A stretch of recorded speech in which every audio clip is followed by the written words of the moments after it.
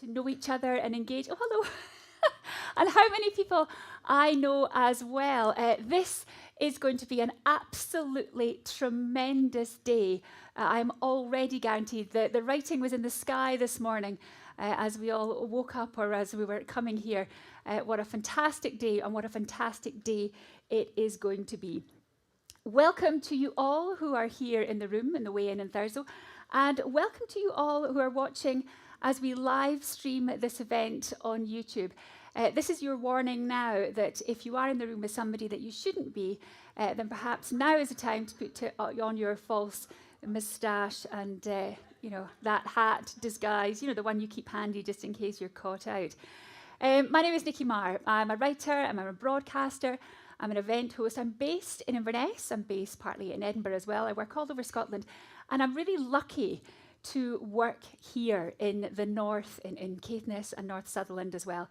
I work with various clients, some of whom are here in the room today, some of them who may even invite me to work with them again. Every time I come north, I berate myself for having left it so long between visits. I was driving up over the Cassie yesterday at about 5 o'clock, and the sun was very fittingly orange, this orange, and the mountains in the background and all these beautiful wind turbines. Controversial to say beautiful, I know, but I love it. And I just thought, my goodness, what a place to be, what a place to be coming, what a place to be celebrating today, and what a time to be alive. Now, I'm not sure if you all know each other already, although I get the feeling that a lot of you do, but I'm going to invite you to make it your mission to meet as many new people as you possibly can, to find out about each other's businesses and organisations, and to think, well, how can we work together to actually further the aims, the hopes and the opportunities of Focus North. I want you to exchange details, and I want you to make plans to stay in touch and to collaborate, because really what we're here to talk about today is the sustainability, the economic development and future employment opportunities for this very beautiful, incredible, most northerly part of the United Kingdom. Today is about a rebrand and a renewal of energy and focus. My goodness, what energy we have in the room already. It's about bringing together you people who have a vested interest in and a real passion for this strong future for this sparsely populated region of Scotland. I'm delighted to say that several of the area's really big players are in the room. Inevitably, some have had to call off due to pressure of business, but we know where they live. That's not meant to sound sinister. That's meant to sound as though we will keep in touch with them and we will make sure that they continue to be a valuable part of this conversation. Having come here today, I don't want you just to be passive members of our audience. Yes, listen. Yes, ask questions, but we need you to work on what's happening today, understand, and then to live the messages of today and to take them forward.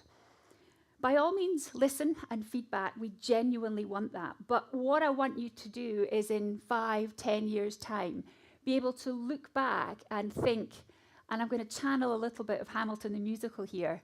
I was in the room where it happened. This is the start. Now, the game that you all have some skin in is the development of a fairer, resilient and more balanced economy in the north. And at the risk of giving away any spoilers, and if I am giving away a spoiler, it's because it's something that it's important enough to hear more than once. The Caithness and North Sutherland Regeneration Partnership has rebranded and refocused, if you like, to Focus North. Everything is orange, including a couple of ties, which we will see very shortly.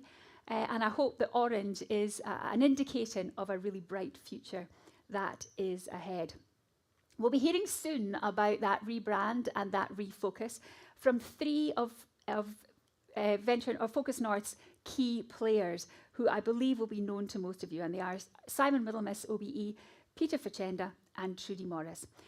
In the run-up today, these three have been, amongst many, many other things, canvassing opinion on what matters to all of you here in terms of what you perceive to be the risks to the future economic prosperity and stability of the region over the next decade, and what factors make Caithness and Sutherland an attractive place to live, work and grow your businesses. And Simon will be feeding back on the findings of that survey very, very soon. But more than that, in collaboration with DYW North Highland and North Highland College UHI, young people have been surveyed too. They've been surveyed about the sectors in which they would like to work, about their perceived barriers, if there are any, to them achieving their career goals. They've been asked whether they believe that they can find the opportunities that they are looking for and that they need to succeed personally. Can they find them here? And they've also been asked what's important to them in terms of social life, quality of life, and higher education and training opportunities. And can they get everything they're looking for here? Crucially, is there a gulf between the perception of the young people who live in Caithness and North Highland as to what is available and the reality? And if there is a gulf, if there is a perception that, well, there's nothing here for me when I leave school, how can that gap be bridged? How can we make sure that the messages of everything that there is available are getting to the people who are otherwise potentially looking to move away? Peter, Simon and Trudy will triple head us through the first main segment of the day, looking at Focus North, its purpose and its master plan, and how it will deliver, and all the questions, all the answers of those results, those questionnaires will be covered. Then we'll take a break for tea and coffee, and I'll let you know what to expect just before that and what we need from you during that break, just as we get there. On that note, I'd like to introduce our first speaker for his keynote address. He is Michael Matheson, the Cabinet Secretary for Net Zero, Energy and Transport.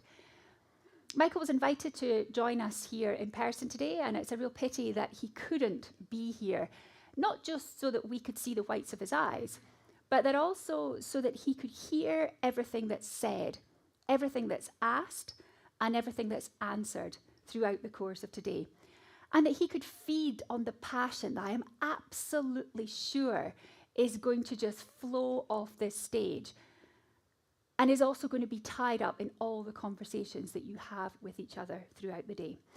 But I'm sure that all the information, all the statistics will be fed back to him, they'll be collated, and they will go to him and his department. We had allowed Michael Matheson 15 minutes, but his recorded message came in a little bit shorter than that. Ladies and gentlemen, the Cabinet Secretary, Michael Matheson. It's unfortunate I cannot attend in person for the relaunch of the Caithness and North Sutherland Regeneration Partnership. I wish you well with your programme of activities that are in the pipeline. This partnership is key in galvanising relationships in the far north between our main public and private sector bodies. The partners involved have achieved so much since taking up the socio-economic remit in 2007, and I look forward to seeing the results of future work. I believe it's imperative that we see Dounreay and nuclear decommissioning through and that new enterprises are brought into the area. The Caithness Chamber of Commerce being a prime example, spearheading a new strategic work direction. You're being led well with such a broad range of depth of experience on your various boards and Simon as your chair. It's encouraging to be informed of significant developments which are on the horizon for the far north. Marie Todd MSP has highlighted that Caithness and North Sutherland have the potential to transform the local economy via projects such as the Space Hub in Sutherland, Scotland offshore wind farms, hydrogen production, storage and usage, and the Flow Country bid to become a UNESCO World Heritage Site. I look forward to seeing it all progress and understand the review is underway with the aim to launch the refresh programme early this year. One aspect that I find really important in the Caithness and North Sutherland Regeneration Partnership is that it aims to benefit the wider economy in the far north of Scotland, providing opportunities for SMEs, developing tourism, food and drink, and the accommodation market. Even the potential for a cruise market. All of these are vastly important to my portfolio, and I'll be sure to be kept up to date on the progress being made.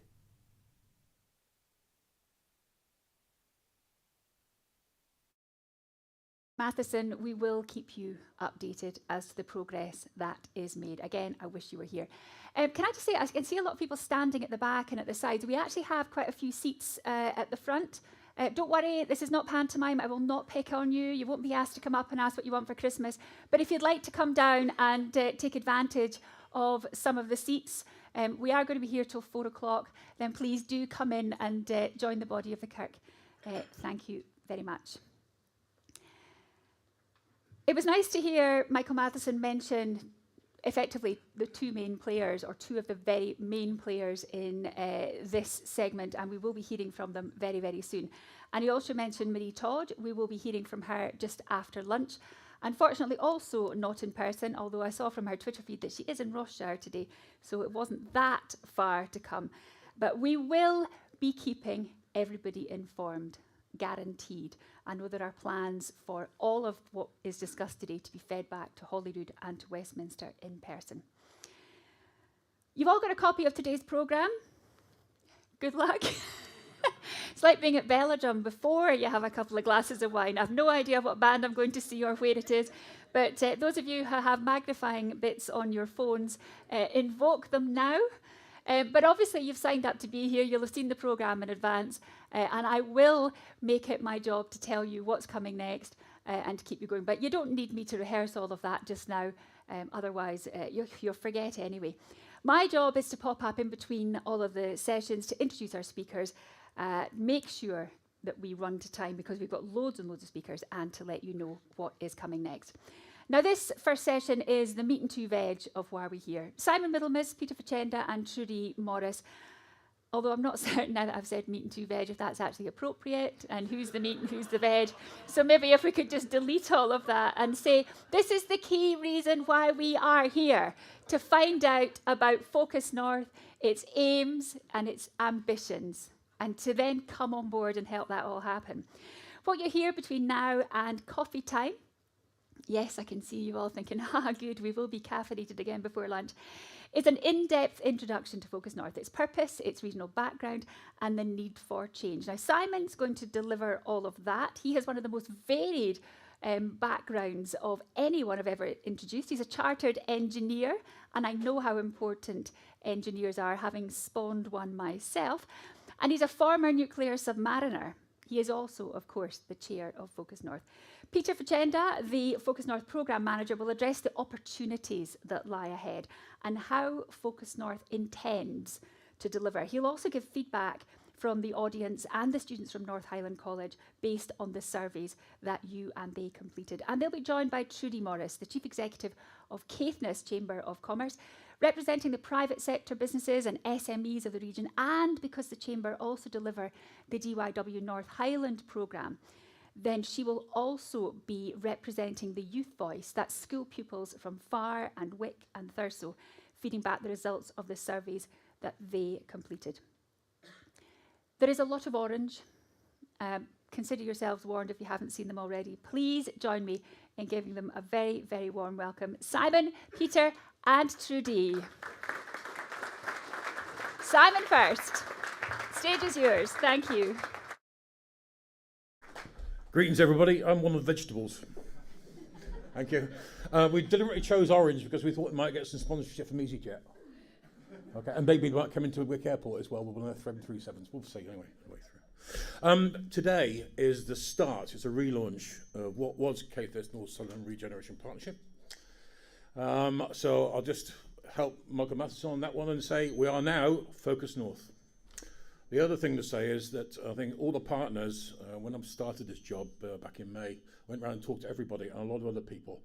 Everybody knew there was a need for an organisation such as the Caithness North Southern Regeneration Partnership. But everybody realised it wasn't working properly. It had all the potential and only doing some things really well. It could do an awful lot more. And all the partners said, yes, we can do more. So this is about relaunching not just the brand, but doing stuff as well. This is the start. And a lot of you in this audience, and deliberately invited a lot of people here as well because you can help. Okay, this is a team game to succeed here as well. It's a start. The other thing to say is I will be unashamedly positive about today, and so will everybody coming up here. I know we live in difficult times, but if we are not positive about the future and making the most of the opportunities that are here, it's our fault. So we've got to focus on the future and the positives and address the issues around us as much as we possibly can, because some things we cannot address. It's not in our grasp, no matter how much effort we put into it. So let's make the most of what we got here. So, where's the clicker? Oh, there it is.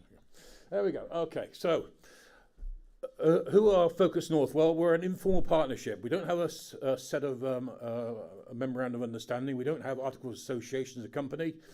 We are an informal partnership. It's come together because all the constituent partners, all of which the logos are up there on the screen, believe that working together we can actually far, far greater than the sum of the parts. I've put the definition of partnership up there because it's very important. Partnership is not a set of meetings. Partnership is not something we just turn up to once every month, every 2 months, every 3 months, and then move forward, and then come back for the next meeting. Partnership is there to do stuff. So partners work together. It's not meetings work together. Meetings do nothing. Meetings, all you do with a meeting is just come together, discuss problems, and then go away again and take a few actions, etc. Partners work together. So the partners in this case are not the meeting attendees. The partners are the organisations and everybody that works for them and everybody that's associated with them. I'm not saying that everybody therefore works in a partnership, but when an organisation commits to something, then the organisation needs to support what it says. So we've all got to come together, and everybody, all the partners have said they will do that.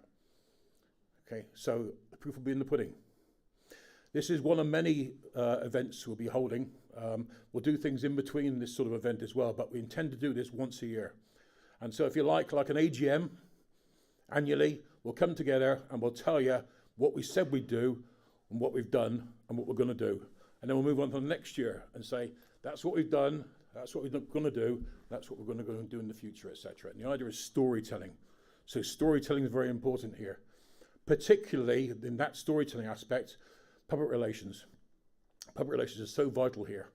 That's why we have employed a professional PR agency called 3x1. They've helped us all this design around here. An awful lot of effort has gone into it by that, particularly Carly Bannerman, who's in the audience somewhere today as well. Well done, Carly. Thank you. But what do we do when it comes to these things? Well, we're here to join up the dots. So I'll give you an example of that one, for instance. The spaceport, actually, I think is quite an example of this. Hans Enterprise came up with the idea by reading through the literature and the reviews, and still led by Roy Kirk in the room here, and worked with space organisations. They worked with Orbex, at the time Lockheed Martin now, but Orbex as well. But they needed some help to try and get the whole thing going. So people like myself went in and helped them out with regulation. June Love helped them out as well. So I was with parent body organisation at Doonray at the time. June Love was with Doonray, so part of the whole partnership organisation, partnership ethos. HIE is now working with Nuclear Decommission Authority, NDA as well, looking at funding packages as well to help that one out there as well. And hopefully there'll be some news on that in the future. The Chamber of Commerce is now working to maximise the opportunities for organisations and companies in the area to actually make the most of this. So it just doesn't become a set of jobs working on one site. It's actually an opportunity for others and other businesses to come around, indirect employment, to make the opportunities far bigger than just the jobs on the site. Because though there might be 40 odd jobs on the space Hub Sutherland, or now called Sutherland Spaceport, actually there's 700 associated around the north of Scotland. Let's try and make sure we get a good proportion here. And also HIE and Roy now is also leading the space cluster, and that's once again looking at opportunities to drag people into this to make the whole opportunity far bigger than just a spaceport sitting in isolation. Although for Melness, that's quite a big opportunity for them, because a few people working there and a few people coming in, especially young families, means that not least of all, actually, they may start actually to get a few more youngsters into their schools, which is fantastic. So it's great for everybody. So, just a quick recap. on evolution and why we've gone around changing. Everybody realises it's time for change. I mentioned that already. But the remit back then, I'll put it on the screen there, was to maintain and, if possible, increase the GDP of the Dounreay travel to work. You read it yourself, okay? It's not particularly catchy, but it was right at the time. That was 15 years ago, 16 years ago coming up now, actually, funny enough. Times have changed in 16 years. Nobody thought about a spaceport. People were thinking it was on the horizon about having turbines in the water to create tidal energy. There was no tidal wind farms, so there's no wind farms off the coast, which now is, for instance, over in Wick. Nobody even thought about floating wind turbines, and you'll hear about that from Pentland Energy very shortly in one of the presentations today as well. And the opportunities for the region are absolutely fantastic. And Dounreay is also here as well to help us through that as well, because they're going to be here for a lot longer to come. So there's a lot of employment coming there, so we need to maximise all these opportunities. And we can do it by working together. The partners, the organisations, and everybody else in the community. It's important. What's the biggest risk to all this? Well, I still hear it's jobs. There's not enough jobs. There's not enough jobs. Well, if these opportunities are there, there should be jobs. Can I tell you, there's plenty of jobs in the region right now. The issue is lack of skills. We've got to concentrate on making sure we maximise all the youngsters coming through the schools, through the college, and maximise their potential support to all these opportunities coming around that make a big difference, not only to the economic regeneration of this region, but also, obviously, the communities as well. So we need to adapt, and we need a new vision. So we put a bit of time producing this. I'm not going to go through it. I'm sure you don't want to go through it either. Okay, but if you want to see it, it's on our website, focusnorth.scot. There's a few things I just want to point out to what's on there, mind you. It's called a strategic operational policy. Don't worry about that. But the point is, this is the foundation of what we're going to do in the future. If you get this bit right, you understand where you're going. A lot of people just jump into doing stuff without figuring why they're doing stuff. And they keep doing stuff because they haven't actually defined what's the end time, where does it stop, how do we measure it and move forward, etc. So, for instance, in there, this bit here is, and you'll see it around on the posters around the hall in function room here as well, and also up top there as well. Driving opportunities that shape our future. This is a strategic operational policy for the partnership, not the region, although they're both very much linked, but this focuses the partners on what they should be looking at and how they should be looking at stuff and why it's there and where it's there and how it's done and things. The other thing is this bit here, 3-year goals. 3-year goals. Behind those, there are KPIs, or will be KPIs very shortly, so that we can actually measure progress. There's not too many of them. And that's deliberate. We want to be able to measure easily. We can always change them as things go forward, but they're there for a particular reason. Economic growth, because that's where we're focused on, but only in conjunction with people and communities. Sustainability is important, and sustainability is important for many reasons, not because the Scottish Government says so, because it's important, it's the right thing to do. It's the right thing to do for the area, the region, and maximise the opportunities to make sure we're doing the right thing for our planet. But the fourth one there is massively important, and that's partnership performance. We will measure those KPIs. We will tell you how we're doing against them at the annual AGM, or whatever we call it in the future. And you can actually give some feedback on how we're doing. Constructive criticism would be good, by the way, rather than rubbish, but you get the idea, if you like. Also, we've got a charter. This is all about, charters are all about how do you work together. This is the sort of thing that people need to understand. And we do things, and the charter, stuff's in the charter there to make sure that people concentrate on how you work together positively on the way through. It may seem like it's a bit of paper. It shouldn't be. It should be in the middle of everybody's meeting table when they get together. Identities, why this name? Nicky Mars mentioned it already, thank you Nicky for this, but the identity is important. It's called Focus North for a reason. First of all, it's memorable. CNSRP was not memorable, not least of all, a lot of people got the letters in the wrong order as well. It was never going to go anywhere. Number one, change the name. So we changed something that should be easy to remember, Focus North. And it's not Focus North for any old reason. It's because I keep hearing about Everybody's got to go south because when Doomray's gone, we're doomed. I still hear that sometimes. I'm sure you do as well, okay? Nothing could be further from the truth. You focus on the north because this is where the opportunities are. The opportunities are here because of geography. Geography counts. The spaceport's on the north coast because you've got to fire north for a polar orbit or a sun-synchronous orbit. Where this is the biggest source of potential tidal power in the whole of Europe. It's got to come here at some stage on the way through. We do not like the wind, but it's very handy for wind farms. So having wind farms here, it's here already. So all these things happen because of geography. And geography counts. You don't have to go south. So don't focus south. Get them to focus north. Focus north. That's the reason it's there.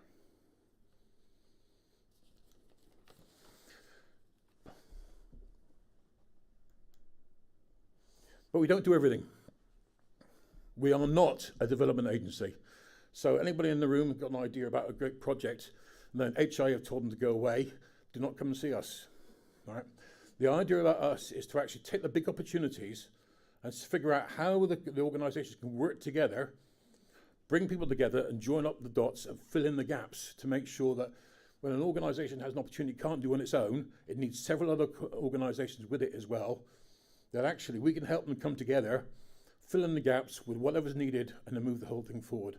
So we pick the big hitters deliberately, and unashamedly so, because we can't do everything. And we're certainly not we are not a development agency. We don't have a bank account, for instance. The partners have the bank accounts. What we do is the stuff at the top there. So successfully diversified economy we're looking at here. So when it comes to inward investment, supporting established businesses to move forward, research and development, and other stuff related to economic activity. For instance, when it comes to things like transportation, they keep getting people to work. That's very important for us, etc. And skills generation, very deliberately so. That's actually at the bottom of our list there, but that's at the top of our list when it comes to priorities. No skills, no jobs, no companies. The bit we don't do is a bit at the bottom there. So local services, transportation community facilities, housing, education, health, social care, well-being, this sort of thing as well. We don't do it because, first of all, we can't do everything, but secondly, because there's another organisation that does that. There are two organisations, actually. They're called Community Planning Partnerships. Sutherland one is run by Scott MacDonald, Chief Inspector Scott MacDonald, and the Caithness one is run by Ian Sinclair of HIE. That's where those people come together. That's the bit. Now, there's a grey area in between. But so one of the things came out of the review we did is we've got to talk much closer together to make sure we don't miss any opportunity, but we don't do things together as well and confuse the world and ourselves.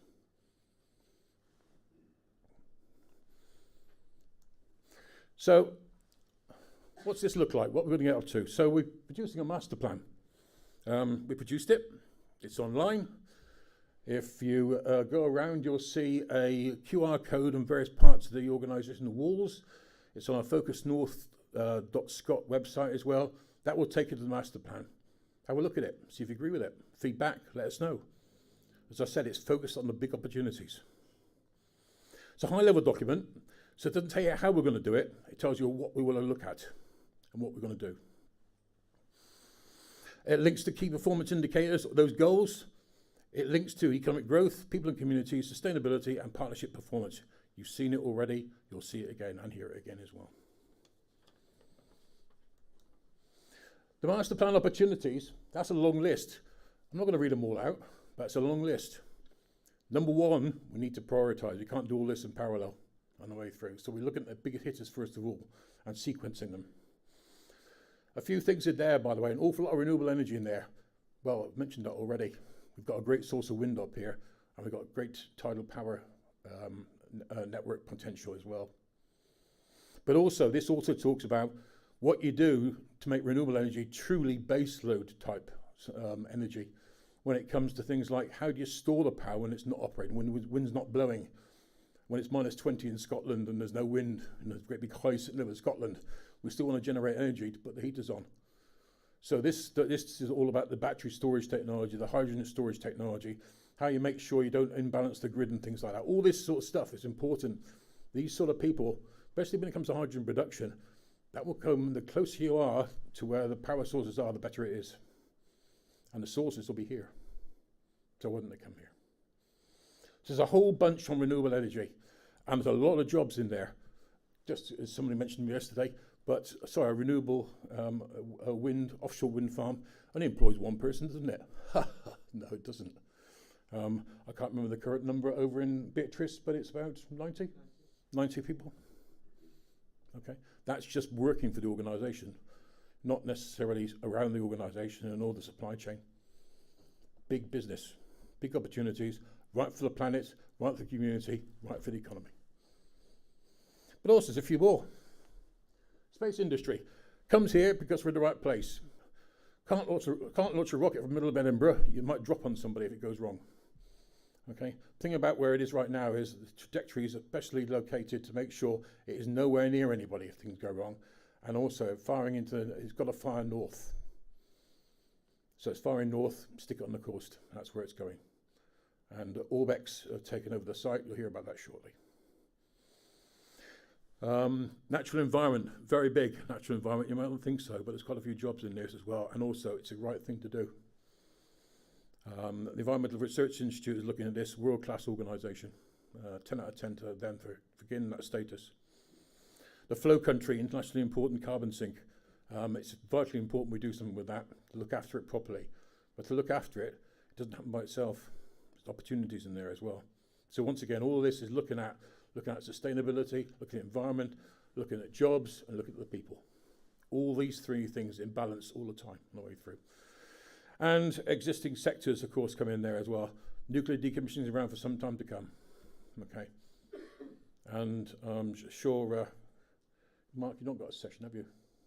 No, we didn't give him a session this time. He gets so much airtime anyway. Okay. Nuclear decommissioning at Dounreay is going to be here for a long time to come at the current employment. And the last one is there's a variety of other businesses there, which I won't suggest on there, but they're all opportunities. We won't be able to support all of them, but some things, hopefully some generic things we can do, which fills in the gaps. And one of my last slides coming up here is, so that's the sort of top level, what it is we're looking at and why we're looking at that sort of stuff. The next bit is how we're going to do it. For this, you need a program. So we've got the framework of the program. We're just at the moment in time building it. So that include dates, tasks, owners, deliverables. All of those things will be in this program. And it shows partnership prospects in there. So there's three sort of categories. One is prospects, because you've got to do this investigation before you get there. You've got the partnership projects, is you haven't decided the prospect, we're going to fix on that, we're going to do something. But then there's the other projects in the area, which, for instance, because Highland Council might be running something, a business might be running a project to actually bring something into the area in with investment. Those things are important to us, not for us to interfere, but so that we understand what's going on. That way, we can build a story of what the area looks like. So you don't have to figure out from just a press release from one organisation, a press release from another organisation. What we can do is pull it together and paint a story of where we are today and where this is taking us. Then you move forward a year or 6 months or whatever the interval is and say, we said we're going to do that. We've done that. That's not worked though. So it's changed direction here. We've moved on here. That opportunity's not worked, but this one's come in, and tell the whole story on the way through. That way, we can hopefully explain to ourselves and to the whole general public in the area, which is the most important here, where we're going. How we can achieve these 4 goals, or 3 goals for them really, in sustainability, in economic growth, and people and community. So, over to you.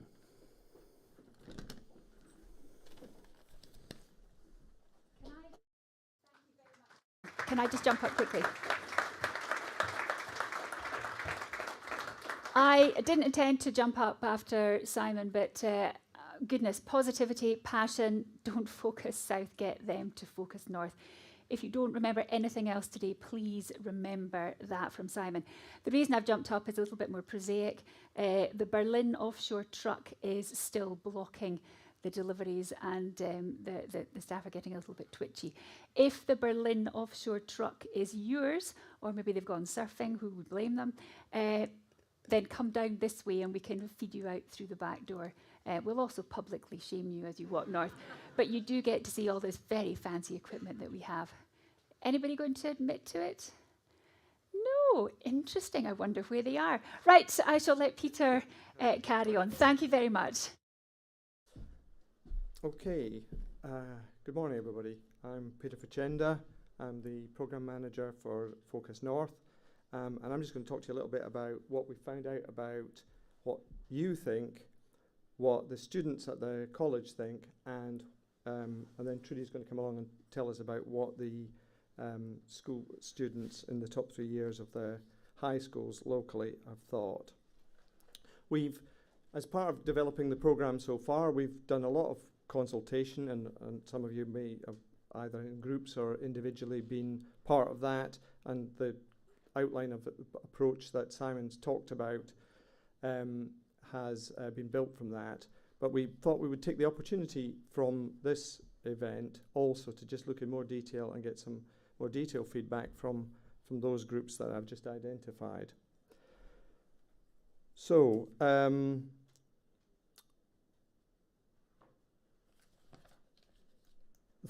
first group is the attendees at this meeting today. We've had really good feedback from about just over a third of people have fed back, and you can see from that graphic there that the people that responded, unsurprisingly, are largely very local, because after all, we were asking people what they thought about living in the area and what the issues in the area were. The split there is actually just about, from the Caithness and Sutherland split, it's about roughly the split of the population.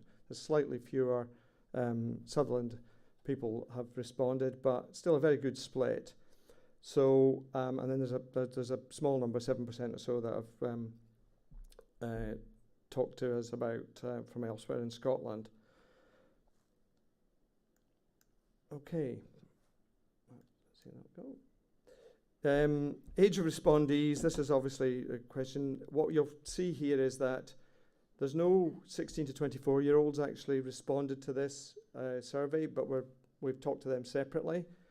And in this group, the 45 plus age group is a little bit more in terms of the proportion than it is in the actual population, but we'd expect that anyway, because obviously all the younger people wouldn't be involved in this. So, but it's a pretty good spread of ages. So we're getting quite a representative sample of people responded to the questionnaire. We're also got a reasonable mix of types of organisations represented, with about 2/3 of the responses coming from local businesses, community groups, and local academia. So pretty good representative group altogether. So that's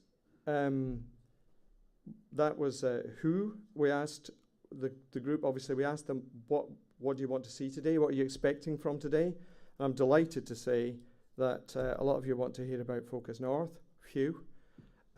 Because that's what we're here to talk about, but also to talk about, you want to hear about the opportunities in the area, and the future possibilities that are going to be built around our exciting programme. Many of you, it's interesting in terms of the sessions that people wanted or found most interesting. A lot of you share our passion in looking at sustainability, and the session that's got top of the list there is actually the session on sustainability, which is going to be delivered by Magnus Davidson later on. So wherever you are, Magnus, there's no pressure on you then from that. I just want to highlight one thing from this, that 17% of people that were surveyed said they wanted to find out how their organisation can participate. And part of our mission today is to try and get that number a bit more than 17%, and to get other people to understand how you can be involved and how you can participate in this programme. Okay, so that's a bit about the background to the people that are that have been asked the question. Now I'm going to just talk to you a little bit about some of the findings that the survey has given us. And you can see from this graphic, which I've highlighted in colours that I hope are appropriate. So the risks, obviously, seen to the region here, are identified, and I've ordered them actually by the substantial and moderate risks. So they're kind of together. So you'll see that effectively the pink and red bit goes smaller as it gets to the bottom. You'll see there that declining population is seen as the biggest risk by the majority of people that have responded. Now, it's interesting, that's predicted declining population, and if it would be interesting to see what the census actually tells us, what the population has been since the last census, which was back in 2011. And interestingly, at that last census, there was a predicted decline in population, but when the census came in, it had actually grown a little bit. So however, even if the population is growing, what we need to concentrate on is to make sure that the demographics, so that the working population is actually the thing that we're concentrating on, and that is that we want to actually grow.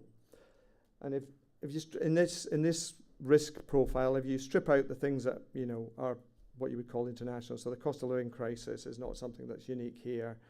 The economic uncertainty, similarly, if you strip those things out, you come back to a lot of things that may be familiar to people who have lived in the region for a long time. So you're talking about, obviously, the population we've talked about. Transportation's an issue, lack of potentially of housing. Simon's already mentioned skilled employees and people to do the work that we're already got here, plus what's coming, and digital connectivity. So those are seen as being high on people's risk agenda. Interestingly, the Doon-Ray question is actually not seen as being one of the top risks currently. From people that have responded here, it's fifth from the bottom, in fact. And that actually kind of reinforces the way that we're looking at things at the moment, which is concentrate on the immediate opportunities rather than worrying about something that is not as immediate as the opportunities are. Okay, so that's risks. Regional opportunities. Unsurprisingly, most people, as already been mentioned, see renewable energy, that sector, as being the biggest opportunity. And obviously we'll be hearing from two of the offshore wind developers later in the day. Existing sectors and new sectors are kind of vying for second place or certainly high priorities there. And what's really interesting, it's great to see that the area's natural capital is being seen as an opportunity. Although peatlands comes in second from bottom, but I'm kind of assuming some people are conflating those two things a little bit. But it's fantastic to see that people are seeing our natural capital as being a massive opportunity.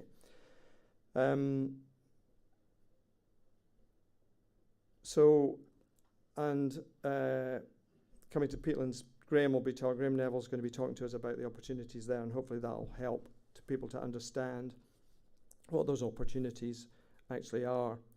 And finally, what was really telling was that attracting and retaining young people is seen as an opportunity. A lot of people think that is something that the region can use, can do to its benefit.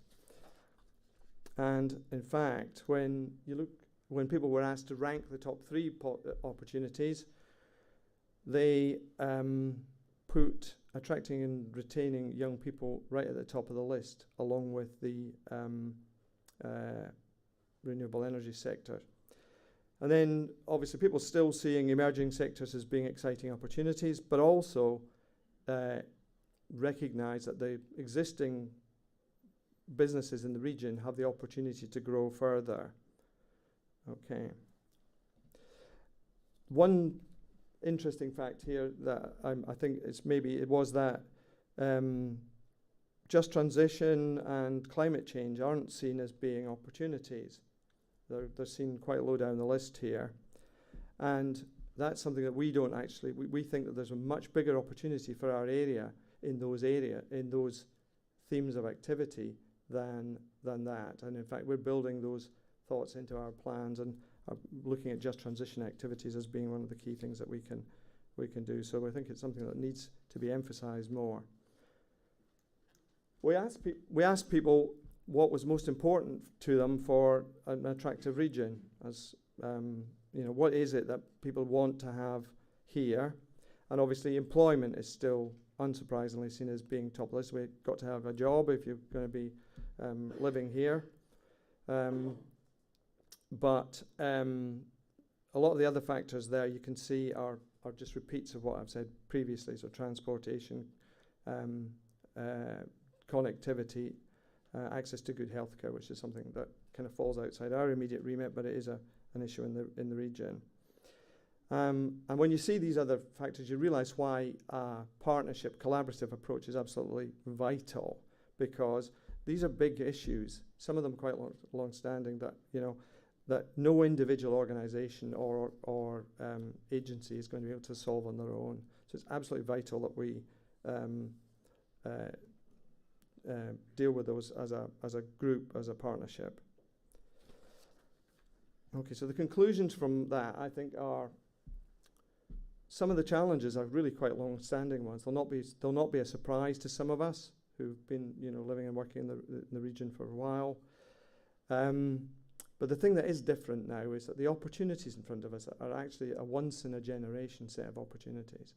These are the things that if we capitalise on these opportunities and make sure that the benefits of them are as much happening locally as possible, we really do have an opportunity to change some of these long-standing things and use that as a springboard to make that happen. And we need to mobilise to do that, and we need to mobilise now. These opportunities are now. They're not at some point in the future. Okay, so that's feedback from attendees. Our college students were surveyed, and we had about 40 respondents on this. And I'll give you a bit of a warning here. There were quite a big proportion of them, about 70% of them were from the engineering faculty. So some of the answers are a bit skewed in that direction. But we asked them straight off, what do you want to do next when you finish your studies? And the answer is get a job, which is fantastic. So I've totted up there, get a job, apprenticeship, and start my own business. And there's 6% of people want to do that, and that's fantastic. And that tots up to 76%. So 76% of the students are ready for work or wanting to do work when they finish their studies. And the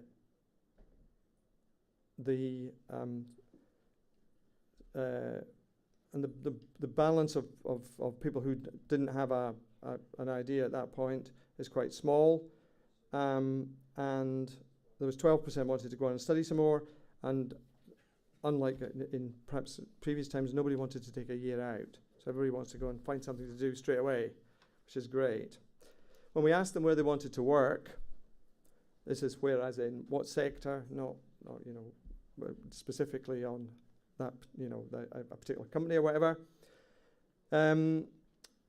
It's fantastic here to see that more than 50% wanted to work in trades and engineering, but as I said to you, that's not really surprising, as that was the group of people that were largely talked to. But it's interesting, even amongst that group, there's a huge variety of different career paths that people want to pursue, and that really bodes as well for an economy that can diversify and do other things. And there was only a very small number of people that hadn't made a decision at that point. I find this slide absolutely fascinating because when we asked them what would stop you achieving what you want to do, money was the top answer. That people felt that financial restrictions would be the thing that stopped them most. Interestingly, confidence was the second. And then third, we were at grades and exam results. And only 10% of people felt that lack of opportunity was going to be the thing that would stop them doing what they wanted. Now that's a really telling thing for me, because that you'll see as we talk through this. Lack of opportunity isn't seen as being a big barrier. So that bodes well for being able to retain these people in the region.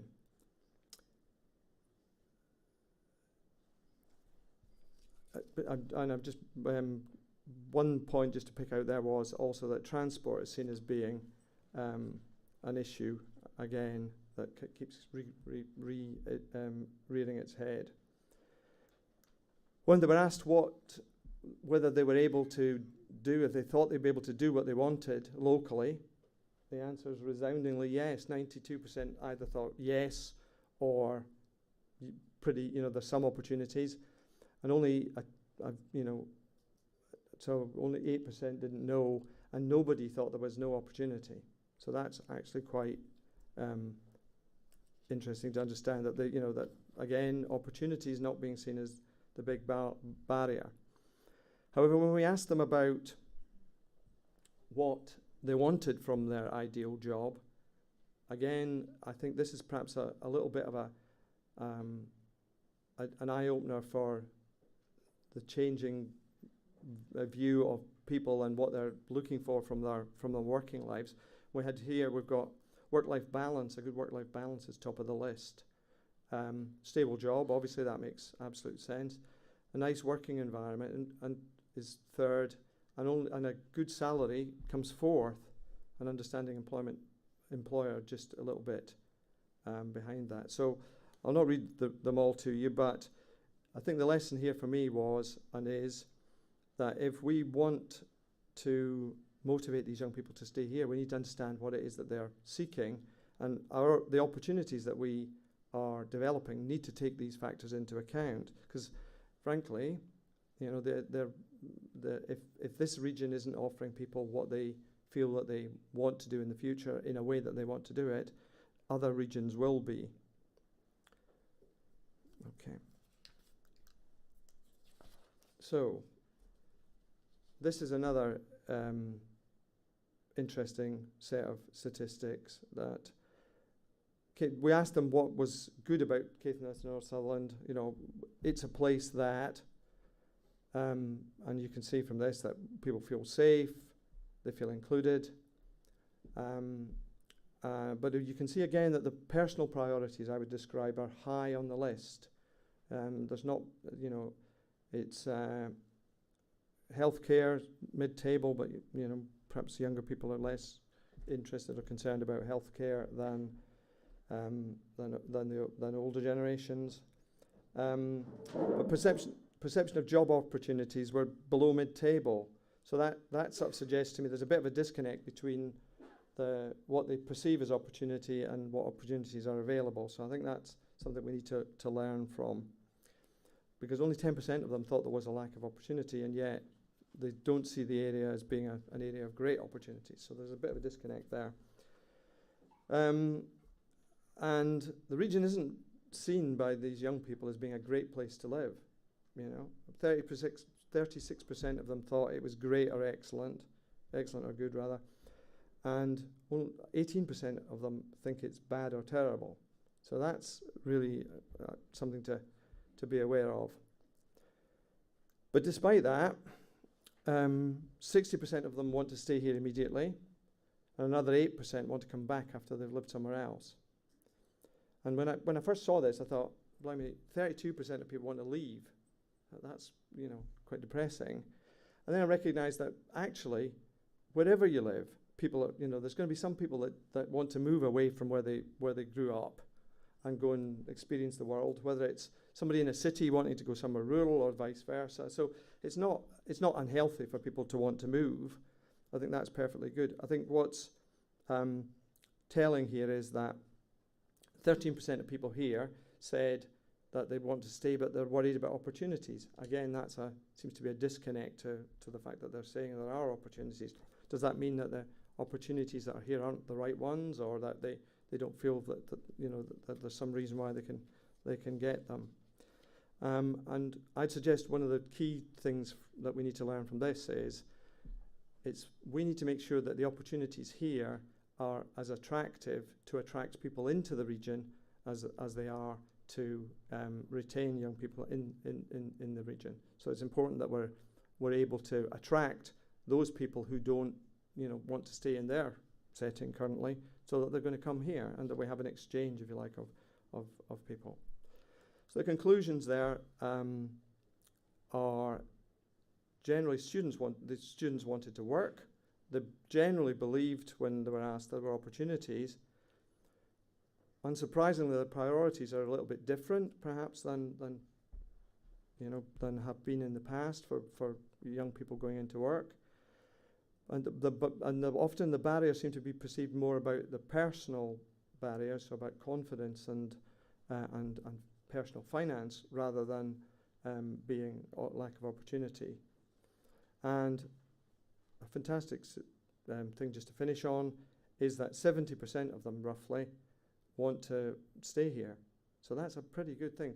So frankly, if we're not providing the opportunities for that 70% of young people and encouraging them to stay here, and really vitally making sure that they know about the opportunities that are here and the career paths that are going to be opening up for them, then we are doing them a disservice, and we're going to be disadvantaging our region. And I'm now going to hand on to Trudy, who's going to tell you about the feedback from the school students. Okay, thanks.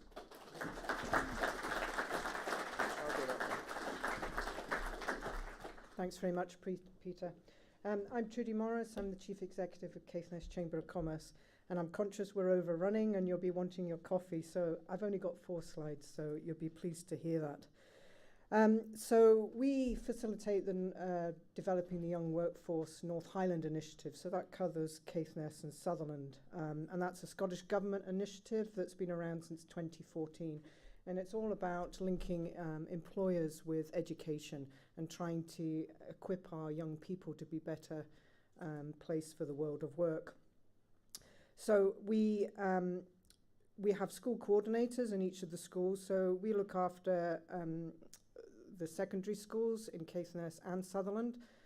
So we have school coordinators in Wick, Thurso, Farr, Golspie and Dornoch, and they're working on a number of different initiatives and activities with young people.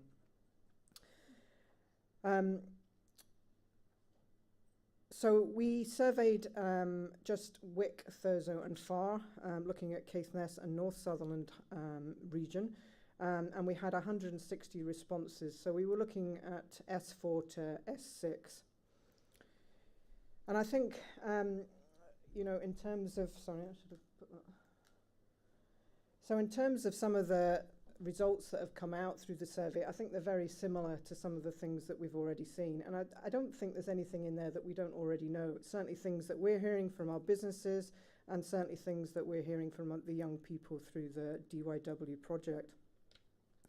And one of the high risks was, lack of skilled employees. That was what was coming out of some of these surveys. That's something that my businesses are telling me through the chamber, and that's what we're seeing, that the young people are still not equipped for the world of work.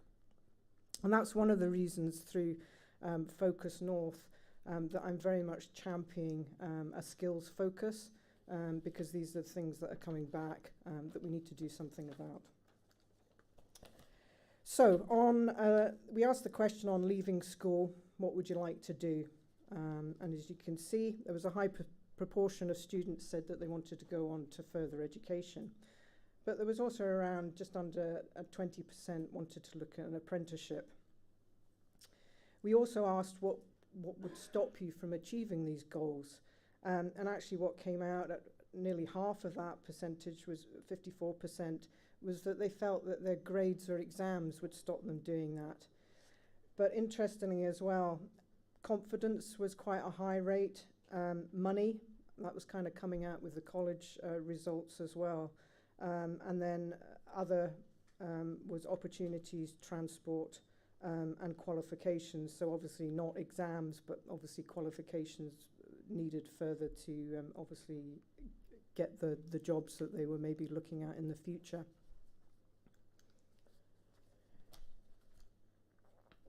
So then we asked, when you leave education, where do you want to work?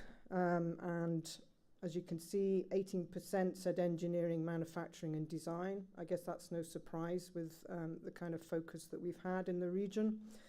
But interestingly, 17.5% said healthcare, social care and well-being. And I thought that was quite a surprise, considering that they don't seem to be an attractive, it doesn't seem to be an attractive sector to go in. 15% were undecided.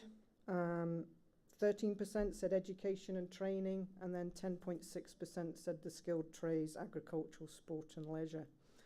And actually, a surprise to me was that 43% said they actually had a part-time job, and then 23% said they actually wanted to get a part-time job. So that was quite encouraging, I thought.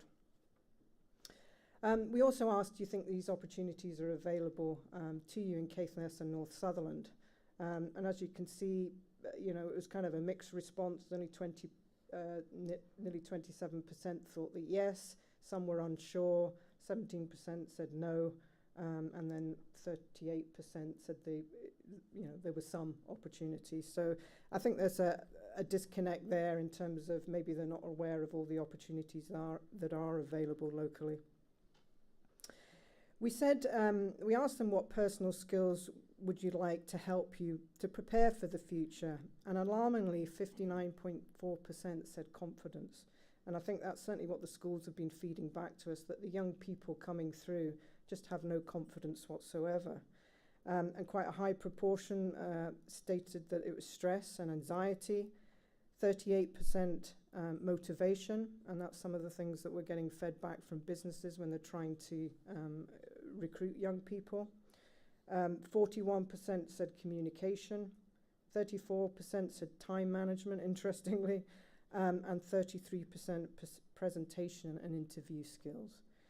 So we've got a real problem with some of these young people coming through, that they just don't have the confidence, or they're stressed out, and we need to try and address that, because obviously these are our future workforce. We asked what was the ideal job of the future, and important values came out: a stable job they can rely on, a good salary, a nice working environment, a good work-life balance, and doing something that inspires me. So again, quite similar results to the college.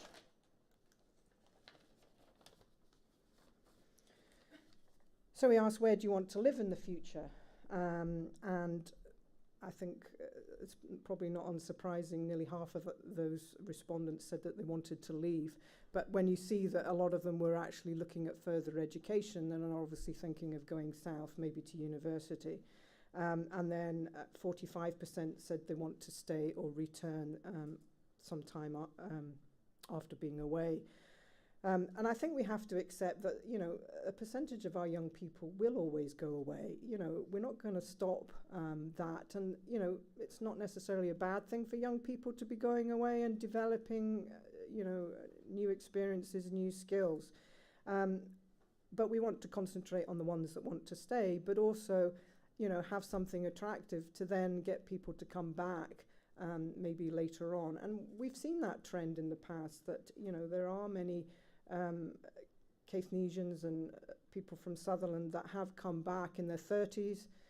We always quote Andrew Mackay, and I think he's in the audience, that went away and now has come back and doing great things with his 3 hotels. So, we have to get that balance right, I think. We also asked views on Caithness and North Southern as a place to live, and they rated feeling safe highly, a good place to raise a family, interestingly, a place I'm proud of, good community spirit. But the negatives were transport network, which I don't think is any surprise to any of us. University college offering came out quite as a negative. Job opportunities and choices, and healthcare. So again, not things that are unsurprising. So thinking about your ideal place to live and how important access is to social opportunities, social aspects and hobbies, we asked that. And access to good healthcare was one that came out top priority. Access to nature, interestingly. Affordable housing, low levels of crime. And it's interesting to see that actually came down quite low in terms of the adult population. Good transport, good digital connectivity, and gyms, swimming pools and leisure facilities. And we also asked, having a university in the region, is that important in terms of higher education and training? Is it an attractive place for young people to live and work? So it was having a university in the region, access to higher and further education, postgraduate education, access to training schemes and graduate placements. They all rated very highly with participants. And access to apprenticeships actually was perceived as the most important.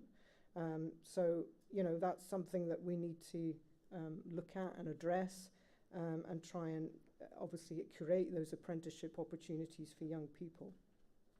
So I think the key message, is really we have an opportunity to do something different here. And I think we really need to do something different. We need to make sure that our young people are equipped.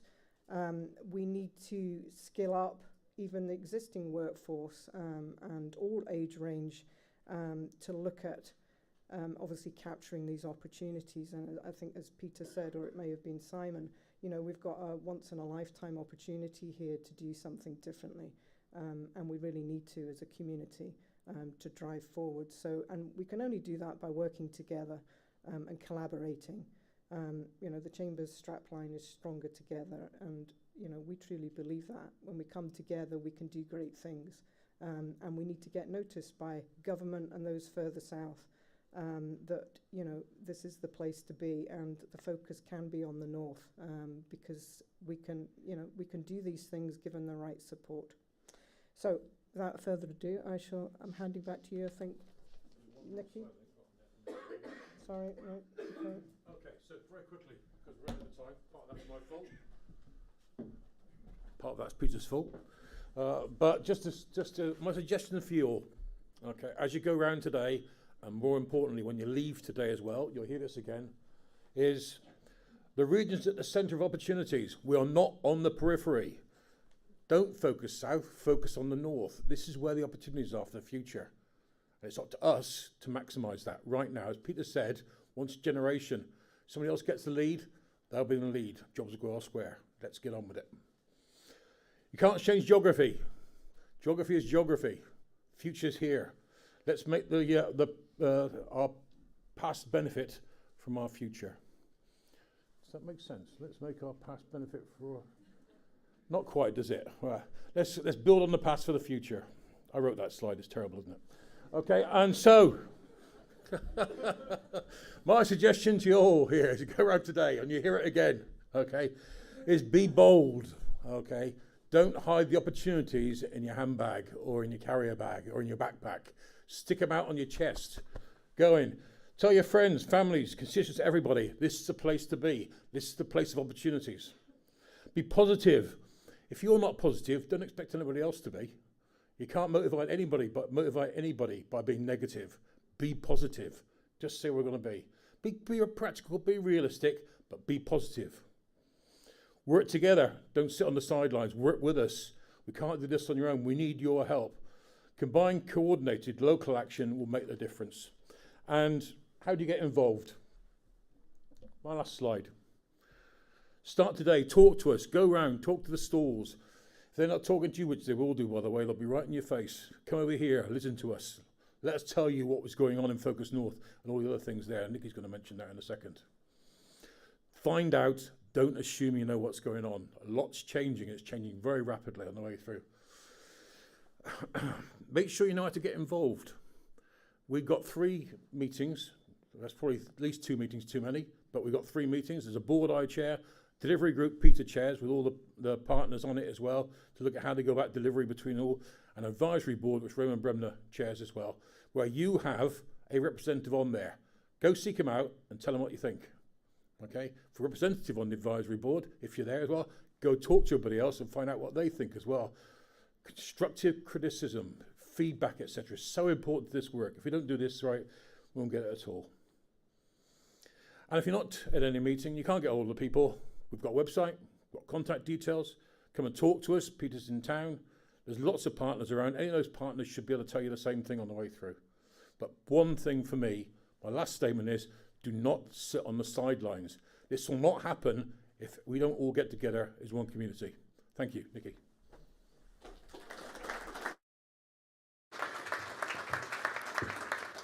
My goodness, thank you very much there for that absolute dose of positivity that you started us with, Simon, but also that you ended us with. But I think it's incredibly important, as Simon says, to also be realistic. Some of those statistics were quite sobering about the number of young people who want to leave, about the number of organisations who feel that young people are not skilled for coming into their organisation to do the jobs that they need them to do, to need to be able to hit the ground running, and that's not necessarily happening. But unless you know where you're starting from, unless you know the reality, the realism of where you are now as a region, where we are and where we want to get to, you can't start making those first steps. So really good that we've got those statistics and we know where we are in the room, where young people are as well, and what they're thinking about. And I'm also very conscious, I've been watching the room while you've been watching the stage, and I've noticed a lot of you taking notes and scribbling. I'm just wondering, can we share those slides? Yes, with everybody. I mean, I know data protection is a nightmare, but can I just say, unless you say no, that you'll get them into your inbox at some point in the next couple of days, because I think it's incredibly important that everybody actually understands where we are now and what the young people are thinking about. And yes, of course, there is a website there, but it's good to be able to have it in your inbox as well.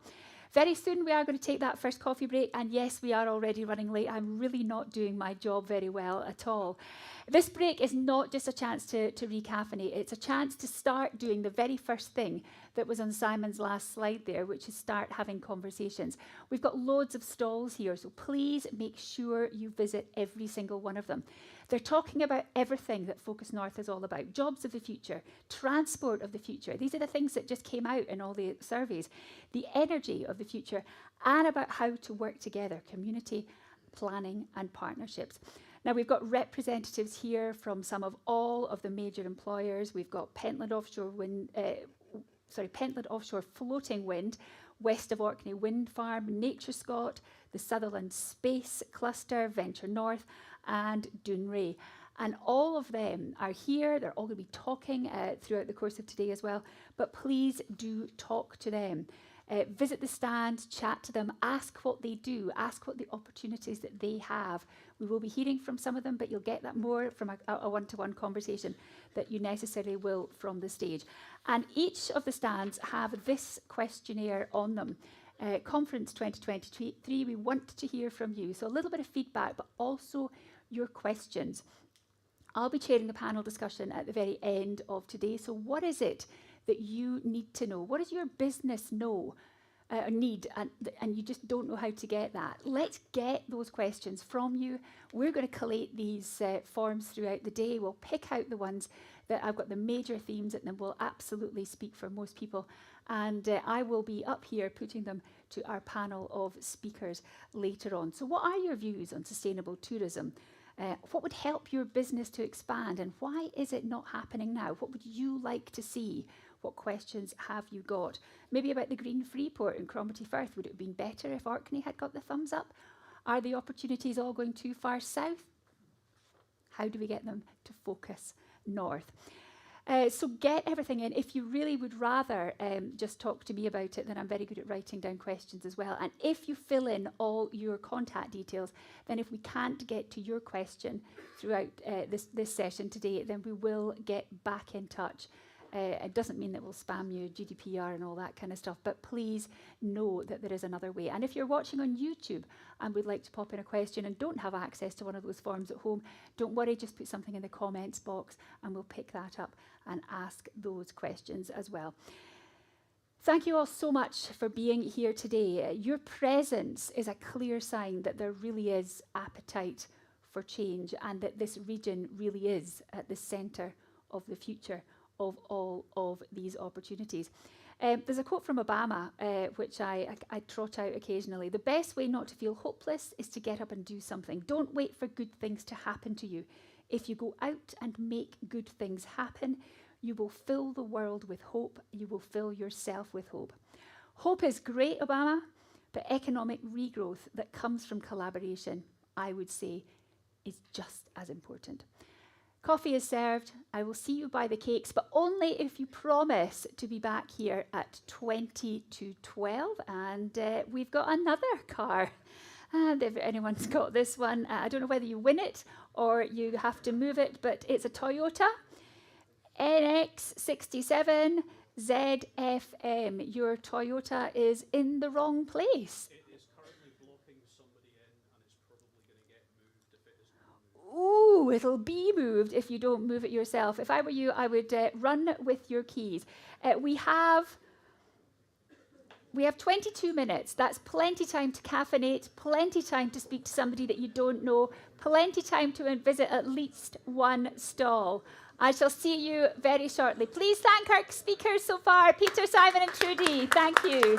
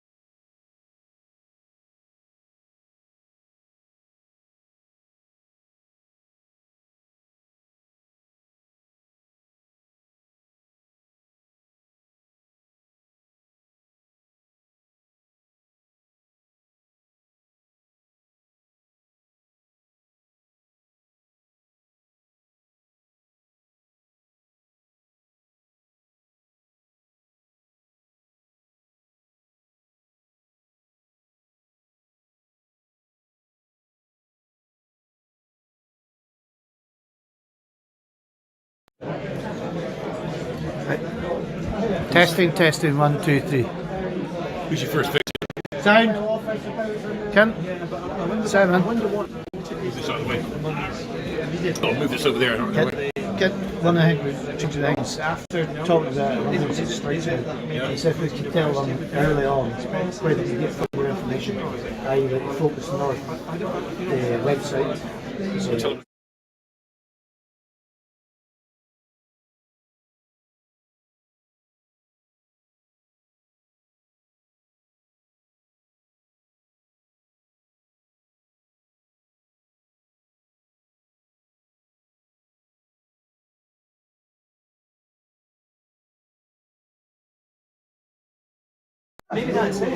right. 2 text, Simon.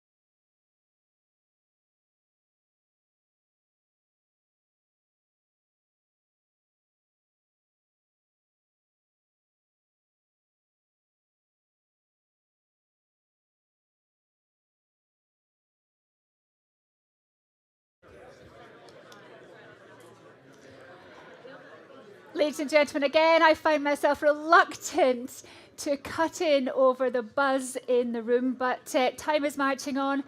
My job is to keep us to time, and I really feel some small obligation to earn my fee. We now know, I hope, why we are all here and what Focus North hopes to achieve. Don't focus on the south, get them to focus on the north. I hope you all did some homework during the break and had a conversation with at least one person that you hadn't spoken to before. I caught up with Roy Kirk, and he told me 3 things that absolutely made my brain fry about the opportunities that the Sutherland Space Hub may bring, not just for Sutherland, not just for the United Kingdom, but for the whole world. I'm almost bursting with that information. One day this will all come out and it will be here that we heard it first. If you didn't get a chance to talk to everybody and go around all of the stands, don't worry, there's 2 more opportunities to do that, one over lunch and one over tea this afternoon. In this segment before lunch, we're going to look at one of the main goals of Focus North, the master plan, which is sustainability. And as we heard from Simon, that's not just because it's a government priority, but because it is the right thing to do, to focus everything that we do on sustainability, to have a look at where sustainability fits and how important that is. Flowing on from that in this segment, we'll look at some of the tremendous opportunities that will, subject to planning, be available in both floating and fixed offshore wind in the near future. Sustainability will be a leader in the transformation to a low-carbon economy. Sustainable economic growth will be driven by projects underpinned by a just transition, the circular economy, and leveraging renewable energy production and consumption. That is a direct quote from the Focus North Master Plan. But here, to give us some insight into how a sustainable future might and will work for the North, is Socioeconomic Manager for DSRL, Magnus Davidson. Now, many of you will know that Magnus lives and breathes this stuff. Until about 3 weeks before Christmas, he was a Research Associate in Environment, Economy and Society at the UHI. And this, as Peter pointed out, is one of the reasons that most of you are here. This is one of the things that you think is most important to you and your organisations, sustainability. I'm really keen to hear what he has to say, and I know you are as well. Please join me in welcoming Magnus Davidson. Over to you. Many thanks for that lovely introduction, Nikki, and fantastic to see so many friendly and familiar faces here in the audience. I'm probably a well-kent face to some of you, and it's a slightly different role you're used to seeing me speak in, so I hope I live up to some expectation here. Today's presentation is going to focus really on sustainability of the region in its widest sense, not just on environmental aspects, but socio-economically and arguably cultural. But very quickly, I thought it would be useful to introduce to the new team at Dounreay focused on sustainability and socioeconomics. And whilst before these 2 roles were separate, they've now been brought under the one team led by Dave Calder, who has previous experience with CNSRP, myself as Socioeconomics Manager, Emily Curl, who's also in the audience today as Sustainability Manager, and Dawn Clasper, who looks after all of us in the funds, who I'm sure many people are familiar with. Now, you might ask why I'm looking after the sustainability talk today rather than Emily. Emily focuses more on the sustainability aspects of site, while my remit focuses more so out with, especially when it comes to socioeconomics.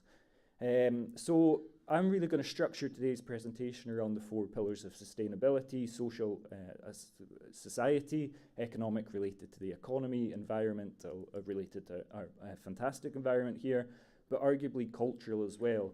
And Simon was actually the one who introduced me to the cultural pillar of sustainability a couple of years ago, and I think there's no better example of understanding culture when it comes to sustainability, when it comes to investing in new infrastructure. And what other spaceport in the world or in Scotland has to go through the land court to be able to get permission to be built? That's when it comes to cultural elements.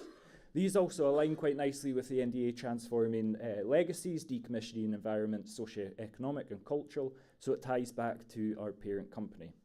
Today's focus will really be on the social and the economic aspects, but really underpinned by the environmental opportunities and challenges faced by the area.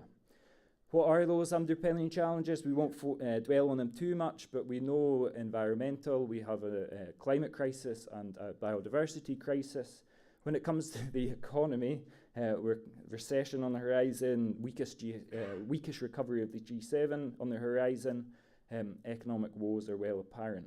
When it comes to society, we've got an ageing population, we've got a depopulating population. On the right-hand side, you can see some very familiar statistics from the Highland Council using some mid-2016 estimates right through to 2041. This takes me from the age of 25 through to the age of 50, and just think in that period of your life whether your local area was set to lose 20%.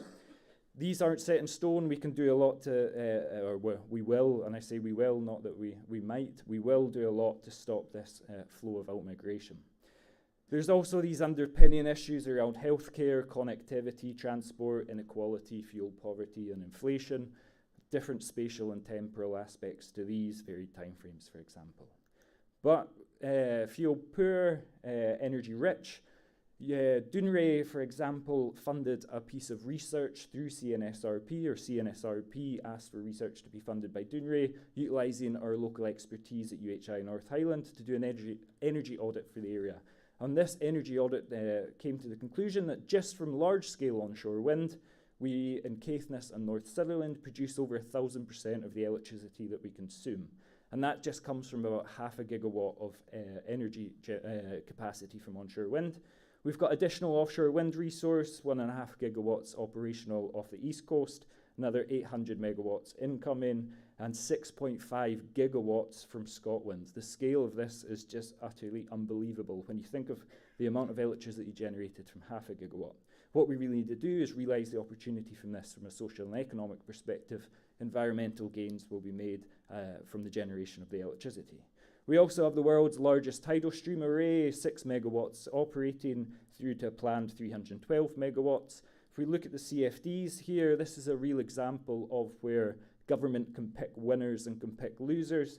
Luckily, we now have a CFD in place for some of the capacity in tidal power, but you look at how they invested in offshore wind, provided the CFDs, you can really see that they picked the winner here. Sometimes we're not in control of everything within the region that we need to be. We need to be. Well, when it also comes to green hydrogen production, we've heard that alluded to. Dunray has once again funded UHI North Highland to do some really interesting work here when it comes to understanding the potential and really interesting economic impact assessments done there. Green hydrogen's come into the area. How big that's going to be is up for everybody in the room to decide. When it comes to other forms of natural capital, I won't dwell on this too long because Graham's going to touch on this, go into this in a lot more detail. We have twice as much the total carbon stored in the whole of British woodland under our feet in the peat in Caithness and Sutherland, 400 million tonnes. The aim is not for that to enter the atmosphere. The way to do that is to restore a lot of peatland, and we know that brings with it a lot of economic and social advantages through the voluntary carbon offset market or emerging market. We also know when it comes to things like tourism, the protection of the flow country through the World Heritage Site is equally as important.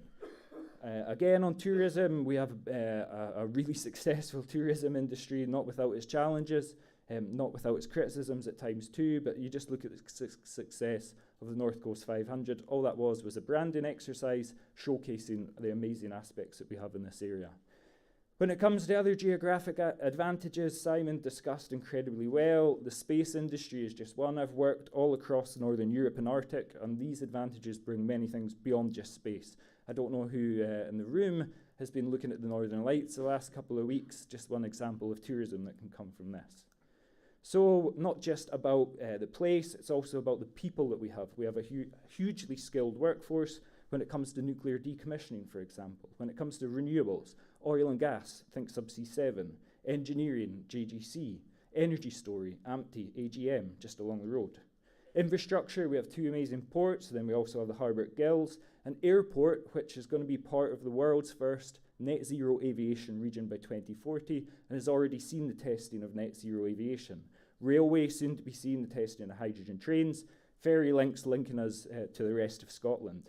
We have a college for further education, we have a university for higher education, and we have incredible research capacity at the Environmental Research Institute. We have all the tools in place that we need to be a sustainable region. We just need to piece them together in the right way. Why am I here talking about this? From Dounreay's perspective, Dounreay has an incredible interest in the sustainability of the region, particularly when it comes to our workforce.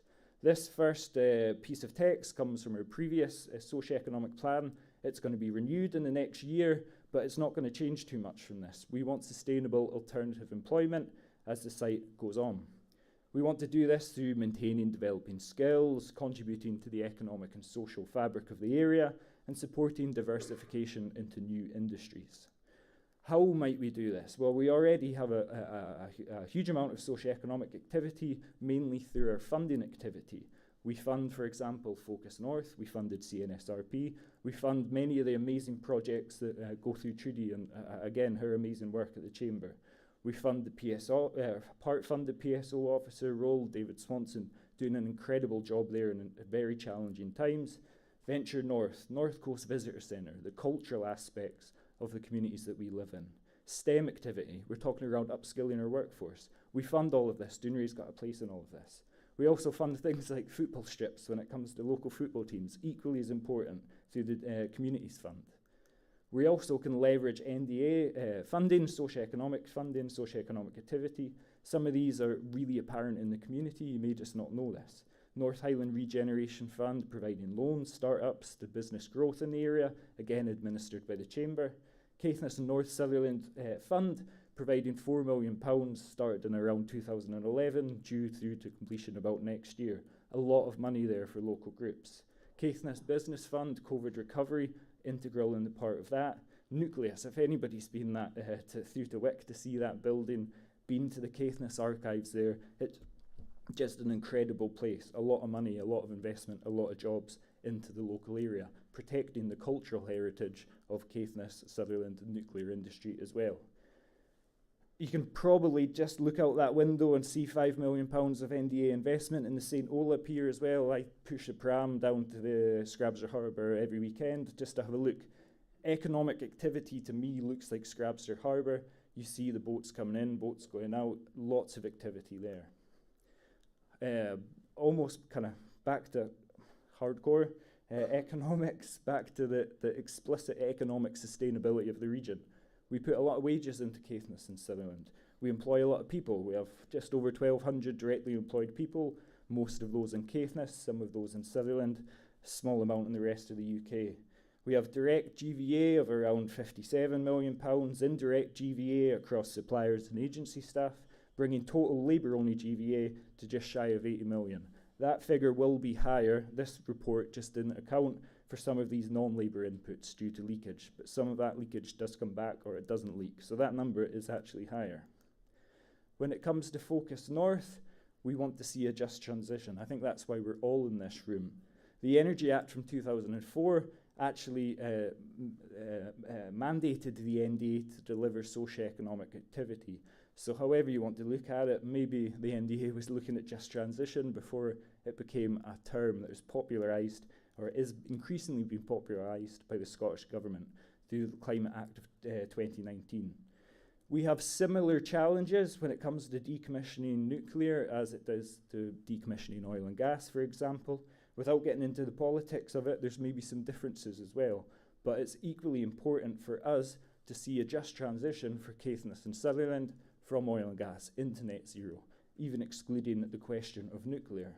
What we want to see out of today, out of Focus North, out of our future, is this just transition, not just for Dounreay, not just for the supply chain, but for the whole area, the wider community. So, just pulling up, I think, the last slide, hopefully I've not gone through those too quickly. When we're looking at sustainability, and again need to look to Simon and some of his friends and colleagues in showing me the importance of this, it's beyond just environmental considerations, beyond just renewable energy, beyond reducing our carbon count. It's a social, economic, cultural fabric of our communities. Maybe we'll get a show of hands here. So I've said that I think the Focus North area is unrivaled in terms of achieving net zero. Who wants to agree with me here when it comes to sequestration, energy generation, carbon storage? There's a few people in the room we've convinced yet, but that's fine. Nobody said it was going to be easy. Again, kind of just going back to the Dounreay element, we want to be a part of this. We are a part of this. I think we, hopefully I'm allowed to say it, I think we've got an obligation when it comes to this. We fund this socio-economic activity which drives the transition to net zero industries, offshore wind, carbon sequestration, carbon storage, green tourism.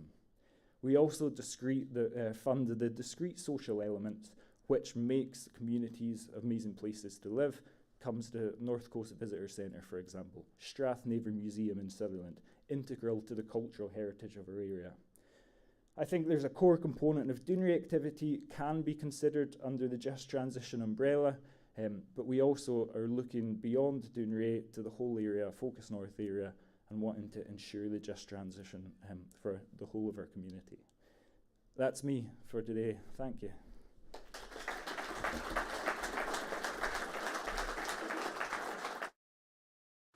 Wow, thank you so much, Magnus, for that. Again, lots and lots of information on there. I'm wondering, is it possible for you to share those slides? Yes, so that we can then distribute them with everybody, because there's so much information on there. Maybe it's because I don't live in Caithness, but I hadn't understood, and even though I've worked with Dounreay before, I hadn't understood the extent to which you are helping to effectively fund the socio-economic activity which drives us towards net zero. So that for me was a big takeaway from there. Thank you so much. We have all the tools we need. We just need to piece them together in the right way, is another really, really positive statement. Thank you so much for that, Magnus. Let's turn our focus to some of the real opportunities, ones that will create employment, that will really help shore up our aims in relation to sustainability if we aren't already doing enough, and allow us to hopefully keep more young people in the region and attract more people who might go elsewhere, but to come here. Why not? Geographically, this is the centre of where it is all happening. Wind power is always going to be part of the answer, whatever the question might be. Let me introduce the first of our two wind power related speakers. Richard Copeland is Programme Director of Pentland Offshore Wind Farm. They have some amazing plans in the pipeline with, I believe, 2 floating offshore wind planning applications waiting to be decided. But this is not just about the actual turbines, this is about the cutting edge technology, as Richard is going to explain, and it is being developed right here. Richard Copeland, over to you. Thank you very much.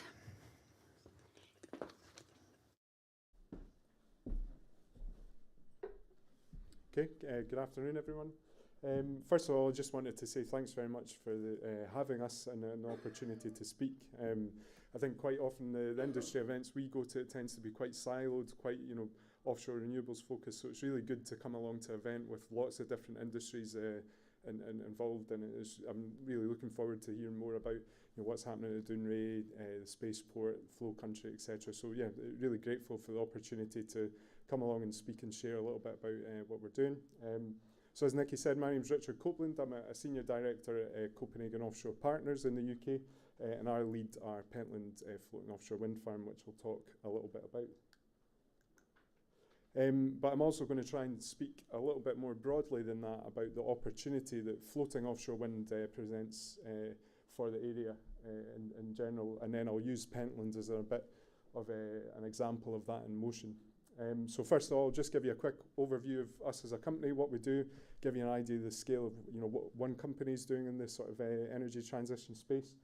Then I'll talk a little bit about the global, the UK and the Scottish opportunity in terms of floating offshore wind, and then I'll move on to talk specifically about what we're doing on Pentland and some of the opportunities that project presents. So just to talk a little bit about Copenhagen Infrastructure Partners. So basically CIP, as they're known, is the world's leading green energy fund management company when it comes to sort of greenfield development projects. So they were founded back in 2012, and they basically raised 10 funds now across 140 investors, typically pension funds, institutional investors, things like that, to develop sustainable energy infrastructure projects. And they now have 19 billion euros under management. But they have ambitions to grow that to 100 billion euros by 2030. So really huge scale investment in renewable energy and sustainable energy infrastructure. There's two organisations here. So I work for COP, Copenhagen Offshore Partners, and we exclusively do all of the development and construction work for CIP in the offshore wind space. And we're very active in the offshore wind space. So Magnus did a good job of providing some context to gigawatts, so it's good I don't have to do that. But we have a pipeline globally of 50 gigawatts of projects under development. And that means we've actively got people developing on them, or some of these are in construction as well. So for example, in the US, we're currently leading the construction of the US's first commercial scale offshore wind farm, so Vineyard. We've also got 3 projects under construction in Taiwan. And we're active in a number of other areas as well. But the interesting thing is almost coming up on half of our portfolio is now in floating offshore wind. So it's a big area that we see for growth potential, and we're just one company. Thought I'd also just say a little bit about what we do or have done in the UK. You know, CIP and COP is not a household name in the UK yet, I recognise, but we have been active here for a long time. So in the last 10 years, they've invested over £1.7 billion in energy infrastructure projects in the UK. So that's onshore wind, biomass, and for example, they were one of the investors that took Beatrice through construction with SSE and Red Rock Power. And we also have a number of other, not just offshore wind projects under development across the UK, so battery storage, solar, onshore wind, etc. We also took the decision to establish our global hub for floating offshore wind here in Scotland, and that was based on, I think, the skill set that Scotland has in that industrial heritage. So in oil and gas, which is very transferable skills to floating wind in particular, but also the offshore wind skill set and the sort of maritime heritage as well. So we established a base in Edinburgh a few years ago with just myself originally. We've now got over 35 staff working on floating offshore wind farms across the globe. So again, it's a good indication of the opportunity that Scotland has, I think, for export opportunities in that sector. And we've also tried to become a sort of active member of the offshore wind community in the UK as well. Working with the likes of the Catapult, so that's one of the leading research organisations, the Deep Wind Cluster, sort of the steering committee for that. And also working with Scottish Enterprise, HIE, Trudy and the Chamber on trying to maximise the local supply chain opportunities that our projects present. So it's a little bit about us, and I think it's useful context. As I said, we're one company, but we're doing a lot in this space. But now I'll talk a little bit about floating offshore wind. So why floating offshore wind, I think, is probably a good place to start. So there's a lot of words on this slide, and they will be provided afterwards, but I think in short, fixed bottom offshore wind, as we would call it, so structures that are solid and fixed to the seabed, has been, I think, quite a big success story so far, and it's one of our lowest cost forms of green energy generation that we can deploy, and the growth potential is massive. I think arguably we've not secured as much supply chain opportunity as we could or should have in the UK so far, but I think that will come with the scale that's coming, and it's very much happening now. You can see driving around the country various things that are happening that are based on offshore wind. However, it does have limits. So like oil and gas structures, it doesn't make sense technically or economically to deploy fixed bottom structures as we get into greater water depths. Typically that's thought to be around 60 metres water depth. Whether it's 65 or 70, I don't think it's a big issue. There is a transition zone, but ultimately, if we want to continue to deploy offshore wind at scale, we'll need to move to floating. And there's an often quoted stat, which is sort of offshore, over 80% of the sort of offshore wind potential in Europe is actually in water depths that are over 60 metres, so it needs floating. So that's why floating. And but I think floating technology is still under development. I'll come on to that, but it's now recognised as a huge growth area. In Scotland, of course, we can deploy fixed bottom offshore wind, but we need to deploy floating as well to hit net zero. But also, if you look at lots of other markets, for example, Korea, for example, where we've got a number of projects under development, they really need floating wind to work if they're going to decarbonise. So again, it presents a huge economic opportunity globally, and it's projected to be a huge growth area in our energy system. And I think a lot of that, well, it's already started in Scotland, and I think this is where it will really kick off.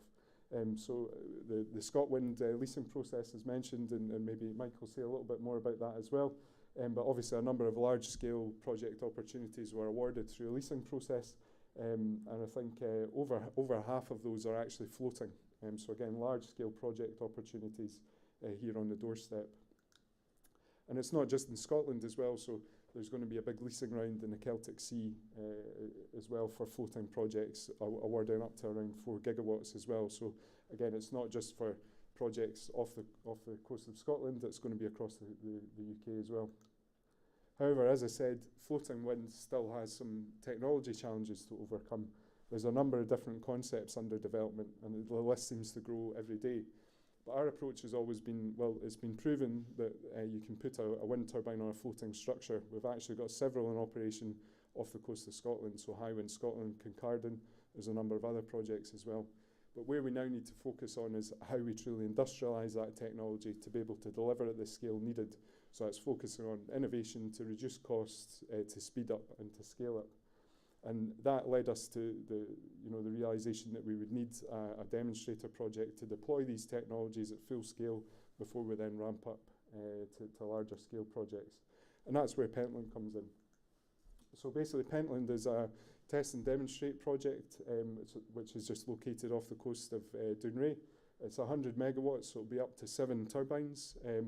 But as I said, pretty much everything we'll be deploying will be novel technologies that we expect to scale up on our future portfolio. I didn't speak about it directly, but for example, we have a 3.6 gigawatt floating project here in Scotland called Ossian, which we're developing with SSE in Maribeni. So the technologies that we deploy on Pentland, the idea is that we'll be able to scale them up and deploy them on projects of that scale, not just here, but also globally. We're at an advanced stage of development, and really the idea is this project will be a precursor to these ScotWind projects. And we're basically aiming to have the first turbine in the water in 2025, and then we'll deploy the remaining machines in 2026, 2027. To give you a bit of an idea of where we're at, so because if you follow the renewables industry, there's a lot of project announcements all the time, and one of the messages I like to get across is how advanced we are in the project development process. So we have our lease option agreement with Crown Estate Scotland. We have an 100 megawatt grid connection. We've been granted planning permission in principle for our onshore infrastructure, and we're in a very advanced stage of the consent process for the offshore works. We've also undertaken an extensive amount of sort of engineering and site investigation work. So we've been monitoring the wind and waves for coming up on 2 years now. We've also done a number of geophysical and geotechnical surveys off at the site, and we're also in an advanced stage of design. So I maybe didn't explain it too much, but the phased deployment strategy that we have means that the first structure is actually, the design is complete and it's ready to go. We'll actually then have some optimization within the project where the remaining machines will be optimized versus that first one. So again, we're at a very advanced stage with the design. I'll talk a little bit about that on the next slide. We've also been doing a lot of procurement and supply chain engagement. Based on a bottom-up assessment, we think that on this project, which is a sort of precursor for where I think we can get to, we're targeting 40 to 60% lifetime UK content. And a lot of that can be here in Scotland, and actually a lot of that can be in this region as well. One of the examples is we've signed a MOU with Scrabster Harbour for the O&M of the facility, so operations and maintenance. And we're planning to run the project for 30 plus years. So long-term, high-quality jobs. We'll employ people directly on the project, like the number that was quoted, I think, for Beatrice earlier. We're obviously smaller scale, so it'll probably be in the region of 10 to 15 jobs. But then there's all the indirect supply chain and jobs that are required from that as well. And that's just the operations phase. There is opportunities, I think, during construction and fabrication as well. So I just wanted to talk a little bit about technology as well. As I said, one of the points of the project is about technology deployment. One of the issues we see with the floating wind structures that have been deployed to date is the weight of them, the cost, the time it takes to fabricate them, etc. we want to be installing hundreds of these structures a year if we can globally. So we've partnered with a technology company called Steesdal. He's essentially the inventor of the modern wind turbine, but he's invented this solution in his retirement. And basically it's a novel way of putting the structures together. So rather than sort of large-scale welding and dry docks and more shipbuilding type technology, this is basically made of modules that are built in factories, and this could be several different factories. These range from a 10-metre diameter centre column, I don't know if there's a pointer here, this bit here, down to sort of pins that actually pin the structure together. So that's the novel element, is these are all made in factory-controlled environments, shipped to an assembly port and almost put together like a mechano set in a way. So it's pin joints that actually hold the structure together. And through doing that, we think we can reduce the costs, but we can also speed up the deployment rates. We're actually engaging with local supply chain companies right now on supplying some of these components. And as I said, we actually have detailed design drawings that we're going to people and saying, can you build this? If not, what would it take for you to build this? So that gives you a little bit about what we're doing on Pentland, and I'll also just double click on the supply chain opportunities across the board as well. So, I mean, there's a lot of different elements make up a floating offshore wind farm.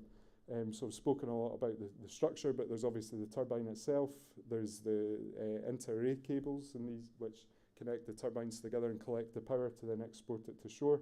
Lots of opportunities around this as well, because the dynamic element of the cable is novel technology.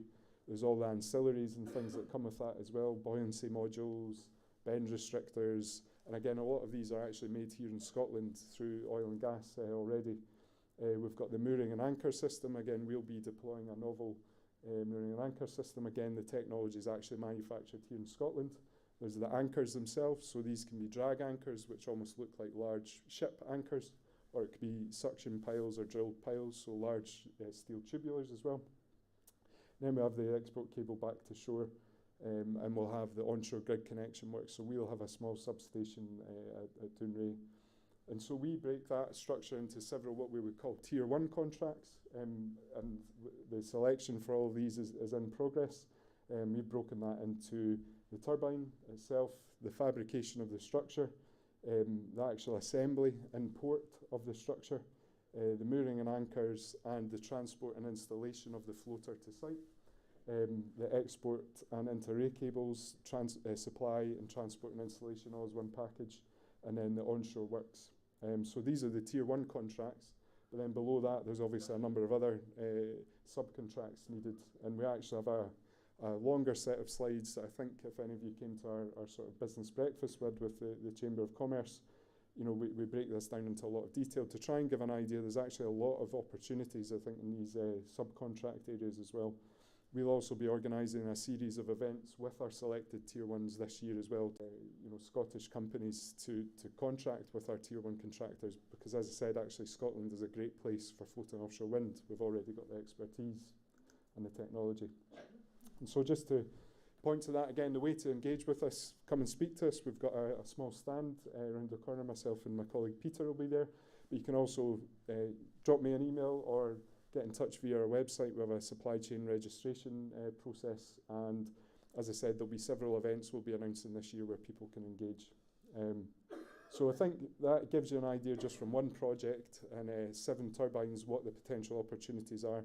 As I said, across Scotland and across the world, we'll be looking to install hundreds of these. So I think there really is a huge potential in floating offshore wind. I mean, I think to summarise, the future is floating, and basically it starts here. We can already see there's a number of benefits coming out of even the development of the project. So partnership with UHI, some of the work we're doing on high school bursaries, work with the Chamber of Commerce. We supported the Opportunity Economy First Freeport bid. And we expect to have a spend, as I said, a 40 to 60% UK content, around 150 to 200 million spend in the Highlands area, and potentially 50 million of that in the Caithness region as well. So I'll leave you with that. Thank you very much. Very much. Richard mentioned to me at the start of today, he said, yeah, of course I can speak, but I'll be really boring because I'm an engineer. I didn't find that in the slightest bit boring, and I am not an engineer, but the potential, I mean, even I managed to pick up that the potential for what is going to happen just there, just off the coast of Dounreay, with those 7 turbines is absolutely phenomenal. Not just for what's going to happen here, and that was so beautifully articulated, the opportunities that there are here, but the opportunities that effectively are starting here that could be taken right around the world. If I heard you correctly, 80% of the potential for Scottish offshore wind is at depths which are beyond capacity for fixed European, but we need both. 4 words that I'm very, very glad he said, otherwise this could be an awkward segue to our next speaker, who is also leading the way in wind energy, but this time is fixed wind energy. This is going to be a little further north than Pentland Offshore. I'd like to now introduce Mike Hay, Commercial Director at IDG and the Director of Offshore Wind Power Limited, the development vehicle for the west of Orkney wind farm. Mike, where are you? Oh, they're right there. Welcome and thank you. Cheers. Thank you. Hello, everyone. So thanks, Nikki, for the introduction. Thanks also, Richard, for the background to the sector. This presentation is going to go straight into the project. So rather than give you any more background in offshore wind more generally, this is more specifically on the West of Orkney wind farm. Thanks also Simon and Trudy and the team for having us to speak here. We also have a stand, so anything that picks up your interest in this presentation, hold on to it, come back to me and ask any questions you like. That's exactly what we're here for. So the West of Orkney wind farm, I'm Deputy Project Director. I also sit on the board of the project, represent Ridge. The project, Ridge is one of the shareholders within the project development vehicle. We're a Scottish company, and we basically originated this project back in 2016. We were looking at this as a floating wind site originally, and then we rolled out an Admiralty map and saw that there was these really big banks of relatively shallow seabed further north, which we started to look into further and became quite interested in. Took along to some potential partners. I've been working exclusively with Macquarie, the Australian Investment Bank, who have now evolved into Corio since January 2018.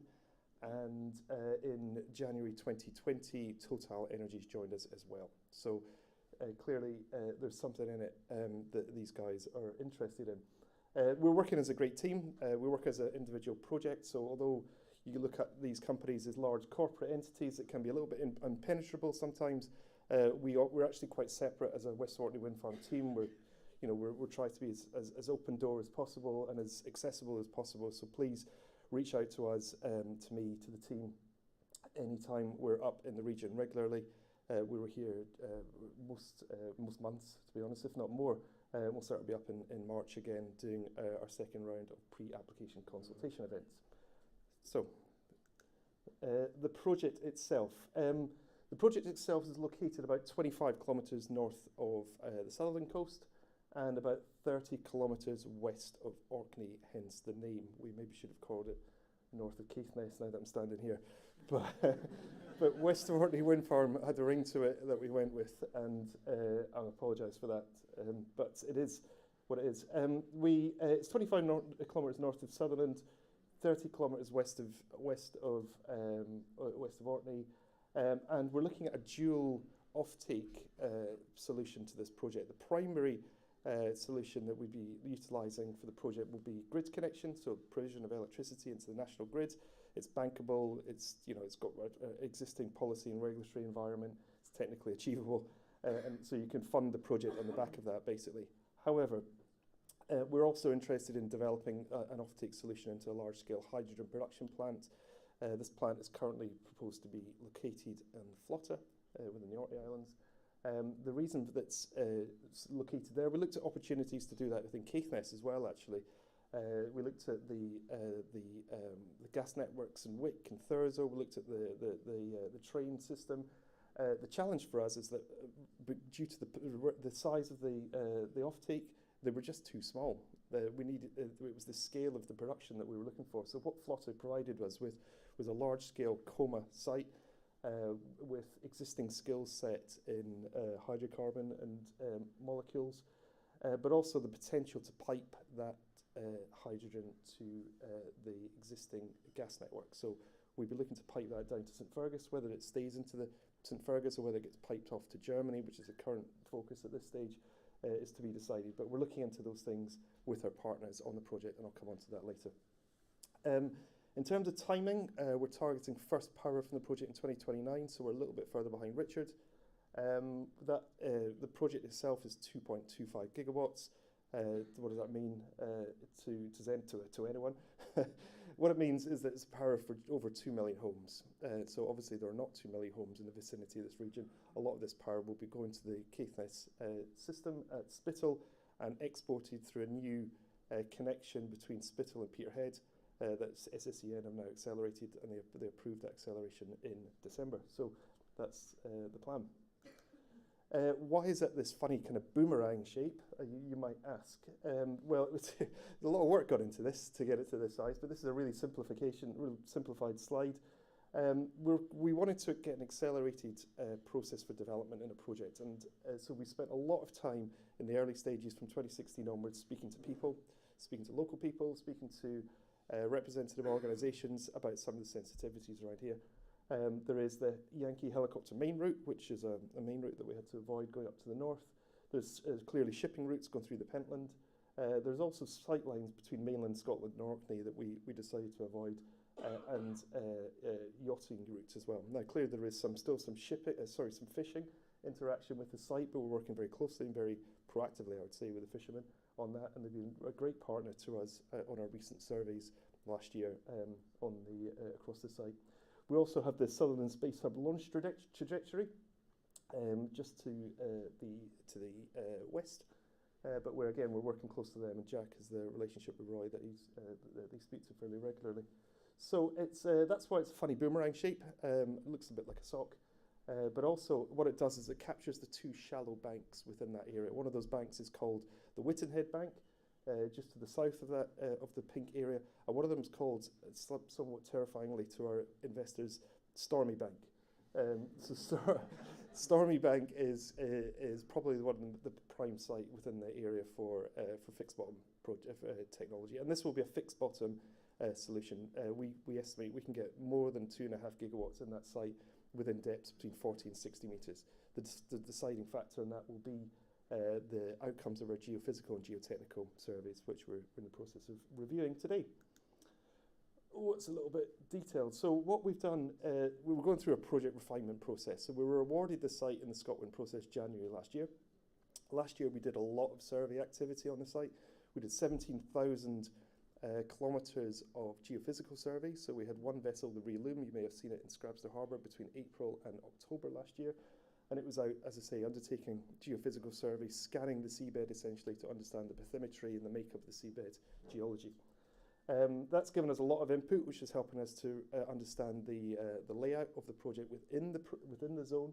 We also have had these very wide corridors that we were looking at in terms of export to both Spittal, down here, and to Flotta to the east. What we've done since then, we've refined the project over the past year. We're waiting on the Flotta Hydrogen Hub partners to form their commercial arrangement, and we've agreed with them that we will align the development of that connection to Flotta with their own development programme. So we're meeting them, we're going to dinner with them tonight in Edinburgh, we're meeting them tomorrow in Edinburgh to work through exactly that. Got a whole workshop on aligning the programme with Flotta. On the offshore connections, we've refined the cable corridors. We're now coming in to the east of, or proposing to come into the east of Dounreay. And as I say, it's now a fully fixed bottom project. So we'll be using jacket foundations similar to they have on the Beatrice project. This is a fly-through video. If I press next, will it work? We'll see. It's a great use of this TV, so it would be fantastic if it did. Now, what this fly-through video does is it gives people, we've been using this within consultation, community consultation events to help people understand the scale of the project and the potential visual impact of it from various points around the coast. It's a large option agreement area. It's 657 square kilometres. It's 1.5 times the size of Edinburgh. It will not, however, be completely covered in turbines like this. The reason we've done it for the purposes of this visual fly-through is to give people a sense of what they can and cannot see if in its worst capacity. So this would be the full project laid out. We estimate for just over 2 gigawatts at around about 350 square kilometres would be needed, so just over half of the option agreement area will be required rather than the full area. But like I say, these turbines have been designed to represent the scale of the turbines we would be projecting to use, which are 18 megawatt machines, pretty significant in scale. I think they are 250 blade diameter, 250 meter blade diameter, so they're pretty significant machines themselves. May have stopped a little bit. Oh, what a shame. Because we were just about to come on shore. I'll keep going, if I can. There we go. The next slide's on the programme. So where we are at the moment is we've done all our seabed and surveys. We completed them last year. We completed our 2.5 years of bird surveys. We're flying airplanes over that site for 2.5 years since 2020. We did our geophysical surveys, as I mentioned. Interesting thing about the geophysical surveys, there were no wrecks found out on that site, despite the Admiralty maps that said there were likely to be wrecks. We didn't find any. We've got our wave rider boys out at the moment. We recorded an 18-metre wave there last week. I'm pretty sure you would all be aware of that. It's pretty significant. And we've also got what's called flydars, floating lidars, out there capturing the wind speed, which is ultimately our revenue generator at the end of the day. We're preparing the environmental impact assessment just now. The programme has us submitting that in summer this year. So we look to submit the offshore planning application in August.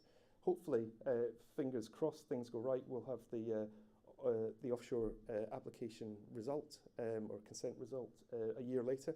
So that'll be 2024. We'll be securing offshore consent, allowing us to enter what's called the CFD allocation round. It's a competitive subsidy round in 2025, which will allow us to start onshore construction potentially late 26, 27 offshore, and we would be constructing all the way out to 2031 from that point onwards with various types of vessels.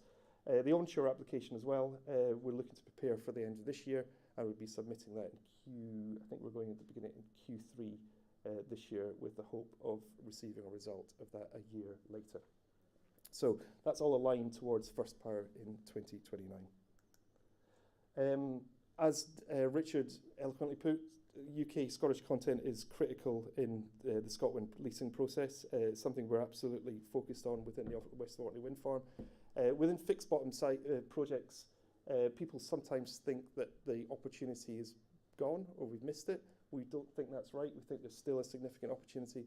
It certainly is something I've been working my career on for the past 20 years and helping to develop companies and helping to get them into offshore wind. To date, we're trying to walk the walk in terms of what we say we're going to do. And we've been trying to appoint and engage as many Scottish companies as we can through the development process. Small companies that don't have experience, but have something to offer, we've been working with, as well as the most experienced ones. Now, clearly some of the big names on here are not British, and that's been a challenge because some of the big contracts we just don't have options for at the moment, which does set up a particular challenge when we're looking into the construction phase. In order to address that, what we've decided to do as a board is actually release a significant amount of development spend upfront into Scottish companies. We've agreed to release £105 million upfront, and that would be released through, we've got 5 pillars of investment that we're looking to invest in. One of them is ports and harbours infrastructure. We're working very closely with Sandy and the team down at Scrabster on looking to utilise Scrabster as our O&M base. Not just as a place to base our vessels, but a place to employ people, to build an aspirational building that people will want to come and work in, that gives people a vision of somewhere to they could be employed in for the future. We're also doing collaborative supply and design studies. What does that mean? It means we're trying to work with companies like JGC and others to help them develop themselves and design their capabilities to meet our needs in the future. So we've got collaborative design supply studies coming out this year with a lot of more smaller companies that we think might be able to supply us in the future, but maybe don't have the time or the resources to commit to setting themselves competitively at the current stage. We have launched an innovation and demonstration partnership with EMEC. Now, what that's doing is we've got quite a lot of challenges with this site. And, you know, I think anybody that lives here understands the met-ocean conditions, the wind conditions are going to be something that we have to respect.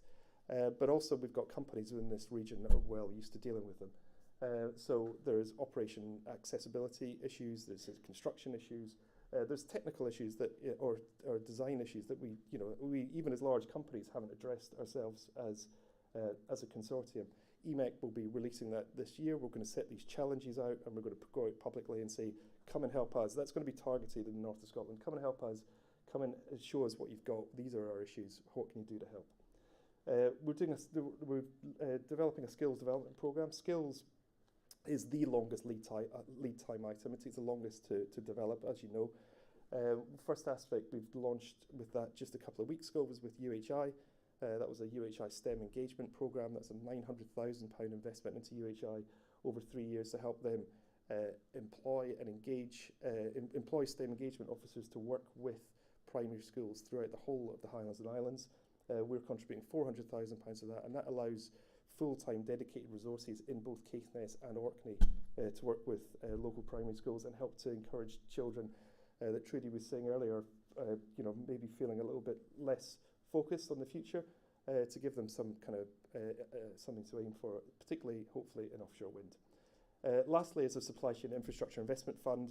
That comes in later on in the process, and that's when we start putting significant chunks into big manufacturing plants. We're speaking to quite a number of international investors looking at Scotland as a potential location, and that's where that would come from. So we're putting upfront money into the supply chain to help people compete because we understand that there is an opportunity. That's just an example of some of the work that we've been doing. We launched the EMEC project. We've joined the Chamber of Commerce, as I forgot to mention. Thanks, Trudy. We've been working with the Chamber for a long time, though, and we launched just a couple of weeks ago the UHI STEM programme. I just thought, as an ending, and I know I've just gone slightly over time, but I thought I'd give you a bit of an overview of the Flotter Hydrogen Hub. This is a project that we're working in partnership with the owner of the Flotter terminal. So the partnership is different to the West of Orkney Wind Farm. It's a separate entity. It's Repsol Sinopec, Total Energies, Uniper, and the Green Investment Group, within which our partners Corio are located. Uniper are a large German utility currently owned by the German government, and they have massive demand for hydrogen within German industrial region.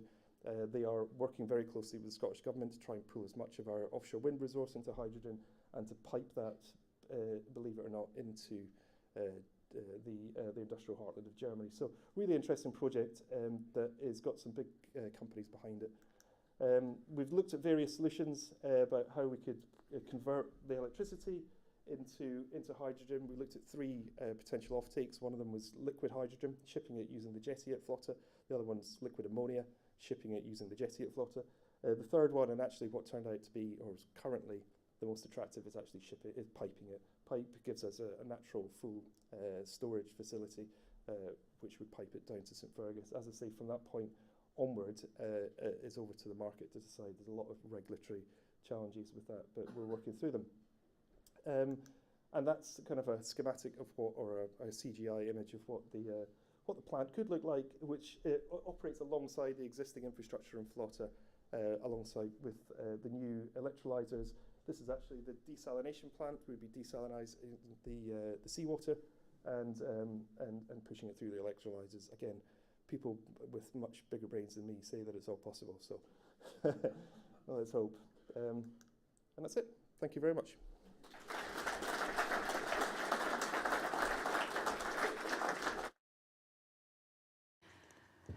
People with much bigger brains than me say it's all possible. Is that not what collaboration is all about? Absolutely fantastic. Goodness, yes, you did say you've got a wee bit over time there, but there is not a single minute of that I would not have wanted to hear. So thank you so much. We are running about 10 minutes to time, so I'm not going to take 10 minutes late, so I'm not going to take up much of your time here, other than to thank Magnus, Richard, and Mike for absolutely fascinating talks. I know that they're all going to be here pretty much for the rest of the day. They are going to be having their lunch, so please don't grab them mid-sandwich. Well, why not? Then you can talk at them while they're chewing, and there's an opportunity for them to have to listen to you before they reply. They will be here. They do have stands. If they're not there, there will be somebody else there manning them for them. So go or womaning them. So do go and talk to the people who are here. That is your job, and there are questionnaire things to fill in. We need your feedback. We need your questions for later the panel session. Lunch will be served in the conservatory just beyond the bar, so out straight that way. Now, we're supposed to be back in here by 1:15. I'm wondering if that is manageable. Give us 35 minutes or so for lunch. 1:15. Do you think you can manage that? Yeah? No. Who said no? Right, you could go now. Get your first sandwich in. Go 1:15, back in here. We'll get, there's a video address from Marie Todd at 1:15, which you do not want to miss. And then we will crack on with the rest of the programme. In fact, you don't want to miss any of the rest of the programme. Go, talk, speak to each other. Don't just speak to folk you know, but collaborate and keep the energy in the room high. 1:15, we'll see you back then. Thank you so, so much.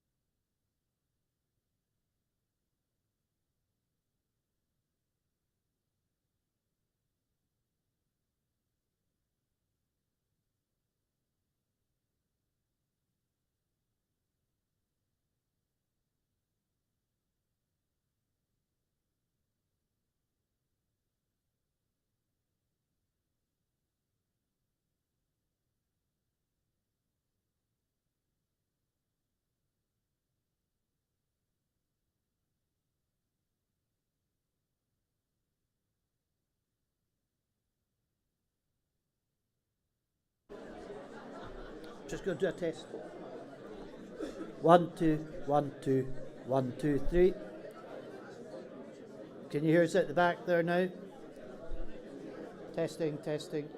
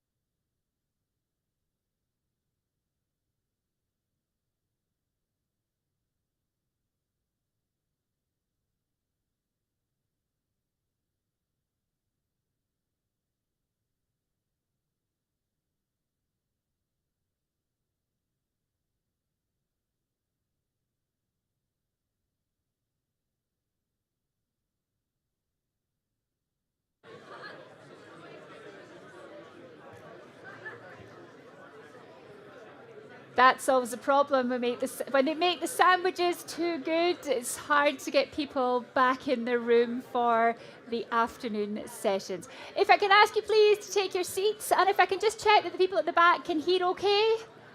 Yes, excellent. I can embarrass Davy Alexander and Mike Muir. I can embarrass Davy Alexander and Mike Muir. Why would that be, Simon? They're still standing at the bar and not coming in. Because they're still standing at the bar and not coming in. I did my best sort of sheepdog impression, but I don't know if it's like herding cat. It seemed like herding fish. But we're all back in the room now, and we're all ready to begin. Can I ask, has anybody submitted a question for the panel session yet? Anybody taken the time to do that? Please do it during the afternoon tea. Hello, Peter. All I was going to say is, if they go to Carl... Talking to the microphone. If anybody who would like to have a question put forward, if you go and see Carly, she'll be sitting there. She is there, stood at the back, waving her papers. She'll be there to help anybody who wants to. She can even write the question for you if you want to dictate it to her. That'd be great. Okay. Thanks. Thank you very much, Peter. So we still have 5 live in-person speakers to get through this afternoon, plus a half-hour tea break and a half-hour panel session, and then a recap of the day all before 4 o'clock. So I'm not going to hang around and do too much talking before we get going. Everyone really needs to stick to their allotted time slots. I will, however, get this afternoon underway. Before I do that, there will be, just to clarify, a full post-conference report which will be on the website, on the Focus North website, and will also, I believe, be circulated to all of you. That will include all the slides from the speakers that we are able to include, other than some which may be redacted for sort of sensitive reasons. I'm not being sensitive, it just might be sort of, commercially sensitive. So everything will be coming out to you, everything will be published, and if you really want to do it all again, then you can take your entire weekend to watch the whole conference again, because it will still be on YouTube. Is that right? Yes, it is absolutely right. I've had the big thumbs up from the technical people. So I'm going to get this afternoon underway by introducing the MSP for Caithness, Sutherland and Ross, Marie Todd, and apologies, the audio quality for this isn't everything it could be, but we have listened to it. You can actually hear it if you pay attention. Here's Marie. Hi everyone, I'm really sorry not to be with you today in person for what sounds like an absolutely brilliant event.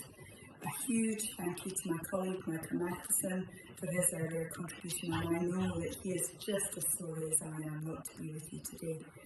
It's encouraging to see representatives and stakeholders from across the sectors on the attendee list.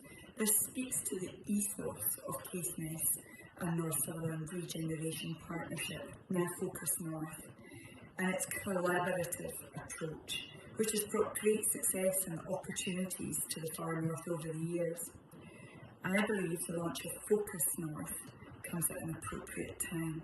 As reflected upon by the Cabinet Secretary, we have significant developments on the horizon in Caithness and North Sutherland, but we are facing and recovering from huge challenges too. We can't overlook the impact of Brexit and COVID-19 or the immediate threats of climate change. It's right that we recognise the changing landscape and focus our efforts accordingly. I was very grateful to meet with the new chair, Simon Middlemass, recently to hear more about Focus North's vision and its programme of activities. The Far North is packed with potential, and it's heartening to see so many talented folk standing ready to unlock it. I very much look forward to doing what I can in my capacity as constituency MSP to help. Now, looking forward to some of our future opportunities, I am particularly encouraged by the developments in the Sutherland Space Hub. The hub is expected to contribute significantly to Scotland becoming a leading space nation. And while I may be biased, I believe there is no better equipped place to lead Scotland's space sector than the Far North. Now, with the Scottish Government looking to achieve a $4 billion share of the global space market and secure 20,000 jobs in the sector by 2030, it's exciting to think of the role that we can play. Such a development brings huge local benefits too. Now, as a constituency MSP, you'll often hear me discuss the threats of depopulation in our rural communities. There's no doubt that our declining population is one of the biggest challenges that we face. If we are to effectively counter this downward trend, we must look at new, sustainable opportunities that attract and retain our talent. And the Space Hub offers a range of prospects for both Sutherland and Caithness, which allows us to do this.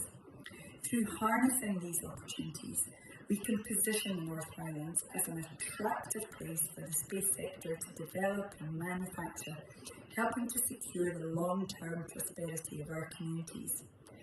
I look at Opportunity Committee Firth's successful bid for a green freeport status as another transformative opportunity. It has the potential to revolutionise the Highland economy and boost manufacturing activity, not just locally, but right across Scotland and the UK too. The consortium's bid rightly placed a huge emphasis on decarbonisation, recognising that we not only have a moral responsibility to end Scotland's contribution to climate change, but an economic responsibility too. We're seeing this across the Far North through large-scale green projects, including the likes of Pentland Floating Offshore Wind Farm, the ScotWind Leasing Round, hydrogen production, and the expansion of the Maygen Pentland Firth Tidal Stream Power Station, to name a few. All of these projects will bring great social and economic benefits to the local area, whilst contributing to Scotland's emission reduction targets. Now in Scotland, we have some of the most ambitious climate change targets in the whole world. Achieving these aims will be immensely challenging, but the climate crisis is the greatest crisis, the greatest threat facing our planet. And I'm pleased to see such an emphasis on this in Focus North Vision, along with a strong commitment to supporting economic diversification and population growth. And I'm looking forward to working with you all to achieve these aims. Thank you for listening, and I hope to see you all in person very soon. Thank you. Thank you very much there, Marie Todd. And I do need to apologise to Marie. I said that I'd understood that she was in Och this morning. Apparently she was tweeting a photograph of the sunrise in Och, but she was doing that from Edinburgh. You see, we really can be in two places at once if we use social media. Great to hear, as our constituency MP, that she understands the threats of depopulation and that sustainable opportunities have to be found to attract and retain future talent, and that she seems to understand the breadth of opportunities that are available and the challenges that may derail them. We have to be optimistic, as Simon was saying, but we also have to base that optimism in reality. Now, the rest of this segment, before we break for afternoon tea, beautifully illustrates the diversity of opportunity that exists in Caithness and Sutherland when we talk about space, blanket bog, and further education. Forest-based company Orbex will use a vertical launch pad at Space Hub Sutherland when it hopes to shortly launch the first satellites from British soil using a UK-built environmentally friendly rocket called Prime. And any similarity to a soft drink that recently took TikTok by storm is just an unfortunate coincidence. I have waited all of my 20-year-long event hosting career to properly use this phrase. Reaching orbit isn't easy, it is rocket science. Please join me in welcoming our very own, not space cadet, as Roy Kirk suggested I introduce him, but our very own rocket man, David Howie, Head of Strategic Projects at HAI. David, the floor is yours. You've got 15 minutes.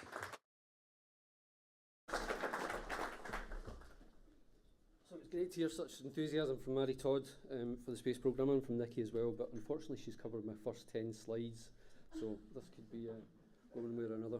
So my name's David Howie from HIE. So I'm going to talk to you today more about opportunities arising from the Space Hub rather than the Space Hub itself, but I'll maybe start just with a recap on the project itself. And a wee personal story in this. So I started with HAI back in 2018, and shortly after I started I got called to a rather cryptic meeting by a gentleman who will be known to the vast majority of the room, called Roy Captain Kirk, entitled Space, and it rapidly became apparent that that wasn't about porta cabins or about industrial estates, but it was actually about outer space.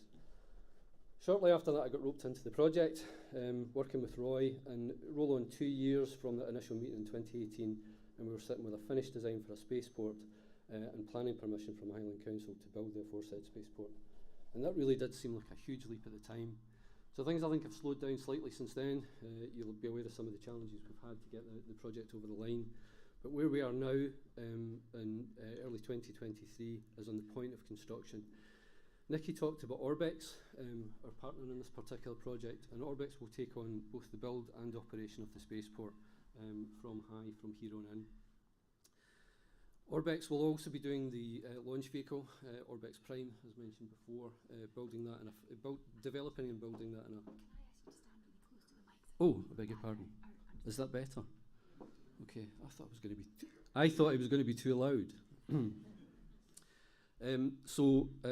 Where was it? Yeah. So Orbex are building and developing the launch vehicle in a factory in Forres. So in terms of the construction of the spaceport, we expect that to start imminently during 2023, and we're looking forward to launches in 2024. Orbex are partnering with various different companies, but probably one to mention today are Jacobs, who are speaking later on and are also in the room. And Jacobs brings some serious capability to this project in terms of local knowledge. They have a well-established local footprint around Dounreay. They have deep ties into the local supply chain. But some of you may not know, actually you probably all do know this, but Jacobs also have a really heavy footprint in the space sector itself, and actually operate parts of the Kennedy Space Centre in Florida. So absolutely delighted to see them coming on board for the project.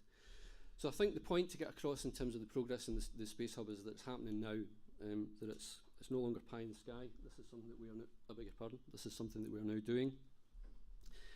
And maybe this is a good time, just some images there of the spaceport itself. These are actual kind of graphics.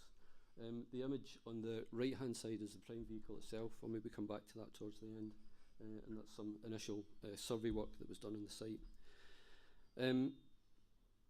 So it's maybe a good time, I think, to reflect on how we got here and maybe talk about the wider opportunity in terms of space and what that offers to the region. So it's often characterised I'm hoping you can see that, but it's often characterised by the difference between old space and new space. So the sector's changing fundamentally and rapidly as well. And old space is characterised really as government-run big projects, the sort of thing we're all familiar with in terms of Hubble and the space shuttle and things like that from back in the dim and distant past. Whereas new space is characterised as being much leaner, being driven really by private enterprise, by private sector companies, and really being all about the data. I said I was going to, well, I'll get back to the data lab in a wee minute. All about the data. So the data is the product from space. The satellites go up, they observe the Earth, they'll be involved in communications or whatever else it's going to be. That data is commoditised, packaged by companies and passed on as a product. And the sector is around somewhere between 70 and 75% of the value in the entire sector is in data. It's not in launch, it's not in vehicles, it's not in satellites, it's in the packaging and passing on of that data.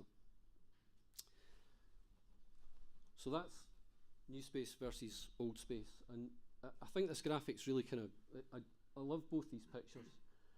What this gives you is just a kind of, this is the Inmarsat satellite, so this is kind of old traditional space, if you like. Whereas this one down here is a CubeSat. So these are the type of things, the type of satellites that we will be launching from Sutherland. They're built on a kind of modular platform.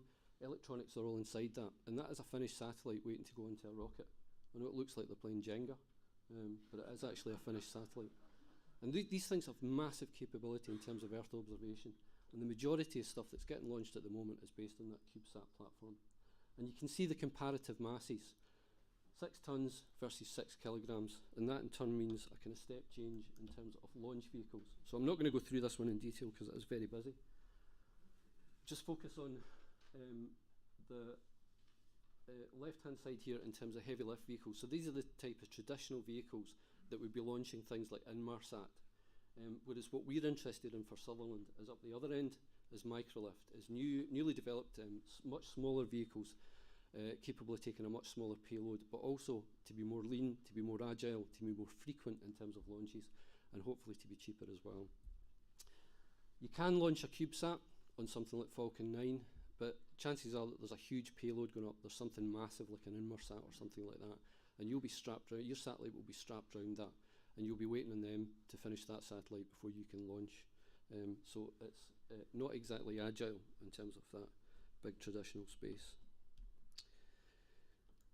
Okay, so, but why, oh my goodness, everything has shrunk in this slide, so this is going to be quite painful. But still, even with that kind of transition from kind of old space, traditional space to new space, why is this a Scottish thing? Well, it turns out that we actually have a fair amount of existing capability in the space industry. And this was an education to me, following on from 2018, primarily at the hands of Roy Kirk, it has to be said. So if I just start from that side and talk about some of the capabilities we've got Scotland-wide in terms of space. So the first opportunity really is data, and as I say, the vast majority of the value in the sector is in that data piece.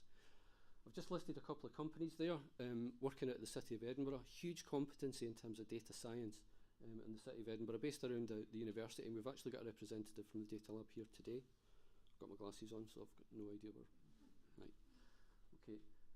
You can Google those companies, but basically they're working in terms of the general product will be things like environmental information.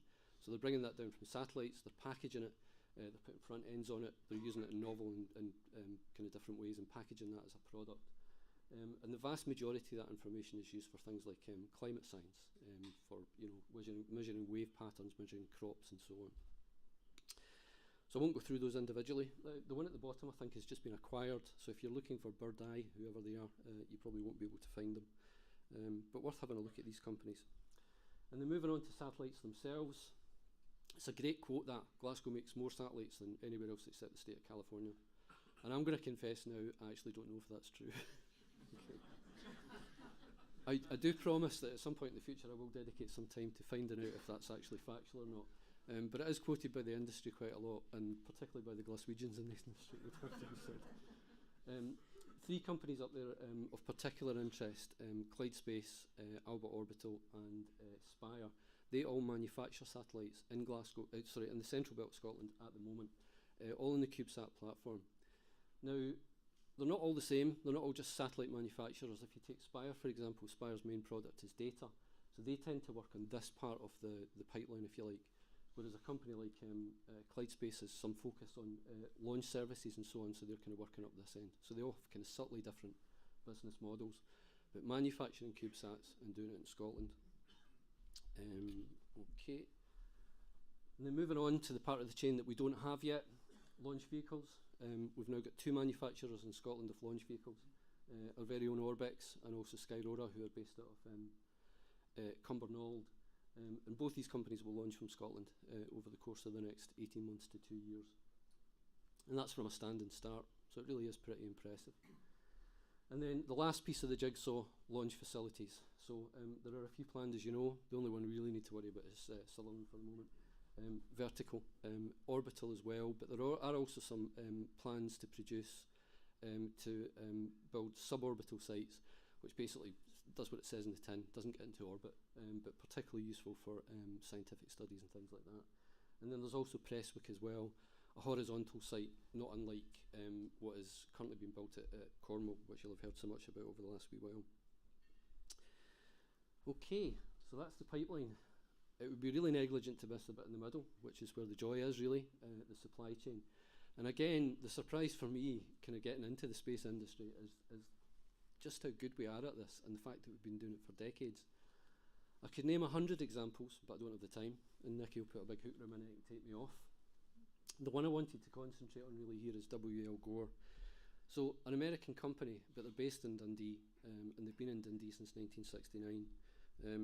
So they build cables and assemblies, and it doesn't sound particularly sexy, but I'll just name some of the missions that Gore have been involved in and have put Dundee cables on over the last 50 years since 1969. So you might have heard of some of these. So Apollo 11, Space Shuttle Program, International Space Station, Hubble Space Telescope, the Curiosity mission to Mars, and the Perseverance mission to Mars.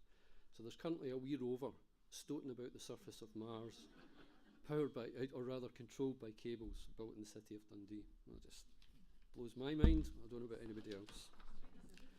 Yeah, there is a joke in there about T-siders in space, but I'm not going to make it. So I could name a few others as well.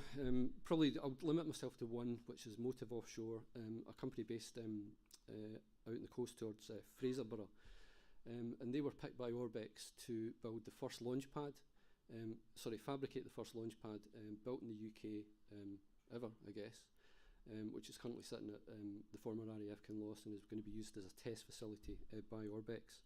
So I think that's just a great example of an oil and gas supply chain company that just pitched for that work, got the specs right, got the conversations right, and was able to take that piece of work. You would think, wouldn't you, that something like a launch pad would go elsewhere. Scotland clearly doesn't have the capability to do that, but the truth is very different. Okay, and then I just wanted to give this is maybe just a wee bit self-indulgent, but I wanted to give this as an example as well, and Simon Middlemas kind of referred to this earlier on as well, as did one of the guys talking about wind farms, about the kind of inherent capability that we have in Scotland to get some of this stuff done. So like I say, you're setting out to build a spaceport. How are we going to do that?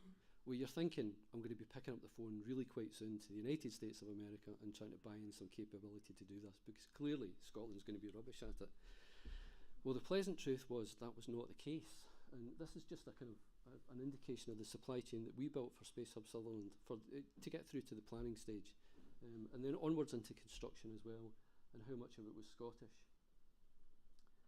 So you can see that we got pretty far down that list before we actually had to pick up the phone to the States.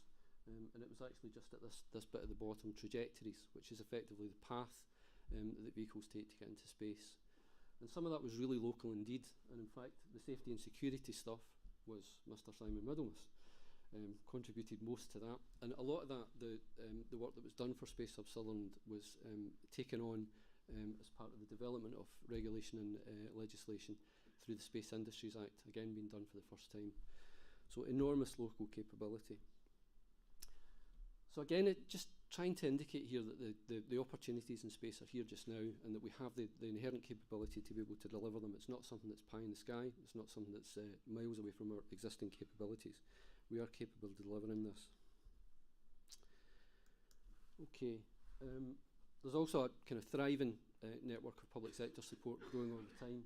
I just wanted to mention three. The first one is the Space Cluster, represented here by Andrew and Roy, if he's still here. Okay, maybe not. Andrew will be happy to talk to you about the support that the Space Cluster can offer. There's also Space Scotland, which is a kind of emerging trade body for the sector. So membership organisation, and they're looking really to not only to gain members from the existing space sector, but for people who are interested in getting into the space sector, the supply chain for the space sector too. Really able organisation, and led by a lady called Hina Khan, who's just joined the organisation full time and is ex-Spire. So again, just an indication that we have that type of strength in Scotland in the space sector. And then there's also the Scottish Government Space Strategy as well, which I'll leave you to read. But safe to say that it really chimes with our kind of central core mission around what we're trying to achieve from Space Hub Sutherland, which is exploitation of new space. Okay, so that is pretty much me, but I did want to talk about something else. So a lot of you'll be sitting there thinking, well, what about Cornwall? That didn't go so well. Cornwall's very much our sister project. We know these guys really well. When the grants were handed out back in 2018, one went to, for spaceports, one went to Sutherland, the other one went to Cornwall. So we kind of feel their pain quite deeply on this, really. And a lot of negative publicity around this, obviously, and it was a very late stage failure. So they were in space at the time that the vehicle stopped working and fell back to Earth. And it's really just a reminder of how difficult this sector is. We've made rapid progress, but it's not all straightforward. But what I wanted to dwell on here really was, just come back a bit. So this is taken from kind of some of the stuff that Cornwall did in terms of publicity ahead of time, ahead of the launches. And you can see that these are really familiar to us in terms of the kind of goals and aspirations for the Cornwall Spaceport, because they're almost exactly the same as what we're aiming to gain from Sutherland. Although I would have to say, and if Roy was in the room, he'd be backing me up on this, that we're slightly more ambitious in terms of jobs and net value. But not to denigrate Cornwall. But the bit I wanted to pick out in this really was some of the more positives around the launch. So, and these are some of the quotes, which I'm completely aware that you can't read. But it struck me really, and these are all from the BBC, but it struck me really that these are all equally applicable to Sutherland in terms of the kind of aspirations, goals, and just the kind of size of the prize that Cornwall are aiming for. They may be a bit further down the road than us, but we're on the same path with the same aspirations. And let's not also forget the acres of press coverage that launch generated for Cornwall. And the interesting thing to remember about that is that's coming our way really soon. In the next 18 months to 2 years, we're going to see launches from Sutherland, and we're going to see that interest from across the world too. And that's something to be grasped. So that's me. I'll just leave you with a wee picture. It's rather lovely, I know. But the point of this really is that is a Scottish rocket, okay, manufactured in Scotland, sitting on a Scottish launch pad somewhere deep in the woods in RAF Kinloss. So I think for me, that's just a reminder of how far we've come to date, what the opportunities are for us going forward, and also where we're headed very soon. Okay, so thank you.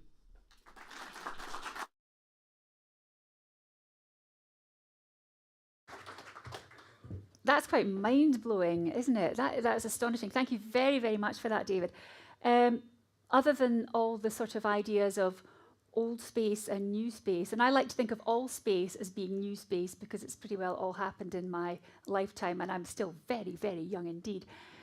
What I'm taking away from that, thank you, what I'm taking away from that is that we need to be confident about the inherent abilities that we already have, whether that's UK-wide, Scotland-wide, or here in the north. I'm just reminded when David was talking there about when we asked the Americans for help in the very early 1970s, the Aberdonians went cap in hand and said, we don't know how to do this. We don't know how to get oil out of the North Sea. And the Americans swept in, instead of saying, let us show you, it was kind of, let's do it for you. And I feel, as an Aberdonian and having grown up in Aberdeenshire, a little bit stitched up, to be say. I hope that we're not going to allow that to happen. And it very much sounds as though we're going to have the confidence to look at the abilities that we already have and move forward with those. That's just fascinating. We're moving now from rocket science to peatland restoration, and you wouldn't think they would have much in common, but they do. They are both making the headlines. One, because of this current space race that it sounds as though we're pretty well winning, which is really exciting. And the other, because of how vital the blanket bogs are in excuse me, how vital they are in our endeavours to capture and store carbon. So what employment and economic opportunities might a 190,000 hectare area of wetlands offer? I don't have those answers, but I think we might be about to find out. Let me introduce Graham Neville, Area Manager of Nature Scot, who is going to share his vision for the hopefully soon to be, World UNESCO Heritage Site, which is right here on our doorstep. Over to you, Graham. Thank you very, very much for being here today.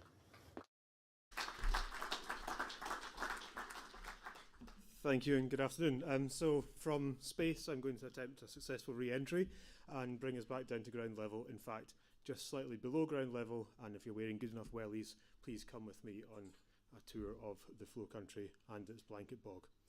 Not just any blanket bog, the best and most intact blanket bog and the most extensive blanket bog anywhere in the world. Another enormous piece of our toolkit in terms of the opportunities for the north. I don't need to show you a map here of where the flow country is located, but I do want to show you this picture. 400 million tonnes of carbon is locked up in the blanket bog of the flow country, and we want to keep that there. It would make an enormous difference, and it continues to make an enormous difference to Scotland's emissions and Scotland's emissions targets in terms of keeping that carbon locked up and indeed restoring degraded peat and sequestering more carbon in that peatland. The flow country has, of course, had a level of some damaging land uses in the past, and we can see here the process of restoration from conifer plantations through the 70s, 80s, restoration in progress, and moving through to the image on your right of the screen, some restoring blanket bog around a pool system. The flow country is incredibly important as a habitat. It's home to a huge range of specialist plants and birds and wildlife that depend on those, and it is designated incredibly extensively across national and international conservation legislation. Restoring the blanket bog and across the flow country provides the supportive habitat, so not only are we restoring the bog for the carbon potential, but also for its enormous biodiversity support, and that's incredibly important as well, because we have a twin crisis of climate change and of biodiversity loss, and this is one of the most diverse blanket bogs we've ever seen. Blanket bogs aren't enormously diverse in themselves, but this is an incredibly special one. And our partners within the UHI North Islands Environmental Research Institute and at RSPB Forest and Ard have clear scientific evidence of the benefits of re-establishment of these bog conditions and the restoration in areas of terms of vegetation, biodiversity and water quality. So in its own right, it's incredibly important that we look after this blanket bog. But as I said, it has worldwide importance as the best example of blanket bog globally. And since 1988, in fact, when it was first identified that the flow country's bogs were uniquely suited to World Heritage criteria and could be the first peatland World Heritage site in the world, there has been some work underway to move us towards that point. Looking for two criteria under which the UNESCO World Heritage Convention sets for the best and most extensive example of natural blanket bog and its outstanding example of the ecological process, that wetland process and the carbon stored within it. UNESCO requires that protection is in place already for a World Heritage site, and we very much have that here with the existing conservation designations. So in fact, the opportunity around the UNESCO inscription is actually more about what we can make of this accolade rather than bringing any additional protection in itself. And I'm delighted to say that on the 1st of February, the UK ambassador to UNESCO, Laura Davis, officially handed the nomination dossier for World Heritage Inscription to UNESCO in Paris. The process here on in is that UNESCO will send an inspection some point this year, likely over the summer, comprising UNESCO and IUCN, the International Union for the Conservation of Nature, and they will check what we say about the global importance of this blanket bog. This is the proposed boundary, which has been subject to consultation, and we're just delighted with the response to the consultation from many partners in this room and from communities across Caithness and Sutherland and beyond, in really quite overwhelming support for a World Heritage Site for this special landscape. But what additionality can that World Heritage Site bring? And what can we make of the opportunity within the need to restore the peatland, within the need to restore and address our degraded peatlands, and the need to continue to keep the good peatlands in good condition? So within the Flow Country Partnership, we have set up the Flow Country Green Finance Initiative, a partnership organisation working in collaboration to form a Scottish charitable incorporated organisation, the Flow Country Partnership, to use that as a mechanism to blend public finance for peatland restoration with some private finance using the emerging voluntary carbon markets under the Peatland Code. And in doing so, harvest some income from that peatland restoration to benefit communities and land managers within the landscape. And we think that the accolade of a World Heritage Site can actually attract a higher carbon price. If that's the case, being able to manage this through a charitable organisation means that we can attract that higher carbon price and recycle some of that private investment and the investment into communities, projects for biodiversity, projects for community development, projects to help within the communities in the landscape. And not only that, use this as a springboard to continue the global export of peatland science and peatland expertise, so firmly already anchored in ERI, but continue to use this with the global accolade of a World Heritage Site to really make that an export, a knowledge export industry for the North. I appreciate this slide is somewhat busy, but it's replicated on our poster over in the back corner there, so please do come and have a look at that. This is really just an example of how the Green Finance Initiative works. The Scottish Charitable Incorporated Organisation, SCIO, will manage a number of restoration vehicles and be able to take some profit back into both the management and governance of the World Heritage Site, but into the charitable sector and into the community development within that. So lastly, really just to name check, I guess, the partners that we're working with within the Green Finance Initiative, and just to try and explain here that we have a huge amount of expertise, both in the peatland science, but also from financial expertise through the Landscape Finance Lab, helping us to secure that ethical investment, make sure that this is not greenwashing, that this is actual genuine carbon emission reduction being placed through the voluntary carbon market. Thank you very much.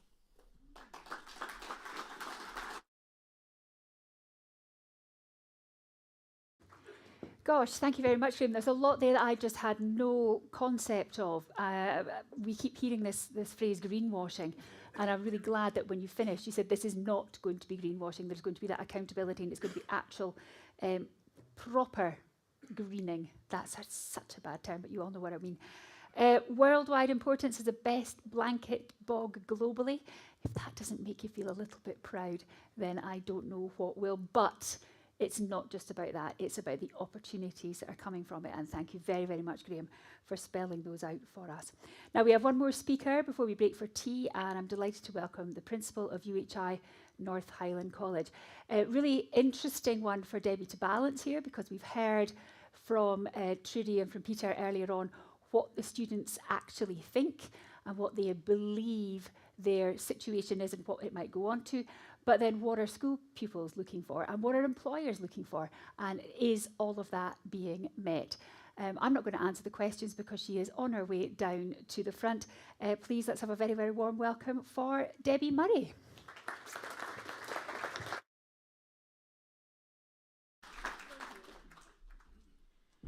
Well, good afternoon, everybody.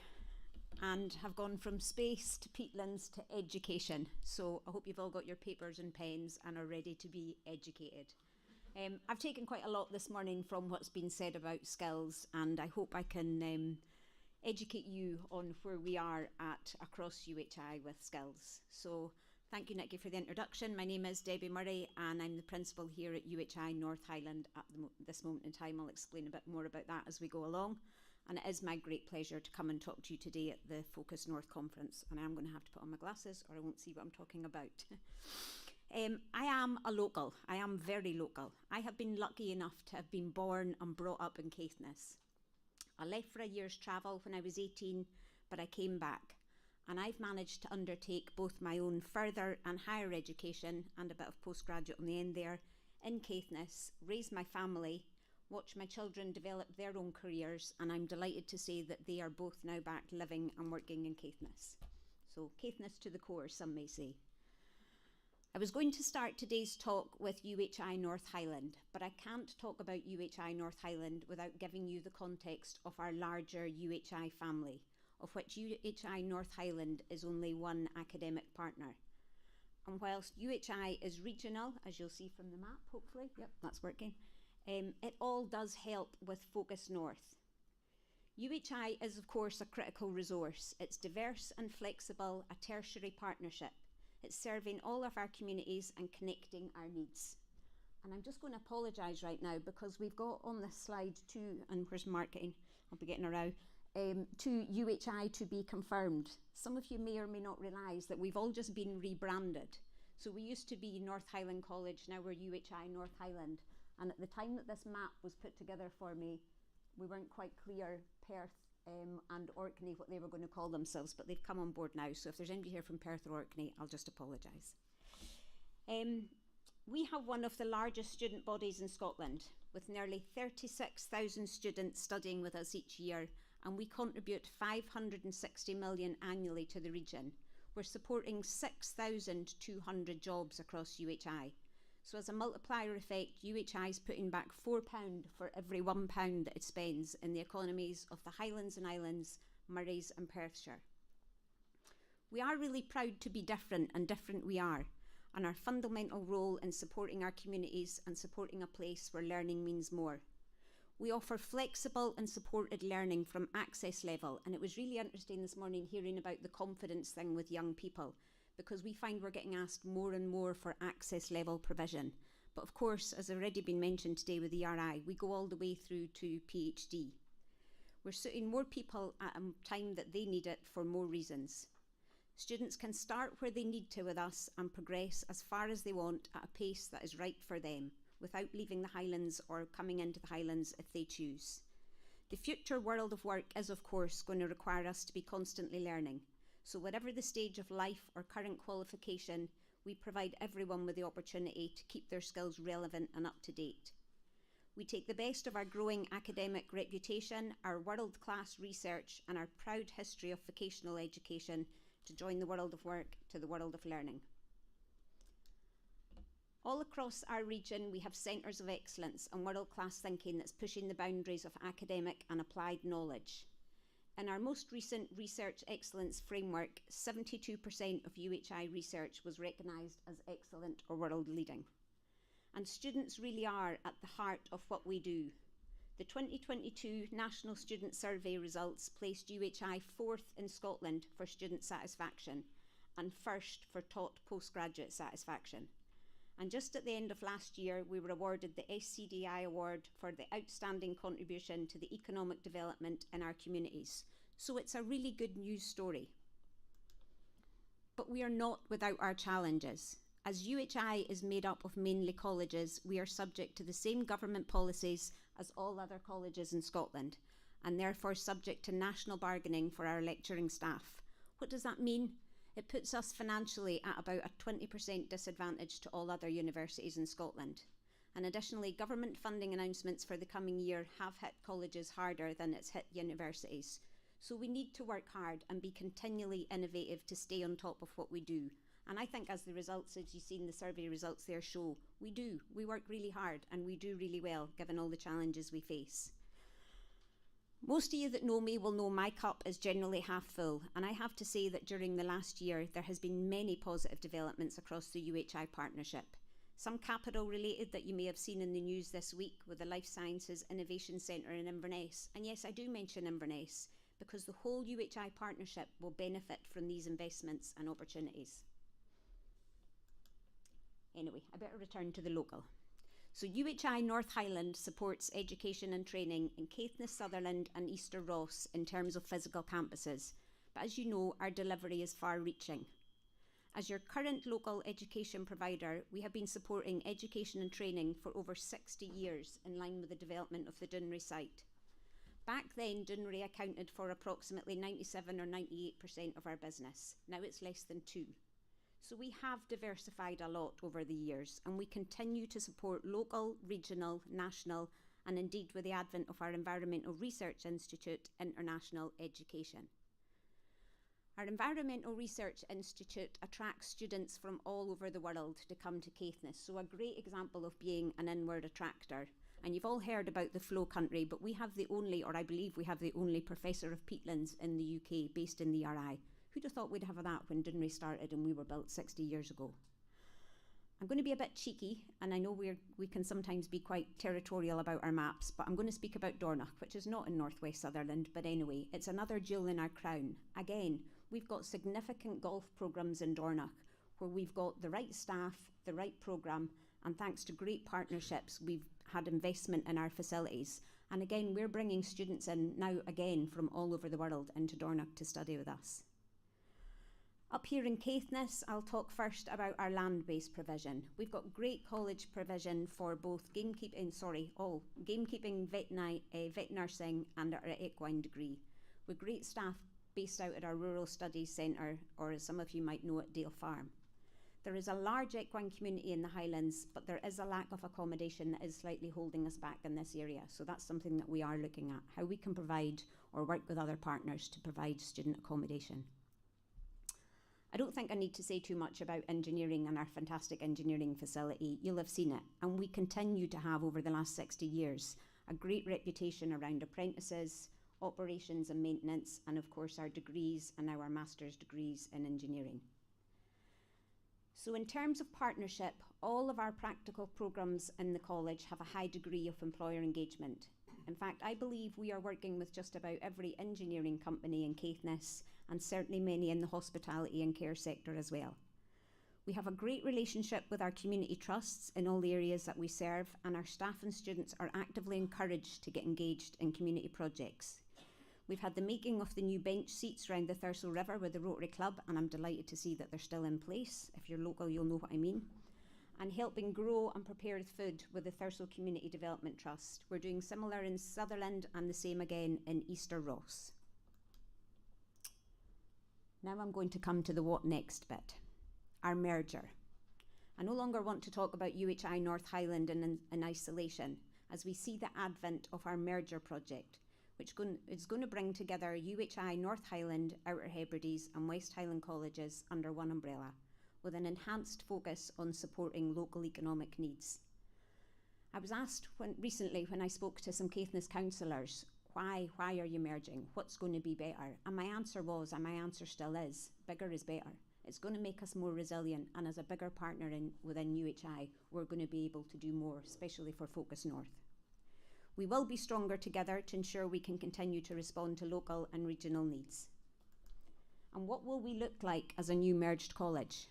We'll be supporting 600 of the UHI staff, 9,000 students, 23,000 credits. What's a credit? A credit's a notional 40 hours of learning, and if you imagine that a full-time FE student would study about 18 credits, I'll let you do the maths. FTEs is how we are funded at higher education, and there is a finite pot of money for funding for both FE and HE that comes into UHI, but we do take our share, and we look for other ways to try and fund and be innovative. We will be supporting approximately 475 modern apprenticeships with plans to grow in that area, and I've already heard about some this morning, and 80 foundation apprenticeships, and of course the big figure for North Highland, that's doubling the £24 million turnover. So as a soon-to-be newly merged college, we will be focused north, but equally we will need to slightly focus in all directions to keep everybody happy. But focused we will be, and through our collective there will be some real opportunities to share our expertise across the colleges and grow our offering in the right areas. Our local expertise and contribution through engineering and construction, I think, speaks for itself. Outer Hebrides brings in expertise in renewables and particularly in hydrogen that's going to be really welcome, as well as research in digital pedagogy, which will benefit us all, and of course the Gaelic language, which I'm looking forward to learning. Our partners in West Highland will bring expertise from their Advanced Manufacturing Centre, as well as expertise in tourism and specifically outdoor adventure studies. And I think with the surf and the things that we have around here, we can certainly learn from that. I mentioned there the digital pedagogy from Outer Hebrides, from their Centre for Online Research and Education. And we are now working on how we can improve our research portfolio and expand it across all areas of the curriculum to ensure that we are providing research-informed teaching. And our very own Professor Stuart Gibb is leading on this area as part of the merger project. Our senior phase, oh, am I on the right slide? No. There we go, sorry. Our senior phase delivery to school pupils from S4 to S6 is really important to us, and it's a great pathway for school pupils into further education and onto the world of work. As an example, our Thurso campus hosts about 120 pupils every Friday studying a variety of programmes. So you can multiply that out across all of our centres. There's not 120 in every one of them, but there's certainly a lot. And you can see how popular these programmes are. And in partnership with Highland Council, we need to continue to ensure we're adding value to our school pupils, we're not competing and we're not duplicating with school subjects. And we also need to work with Highland Council to make sure that UHI is one of the partners included in the university tour, because we're currently not, so there's some work to be done there. To support our curriculum, we will be looking at how we offer more short, sharp training opportunities, thanks to a combined business development effort. Most of you know my colleague Giles Shuby in the audience, who has responsibility for external engagement, and we're also joined today by my colleague Joe McPhee from Outer Hebrides, who has a similar role. And as I say, by combining our expertise in this area, we will be able to offer more than which we are currently government funded for through new commercial opportunities. We are fully briefed on the economic opportunities, and those highlighted in this slide here. And it ties in really nicely with the expertise of the staff and the curriculum across what will be the newly merged college. We're currently offering or looking to offer plenty here over the next few years. We will continue, of course, to offer a wide range of engineering programmes, which we will continue to adapt by adding in modules and short courses as industry has demanded over the last 60 years.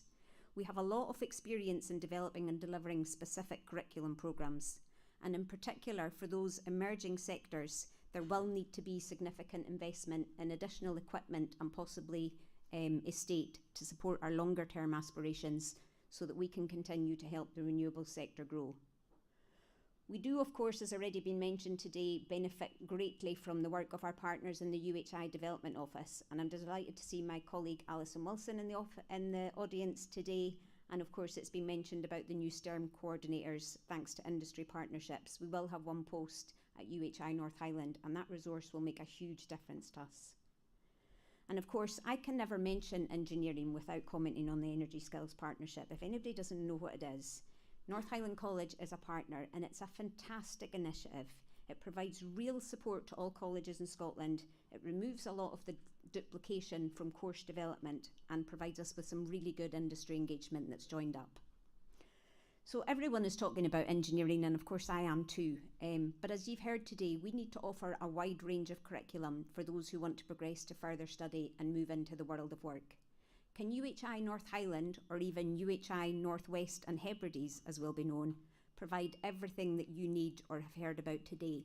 Possibly not, but I bet within the whole UHI partnership we probably could, and we can probably offer more than you realise. Through our merger, what we will become is more resilient and also more fleet of foot to respond to what is a fast-paced changing landscape. As I mentioned earlier, we're constantly looking at our curriculum and making sure it meets your needs. So whether you're looking at opportunities for new entrants into your business, first step type programmes through to offering a full PhD, we can help, and through UHI Northwest Hebrides, as we will become, we will work with Focus North and industry partners to make sure we can offer what you need. Thank you very much.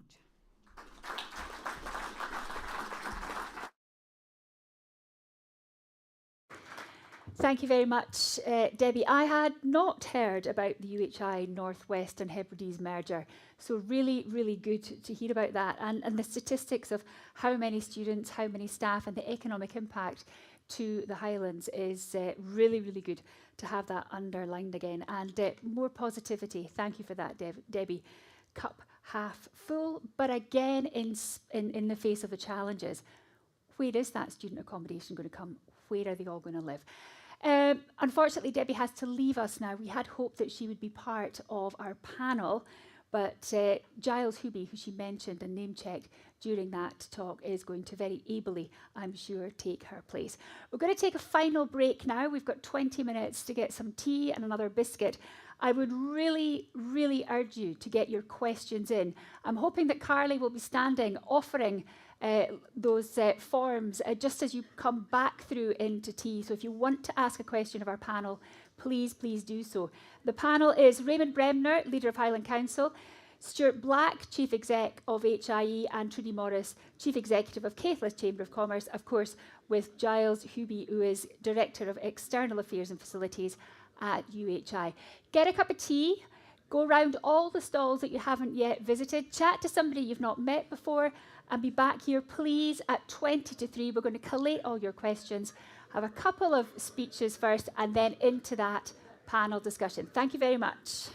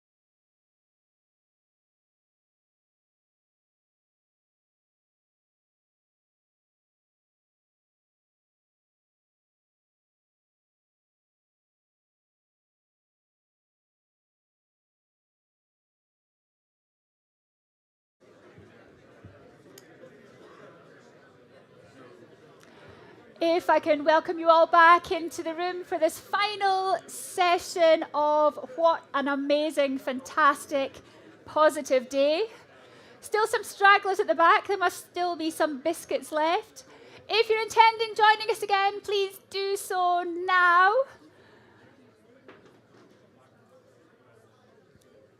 I'm just checking the time.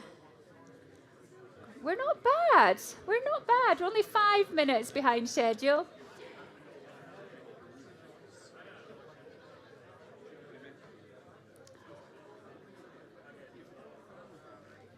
Again, I'm interrupting a fantastic buzz of energy and conversation, but I am going to get cracking again because we have 2 final speakers this afternoon before our panel discussion. Thank you so much for all the questions that you submitted. I think Peter is going through some of those just now. We're going to pick out the ones that are most pertinent. We're going to pick out the ones that really sort of bring together what a lot of you are asking. And as I said before, if you've put your contact details on the sheet, then any that we don't get to before 4 o'clock this afternoon, then one of the team will get back to you with as close to an answer as they possibly can. And we will have a roving mic during that session, so if anyone is desperate to join in, then hopefully we can bring you into the discussion as well. There is so much more to Caithness and Sutherland than the North Coast 500 that skirts its coastline. And our next speaker is heading up a team who are making great strides in getting that message across. Not that NC 500 wasn't a brilliant rebranding exercise, but as has been mentioned before, it's not been without its challenges. I'm delighted to have worked with Kathy and Kirsty to try and help them in a tiny, tiny way tell part of their story, which I know has strong roots in sustainable tourism. That's what she's here to talk about now, plus opportunities that increased tourism could bring to this region. Please join me in welcoming Destination Strategy Manager of Venture North. I like that it's Venture North and Focus North. I think that's a nice sort of symmetry there. Kathy Earnshaw. Oh, have I? Clearly it was a good line to have stolen then. Kathy. Welcome and thank you very much, actually, and thank you to Focus North for the opportunity to discuss a different sector in Caithness and Sutherland. Aside from engineering and nuclear power, which we know so much about, and also in terms of our exciting renewable sector, for the whole region. So I'm here today to represent a slightly different sector, which is tourism. But before I talk about the story, I've been listening a little bit today and actually reflecting on my own journey, to be honest. So I think Debbie's already away, and I was actually going to do the same as Debbie and tell a little bit about myself, which was the fact that I'm not actually local, because I was about 8 years old when I moved up here, or my family moved up here. We weren't even part of the Atomic family. My father was in the council, so we moved up here. But what I did benefit from, and it's interesting today as things have gone on, was education, because of Dounreay and what it brought to the region at the primary school, at the high school. And believe it or not, based on that, I actually went on to study chemical engineering, based on people I met through Dounreay. In those days as well, it was very much about encouraging women into engineering and that sort of range. So I headed off after working at Dounreay as well, because they supported me the year after school. They also supported me through my university time. So, but much to my dad's dislike, I just kind of went, no, I'm not going to be an engineer. I'm going to go into operations. So he had a period of disappointment. And then I said, no, actually, I'm going into the whisky industry. So I made Scotch malt whisky for 18 years with Diageo. So he was delighted. I hadn't completely wasted my degree. But then beyond that, like many of the people we're talking about today, I had left Caithness, or I'd left Thurso for about 20 years. And at that point, shock horrors, I took a career break, which lasted an extended 10 years to stravaig and wander about the world.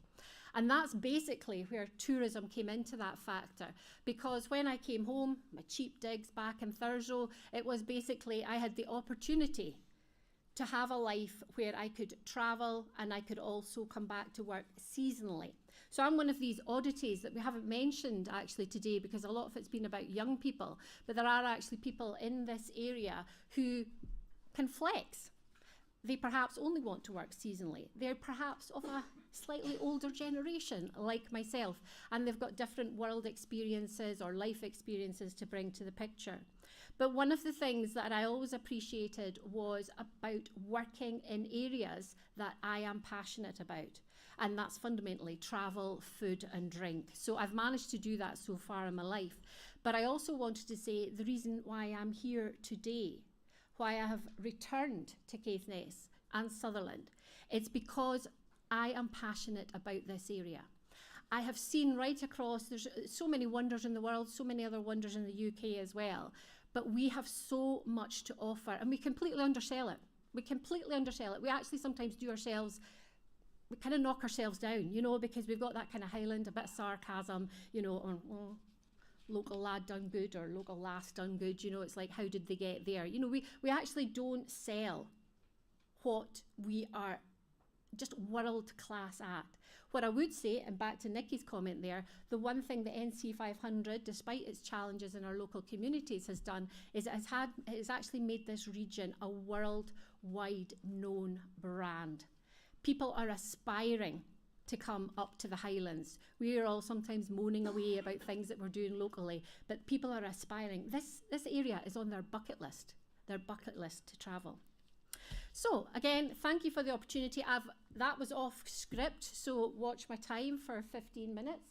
Venture North, destination management organisation for Caithness and Sutherland, and that's an important criteria because Venture North was first formed a fantastic volunteer business-led organisation, a cooperative, non-profit making in terms of businesses within the area trying to showcase Caithness and North Sutherland in those days, but in 2013.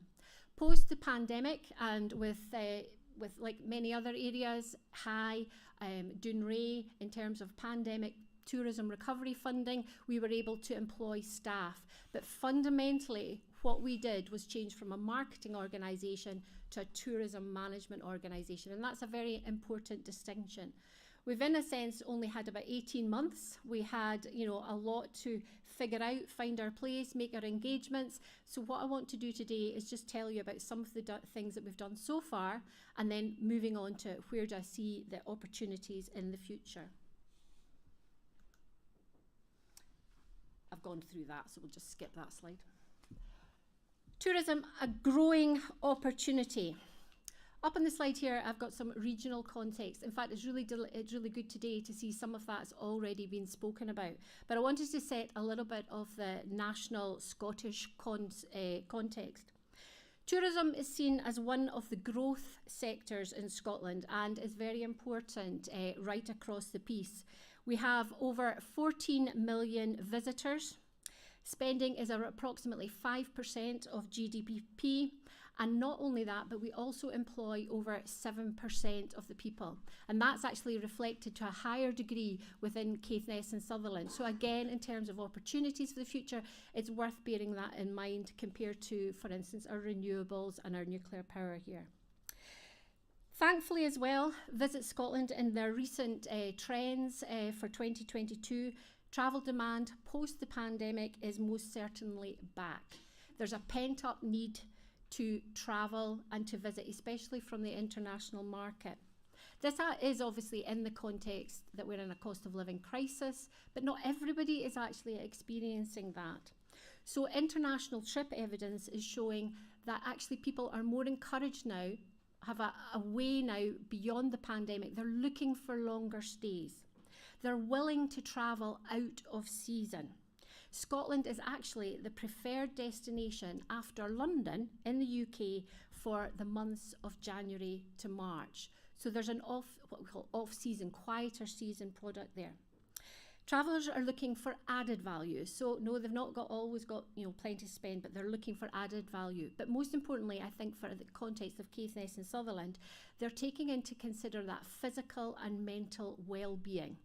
And you'll see on this slide when I talk a little bit about the work that we've been doing about space to breathe, that was fundamentally what we were trying to sell for Caithness and Sutherland. Very importantly, they are looking for sustainability. They are much more wanting a local, authentic experience and to spend their money locally. There's other trends. There's lots of these things going about, and you know, trends can change and strategy changes and things like that. But things like that, I think, really resonate for Caithness and Sutherland and the things that we are trying to drive, not only as businesses, but also most importantly for our local communities. So regionally, I'll have a look round here. Some of the numbers there, I've been told if I turn, oh no, I can see it down on the screen, yes, so we are. Unfortunately, I don't have my glasses to see that far, so I'll still have to, age comes with its joys. Attracted, no, I can see them, but I can't. Oh no, these are reading glasses for here. Thanks, Nikki. But it's okay, I can adjust. North Coast 500, looking at some of the stats there, what it achieved in its first year was phenomenal, and it is very much here to stay. One of the things that we have to be very conscious about in all our decisions, and it's about balance, and that balance between tourism and also that balance between our communities. And I think in our area that is something that we have to be very conscious of. And one of the things that we've set out as a destination management organisation from the very onset was to make sure we consulted with our communities. We actually went round about 13 towns and villages back in July 21. There was over about 150 consultations, 130 consultations, plus all our key stakeholders and things like that, because of some of the experiences of other areas. In our northwest, we have areas of that are impacted by over-tourism. We have a friend today in the audience, the impacts in terms of Isle of Skye. There are different things that impact, and we can learn lessons from that. So some of the areas that we're looking at opportunities in the future, and I'm really pleased because obviously some of that came out already today. We've got the Northwest Geopark. Now they were looking at their green recovery and finance and different models. From a tourism perspective, the elements, and we were part of that consultation, we're looking at things as, okay, tourism, what are the opportunities here? We have a massive natural capital, something that we need to protect. But what does that mean for the fact if we are very hopefully successful in gaining our UNESCO World Heritage status for the flow country as well? How can we maximise those opportunities? In terms of the flow country there, we would be viewing as, well, you're not wanting all the people to live in the middle of the flow country. What about the feeder towns? What about the places like Tongue? What about the places like Helmsdale and areas like that? What is it that we want to achieve with them? I'll not discuss too much about this because I've been given a 5-minute warning, shockingly, and I'm not only a third of the way through the presentation. In terms of our strategic aims, to be honest, if you look at the ones for Focus North, they're very, very similar, and that's what I took from that this morning. And we're all aiming for the same thing. Here, we're looking at the common good, and we're looking at all those different stakeholders, our key agencies, our businesses, but also our community development trusts and our Highland Club hub, all those kind of key partners. So what have we actually delivered in these last 18 months? Because as much as a strategy is important, it sets out your vision for the future, but we had a 3-year action plan, and this is the way that we've started to work. I'll let you read some of these because these slides they'll be sent on later here. But one of our main things was about reaching our local communities out in the west or rural locations. So we built what we call talking tourism.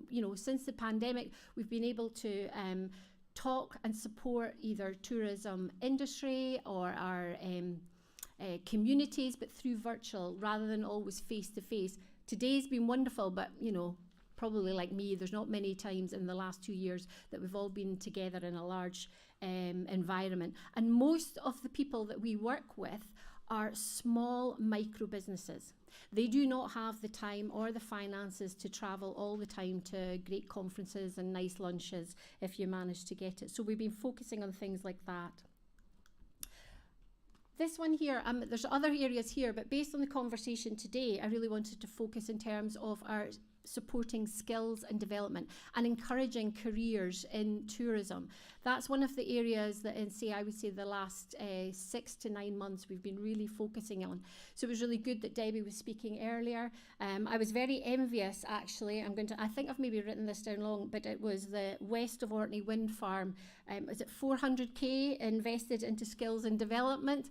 Let's just say we're a cooperative, a non-profit organisation, but what we can do, and similarly as Focus North, is bring the people together or have the voice of tourism to say, do you know, these are the kind of things we need to do in schools. This is how we could try and encourage people to come here. And even if they are actually going into careers in engineering or into Scottish renewables, for our young people, what resonated significantly today was their feeling of lack of confidence, their feelings of stress. Now, you know, I find that, you know, it was very enlightening.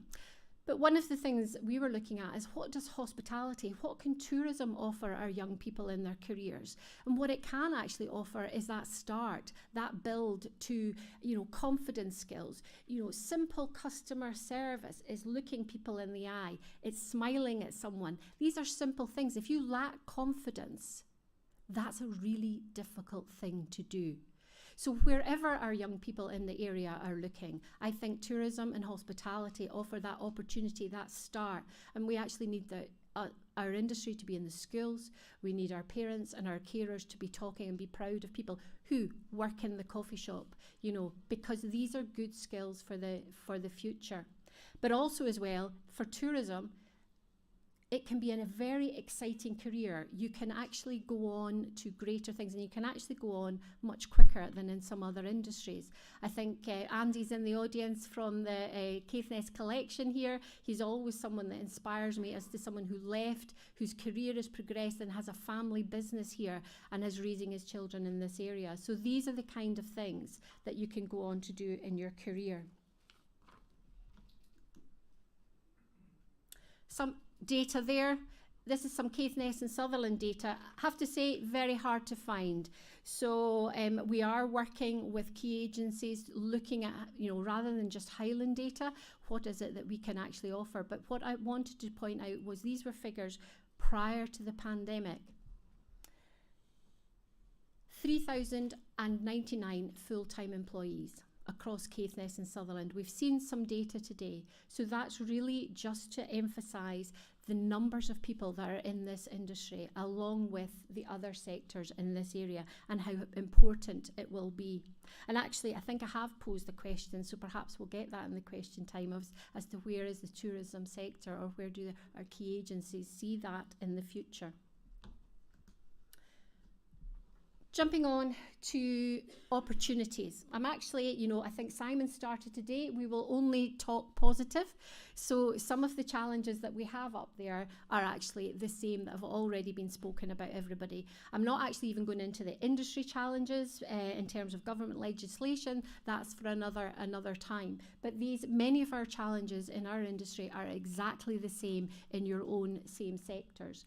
But looking at the kind of opportunities that we have, we were talking there in terms of the Sutherland Space Hub. That's actually an opportunity. It's also something that gives me a bit of concern, because over a period of time of exciting assessment, it's like, where will I find tourism accommodation there? Because we've obviously got construction and everything like that. So that could be a short-term thing. But if it is a short-term problem of accommodation, is it a long-term opportunity for people living in the area, looking for different things to do? But also, when we have thriving communities, when we have communities that have a wonderful place to live and work and enjoy, that's the kind of thing that visitors want to see. They want to come and visit. They want to be amongst communities who are proud of where they live and also proud of the opportunities that they have. I've also, for a little joke, I don't know if Ian's still in the audience, Ian Sinclair, but we were talking about food and drink trails, and I'm not too sure if many people are here from our new and emerging distilleries, again on the tourism trail. We have a couple, definitely some people here from visitor attractions and from our hotel industry. But I also had a little thing, because as I've already revealed, I have an engineering background on things of techie trails. So it's the fact is, you know, some people, like myself, can actually be very interested in visiting sites like in the past, Dounreay, offshore industry. We've got the Space Hub, rocket launches. Are there opportunities there? But what there is more is the fact that we have thriving communities and we've got a good place for people to work and to actually maximise on that. I'll leave you to read most of these. I think one of the things, or a couple of the ones that haven't really been spoken much about today, is the opportunities for agritourism. And that is in terms of our local, you know, whether it's farmers or crofters, looking at those sort of opportunities to put extra onto their business. And, you know, there are some emerging in the area, and that's definitely a growth sector for the future, and some for people to look out for in terms of extra funding that could possibly come along. I think mentioned earlier as well is we have the potential for, you know, a different cruise ship market in terms of the cruise ship sector. So that's a very exciting opportunity coming in the future as well. And hopefully in collaboration with the various, with the Harbour Trust and things like that, Ventures North will be able to support that. There's lots of opportunities, I would say, in the area. I think I'm going to hopefully finish on a final 2-minute video of someone you might recognise. But what I would say here is there is future. There is a future of opportunities. With opportunities and collaborations, that is very, very key. So basically, Venture North is basically all about Focus North.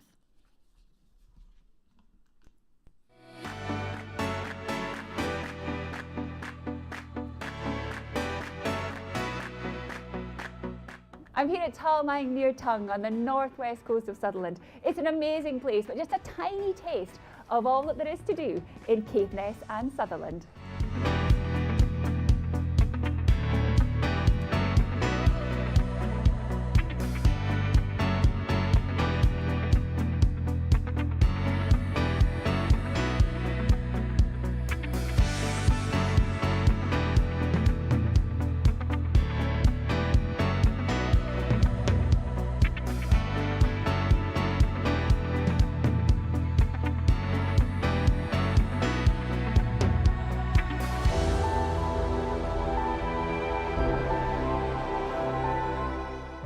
But if you want to slow down and take your time, we've got what you need here too.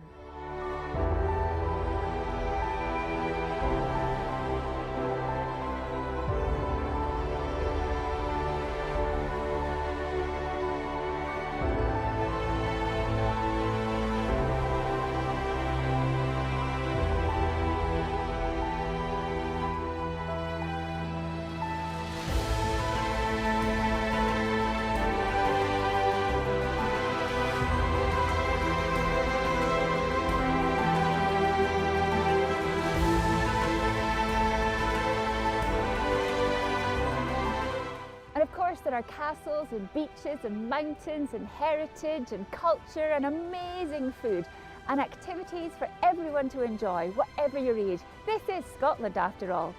But our secret ingredient is space. Space to just be, space to discover, space to enjoy.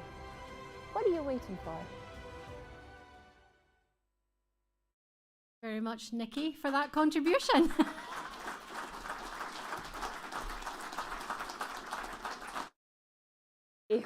Thank you, Kathy, and it was actually really nice to see that we did that shoot about almost exactly a year ago when I didn't realise that I had broken my shoulder in 5 places. So when we got an offshore wind, when we will stand up paddleboarding off Talween Beach, and I thought I was going to be stranded on the Skerries, it was a moment. What I love there is Kathy's positivity, looking for opportunities in challenge, and again, just so much potential here. Also stravaig, that is a word I don't think we use nearly often enough. Our final speaker today is from Jacobs, a global organisation who have experience in doing exactly what we are doing here today. One of their straplines is, across the world, we're continually challenging today to reinvent tomorrow. And that is what we've been doing since 10 o'clock this morning, looking at what we have here, asking how we would like the future to be, and hopefully working together to get there, not just talking about it, working. I'm really excited to hear from our final speaker. A warm welcome, please, for Jacobs Director of Smart Places, Dr. Rick Robinson. Here he is. Thank you. Good afternoon, everyone, and just a quick word of thanks to Cathy in her previous life for the bottle of Lagavulin 21-year-old I bought in the noughties and then cracked open the night my son was born. I hope you enjoyed the gesture, as it sells for £4,500 second hand these days. If only I bought 2 bottles. I'm here today just to talk a little bit about Jacob's presence here in the region and some work we're doing for Focus North and some possibilities we see for the region, perhaps by comparing it to some of the other places that we work. I think both Peter and Simon talked this morning about change and about a once-in-a-lifetime opportunity. I think at the moment we're seeing the sort of middle of a once-in-a-lifetime change that really accelerated in the mid-noughties in digitalisation. In the mid-noughties, my job was to evangelise the role of social media to banks and insurers and supermarkets. Most of them laughed me out of the room and told me not to waste their time with such trivia. 10 years after that, and after particularly the launch of the iPhone with the always-on connection, the touch screen, the App Store full of social media apps, 7 of the most valuable private sector companies in the world were technology businesses who built their business models on those technologies, collectively worth 10% of global GDP.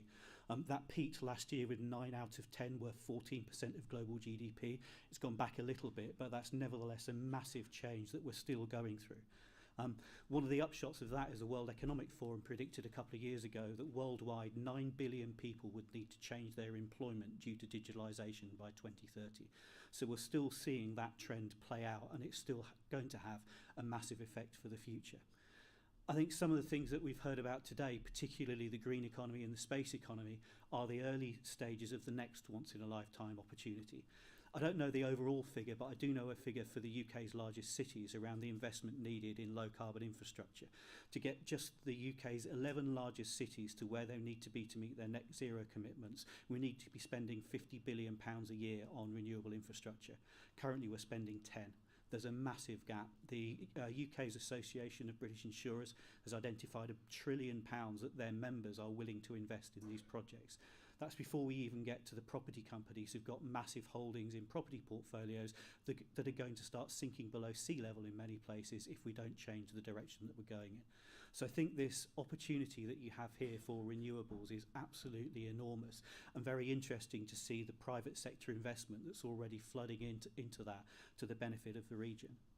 And then, of course, there's the space industry. I have to say, I was 7 when the first Star Wars film came out. I was an absolutely space-mad child.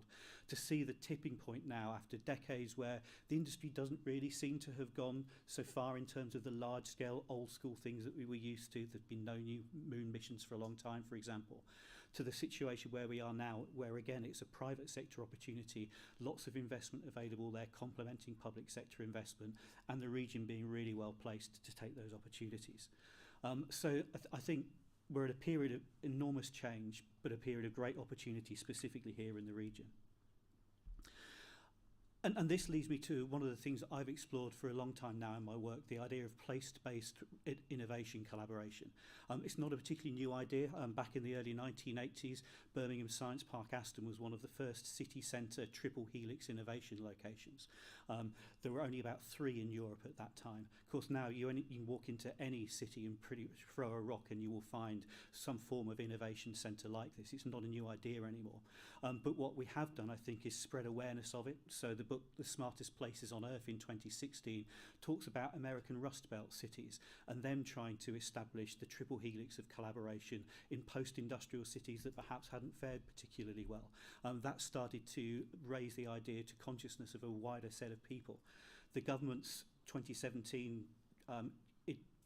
industrial strategy, the first one the UK had for as long as anyone could remember, highlighted this idea again of place-based collaboration. Lots of people, of course, have been doing this for quite a long time anyway, but this was kind of the mainstream, picking up on the idea that it's important. As digitalisation and automation increase the speed at which any competitive advantage gets eroded away and commoditised, we keep needing to reinvent what we're doing. And the raw truth is that in a world this complex, no one organisation can take the full cost and risk of that continual evolution itself. For 3 years, I was a innovation director for a company called Amy, which many of you will recognise. A very low margin company in infrastructure maintenance, public sector outsourcing. We couldn't afford our own research and development budget, so we collaborated through bodies like Innovate UK, through universities, through SMEs, etc., and drove our innovation programme that way. And they're not just city-based anymore. That's often been the focus of this, but a good example of one that's absolutely not city-based is the Essex-Hertfordshire Digital Innovation Zone. This is a collaboration of 7 district and borough councils split between West Essex and East Hertfordshire. Yes, I'm getting that the right way around. Combating the fact they don't have a big urban centre. They're not a county council. London, not very far away, attracts an awful lot of the investment. How do they get the infrastructure they need, the fibre connectivity they need, the 5G connectivity they need? They've made great progress recently winning support from DCMS to explore that latter, working together between the local authorities, the businesses, the educational establishments, etc. And just as here, they sit in a complex picture of national, regional and county governments for none of whom are they the sole focus, and then the individual communities that they're part of. Broxbourne is very different from Harlow, is very different from other areas. So I think there's a real similarity here between what the Essex-Hertfordshire DIS have done and what Focus North is doing. And then there are some things moving on. Very interesting report in 2019 for Connected Places Catapult, which I'll come back to, on how these things work. And then national programmes such as the Scotland 5G Centre, whose networks of 5G Connect Innovation Hubs we've helped them with rolling out. And interesting, I think, here to see one of the pieces in the survey Peter reported this morning, that 51% of people see that place-based decision-making is a significant opportunity. I think that's exactly what this is about. One of the things that we talked about post-COVID was the challenge that COVID had given us to innovating, because we couldn't get together around the water cooler anymore. We couldn't get together in the cafeteria. It wasn't such a thing going back to cafes. Everyone tells a story of how the Lloyd's insurance market formed out of Lloyd's coffee shop, which started in the 17th century. Goodness me, yes, they're important, but don't we have some new ideas now? Cafe was first recorded in 1475. It was the industrial philanthropists of the 19th century who started the canteens. We've had the water cooler since 1906. I'd argue that since the noughties and the invention of social media, we've been inventing new ways to collaborate at a faster rate than any time in previously recorded history. I've personally had some amazing experiences in my life formed around writing a blog. I met some of the people in the IT industry who are absolute idols of mine since I've been in it. I'd never have encountered them through those old school ideas. So yes, they're all important. Events like this are really important. But for a regional focus, there's lots we can do through online collaboration as well, and you can engineer serendipity online too. And that sort of leads to the wider post-COVID thought about how a region like this might work and attract the people it needs with the skills it needs to take the jobs that it needs. We've all really changed the way we make decisions around where we live, how we travel. I first started work for IBM full-time in 1997. I worked for them as a pre-university student in 1990. We had global online instant messaging in 1990 in IBM. We worked remotely all the time. I had managers in New York and in Winchester. I lived in Birmingham. My team was in Spain and France. We all collaborated together. I then went to work for engineering companies pre-COVID, and my travel went through the roof because everything was done face-to-face. We've learned since that we have choices about those things, and we can choose to live in a place for the life experience and the culture and the environment, not just because we feel we need to. And I think that gives places like this real opportunity. And actually, it's not just how you could market yourself here. The bottom two pictures are local to the Caithness and Sutherland region. It's how Birmingham market itself. The Lickey Hills is how the Longbridge redevelopment marketed itself to Chinese companies. That's Moseley Bog, about a mile down the road from me, where Tolkien was inspired to write about the Shire. All part of Birmingham, which is the greenest city in Europe. So if cities can do it, surely an area like this, with the best surfing in the world, in the UK, which Birmingham certainly doesn't have, on your doorstep. So I mentioned the Connected Places Catapult report. We've kind of taken that and adapted some of their work to take a look at this region. So the diagram on the left, about 2/3 of it comes from the Catapult report, and what they've done is look at the different types of region and innovation location that have succeeded around the world. There's a lot that are focused around central business districts, a lot that are focused around transport hubs such as King's Cross in London. There are some regional transport corridors such as the London-Cambridge corridor. I think what we've seen is the emergence as well as more broadly distributed regional collaborations. West Midlands 5G is a good example. This was the result of the DCMS Urban Connected Communities Demonstrator Programme, which awarded £50 million to one place to demonstrate the benefits of 5G in urban settings. But they wanted it to go to a region, not to a city. The West Midlands put together a really astute bid with great commercial support, great political championing across all of the cities of the West Midlands, and took that to DCMS. The West Midlands has very rarely benefited from that sort of investment from central government because the local authorities there don't have a good track record of collaborating. But by collaborating more broadly and taking a really compelling bid, we managed to win it, and that's to the benefit of the region. The Essex-Hertfordshire Digital Innovation Zone, example I've already covered, you can see a little map of them there. They've made some great progress too, and I think the Scotland 5G Centre is an interesting example of a national programme where, as well as establishing the specific hubs that they've got, they're looking at how do they support the broader Scottish economy in general. And again, it's a real triple helix play: public sector, private sector, academia. And if we look a little bit at some of the critical success factors that are in the report or that we can identify looking more broadly from regional factors, you can see some shifts. You can see some shifts from being based around a large city to be based around a polycentric area, which often has more modest urban settlements, not necessarily large ones. There's a shift from getting the synergies through critical mass to getting the synergies through regional collaboration. Look what we've just seen from UHI, for example, around collaborating between their different colleges based in different areas, but whom there's every reason can work together to share their capabilities. There's a great book about the digital economy called The Second Machine Age by two MIT economists. One of the stories they tell is from a world-class artificial intelligence degree course taught by one of the main universities in California, one of the big global ones. About 120 people took the course in person, 1,000 people took the course online. The highest ranking person who, in terms of end result, who took the course in person was ranked about 123rd. So 122 people who took the course online did better than everybody who did the course in person. That's, again, not to say that in-person is a bad thing. It's just to emphasise that you can use technology to collaborate at broader scale and to be really effective in doing it. Another shift that's also a similarity is around quality of place, but a shift from quality of place from urban characteristics to environmental characteristics and lifestyle. And I think that's something that comes across very clearly here. What don't change? Clear focus, branding, which we see all around us today. It's great to see. The triple helix collaboration, which we've also got in the room here: public, private, academic. I think particularly important is coordination between the anchor institutions, whether that's governance, education or private sector, and the supply chain. And again, that's come out really strongly in a lot of the presentations here, particularly struck me from the presentations about the Pentland wind farm and the West Orkney wind farm, if I'm remembering the name right. And then finally, the attraction of regional, national and private sector investment.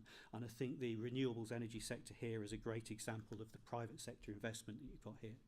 So, Jacobs, we've been here in the region a long time. We've had an office in Scrabster for 20 years, done a lot of work to support Dounreay and the decommissioning there.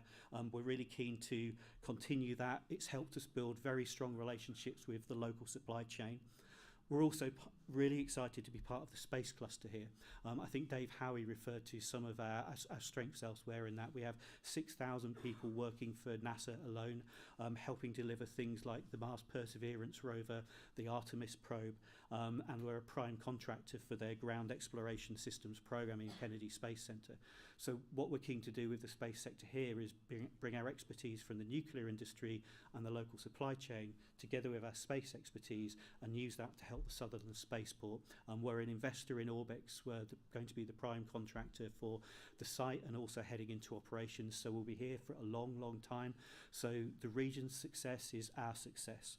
And what we're really keen to do is work with Focus North. We've worked to work with all of you to make sure that over that long term, our activities here and the things that we can do in terms of working with local businesses and the supply chain and give back to the community are synergistic with what others here are looking to do, so that we get the most effective result for the community as a whole. It's very similar to what we're doing around our work in around Sellafield, where we are helping to engage businesses with primary schools. We're working with the West Cumbria Exchange to do matchmaking between what local communities need and what businesses are able to do. So we think there are great opportunities here for the region, both in terms of what we know here locally, what we think we could possibly bring in from where we've worked with other regional collaborations in the past.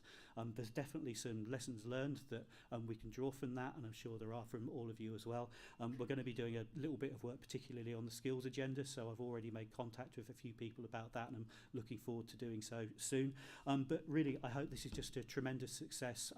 Very grateful to have had the opportunity to join you and speak to you a little bit, and looking forward to working with you all going forward. So thank you very much. Thank you.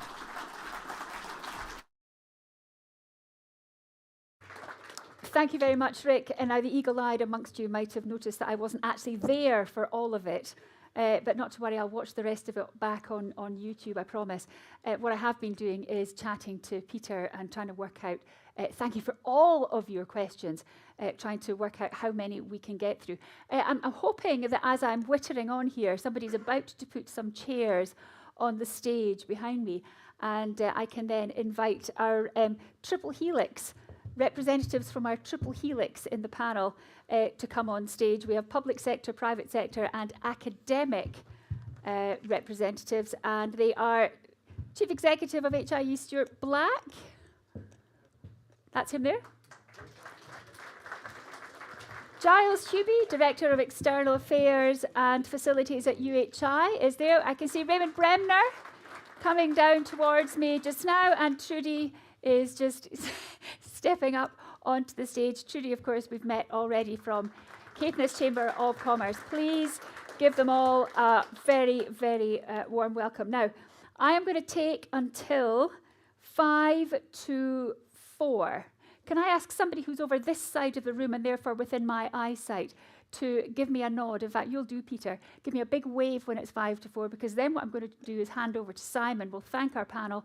I'll hand over to Simon for a quick wrap up, and then we'll say a thank you and let you all go as close to 4 o'clock as we possibly can. I'm going to start with one question, and I'm going to very, very quickly ask each of the panel members to go through this. You've all got microphones, hold them up nice and close to your chins. That's lovely. Thank you, Raymond, for demonstrating that. What one thing, and this is magic wand stuff, what one thing would you like to see or would you like to have happen that we don't currently have here? What one thing would you really like that would make the biggest impact? Not just for your sector or for where you're sitting, but for the whole of the region, given that we're all now together focusing north. And Stuart Black, I'm going to go for you first, because you said, what question are we going to ask you all? And I told you, and I meant to get to everyone else to give them the same opportunity, and I just was hijacked. Stuart, one thing. Well, firstly, thanks for inviting me along today, and I've really enjoyed the event. It's been excellent to be with you all. I think the one thing we need is more confidence. I think confidence is what we need, and it's interesting that that came through in the surveys, didn't it, from young people and from the community. I think we need more confidence. The world of the North Islands is full of opportunity. Look at what we've heard today. So we need more confidence in the future. That's my one thing that's missing. Lovely. Thanks. Okay, so magic wand, if I had it, I would wave it and I would give us all a little more confidence. Giles. This is going to sound really dull, because I come at this as an engineer. No, I don't work for the council. Would you not stop this with the engineers are dull nonsense? So I come at this as an engineer, but and it ties into Stuart's point on confidence. But one of the things that is stopping us moving forward in so many ways in lots of places is we need the hard data on the types of jobs and how many and when in all these different opportunities we've got. So we've got all these future opportunities, and it's fantastic, and I can't wait to see it happen. And we're worried about skills and things like that, but we can put the people in place.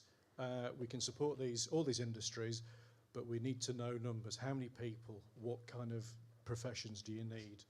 What time scale? Because at the moment the education sector can't work out what to do, and the industry sectors can't work out when they're going to take these people in. And with your UHI hat on, of course, you can't then put the courses in place which will take these young people out of schools and attract people from other regions to come to learn here, because they then know that there will be a beautiful stream into the employment that they're looking for.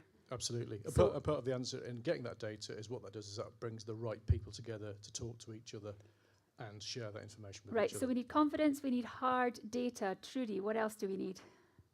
Well, I could be quite controversial, but It's never stopped you before. Be controversial, Trudy. If you can't be controversial amongst friends, when can you?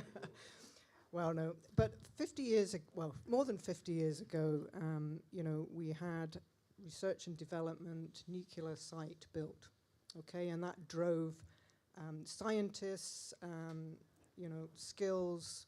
Thurso was developed off the back of that. To me, we need something where this is the only place that it can be done. We need something to, something. I'm talking because you're talking about waving a magic wand. Yeah, So yeah. we need something that will drive people here. This is the place to be, that you can do that. I always think of an example of the NHS. There's specialisms in the NHS around the country. Somewhere where this is the only place that, these high-powered people, surgeons or whatever, if we want to go down the NHS route, have to come to do their CPD. So I'm thinking floating wind farm is a good start. I'm also thinking space hub might be another. Yep, it could well be, but we need, it needs to be a big hook, I think. So we want another Doonray, effectively, but without, yeah. Yeah. Well, we all know what I mean by that. Well, I think most of the community would probably want another Doonray, but yeah. Right, probably. Okay. Let's leave that there. And I'm going to let Raven... I thought you said you weren't going to be controversial. I'm going to get Raymond rescue you. Tell it how it is. That's what I invited you to do. Raymond, one Did thing. you say tell it how it is? Yeah. Okay. Come on.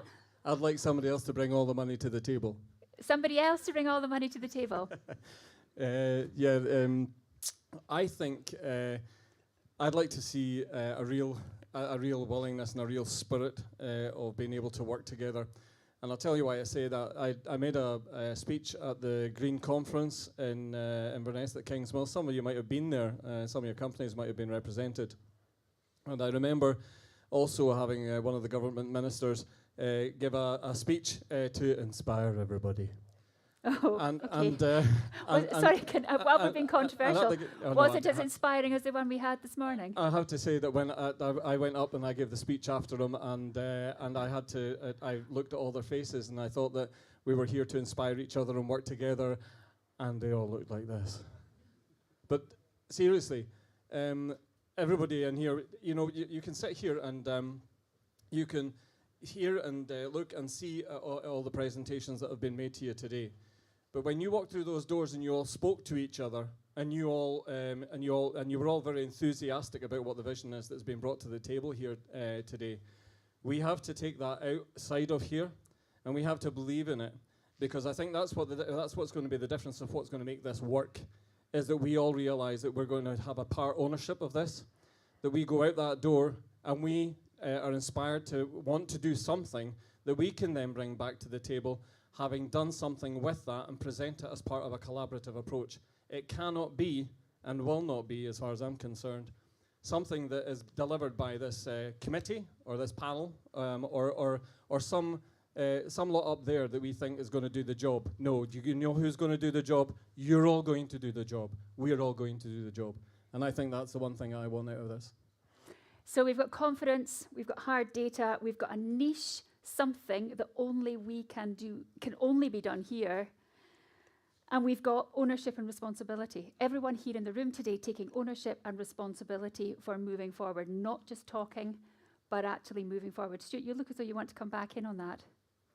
I think there's lots of collaboration already. That was the point I was going to make around collaboration. I think we've got lots of collaboration happening. It's probably just making it happen faster and more effectively. I think that's what's needed. Thanks. Okay, thank you.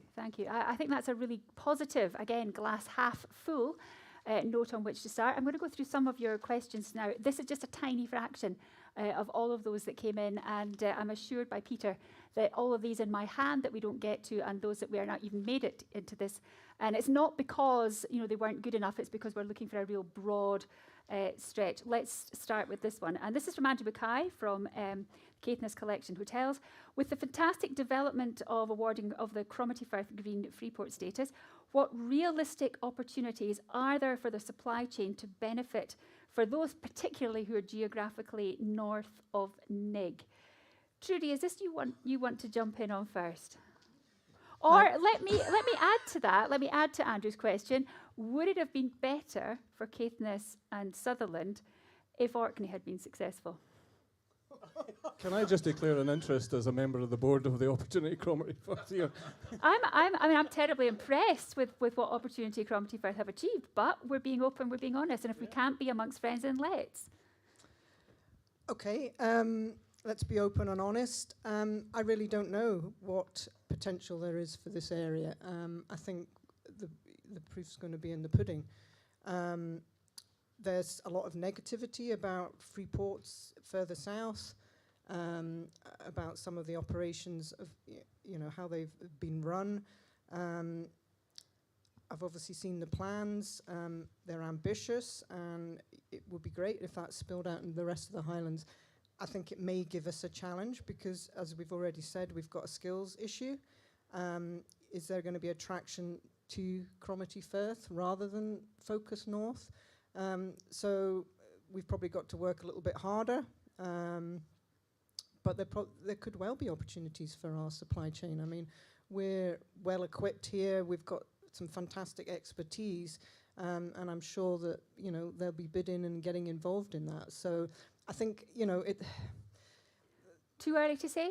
Yeah, I think so. And I think we've got to work as a community and a supply chain, and to try and capture what opportunities there are, but also to make sure and mitigate any risks to this area, and if we're looking at skills, then we have to be cognizant of the fact that they'll be looking for skills as well. So, I think we'd and mentioning brief. skills, I'll bring you on this, Giles, because my understanding from before the win was announced, if we can call it a win, is that there is going to be some money that will be ring-fenced and that will come to UHI in order to help meet the skills deficiency that there currently is.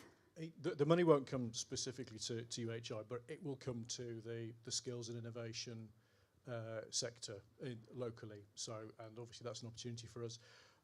I've kind of got a bit of a vested interest in the Freeport as well, because I was part of a large team, but I was part of the team that wrote the bid. Yep. So I personally was delighted to see it succeed from that point of view for Inverness and Cromarty Firth. But having worked with that team for 2 years, it was being worked on as a opportunity for the Highlands. It wasn't being worked on as this is fantastic for us if we win. It was being worked on as an opportunity for the entire Highlands. Clearly, the centre of gravity is going to be in that region, in terms of the inward investment and the companies that are going to work in there. And yes, they are going to need a bigger workforce, and that's going to need a lot of upskilling, reskilling, training, academic courses, and so on. So there's huge growth there, but they're going to be doing some things the same as up here, and they're going to be doing some different things to what we're doing up here. And I think the overall growth there is going to complement what we're trying to do here. It's going to complement the kinds of skills we want to grow here. So actually, there's an opportunity, and it's coming back a little bit to what Rick was talking about earlier. There's an opportunity here for us not to see it as a threat, but to see it as an opportunity. And how do we collaborate with those guys? How do we work together for mutual benefit? Because we've seen the scale of ScotWind this morning. We've seen the scale of hydrogen opportunity that's coming out of this. It's ginormous. This is a massive pie. So actually, what we have to do is we have to get around the table with the Freeport Consortium and go, you're going to be doing some things locally, and that's great, and we get it. But how do we help you, and how does that help us? There's mutual benefit for everyone here. I'm convinced of it. It's such an enormous opportunity. Thank you for that. Raymond, you want to come in. Of course, you do have, Highland Council are one of the major partners in the consortium. And I think HIE are as well, yeah. Well, I think with HIE, the poor HIE were torn between a rock and a hard place because they had two bids in, and And we know that secretly they supported our one the best. But the secret's out. they're going to come to you next. The one thing I would like to say though is, yeah, I absolutely, obviously I'm going to share what you've just said there just now, especially when you've been part of the promotion of trying to attract the bid to the North Highlands. If it didn't come to the Highlands, it would have gone somewhere else. Yeah. Okay. So, and any sort of benefit that can bring to the Highlands that we can get again for, not just in Caithness, not just in Sutherland, but also in Wester Ross. There are some folks here from the West Coast as well. So, there are some folks here who, as you were saying there just now, who were involved in the bid and involved in submitting that bid. And they're here in Caithness promoting Caithness Today and Focus North. Yeah. Let's be under no illusion. Opportunity Cromarty Firth was written with not to be displacing skill and to be displacing learning and to be displacing training in the Highlands. It was we saw it as a clear vision to be able to attract skill that we don't have in the Highlands to the Highlands, to be able to provide them infrastructure and housing, and with the benefit that comes with the free port, how we can use that to be able to boost our infrastructure. And we're going to have to find innovative ways to be able to do that going forward in the future, because it's going to be more difficult as the years go on.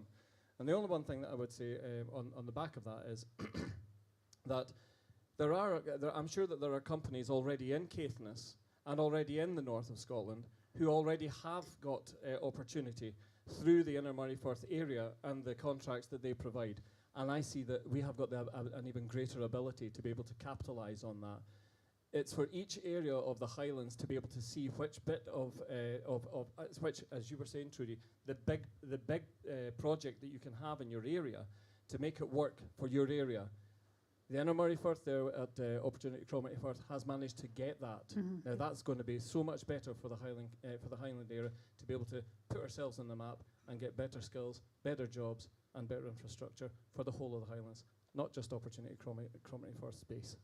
And just before I come to you, Stuart, I'm going to ask if Trudy, if you're in any way reassured by that, because it is still going to be a have to let's see, because we're at such an early stage. I don't know of any timescales or anything yet. It will be a long time. Yeah, I get what these guys are saying, but yeah, I think it's still too early days. You know, we've had what were they called, investment zones or whatever they were before in a different iteration some time back, and they just didn't work. And again, they were driving certain incentives.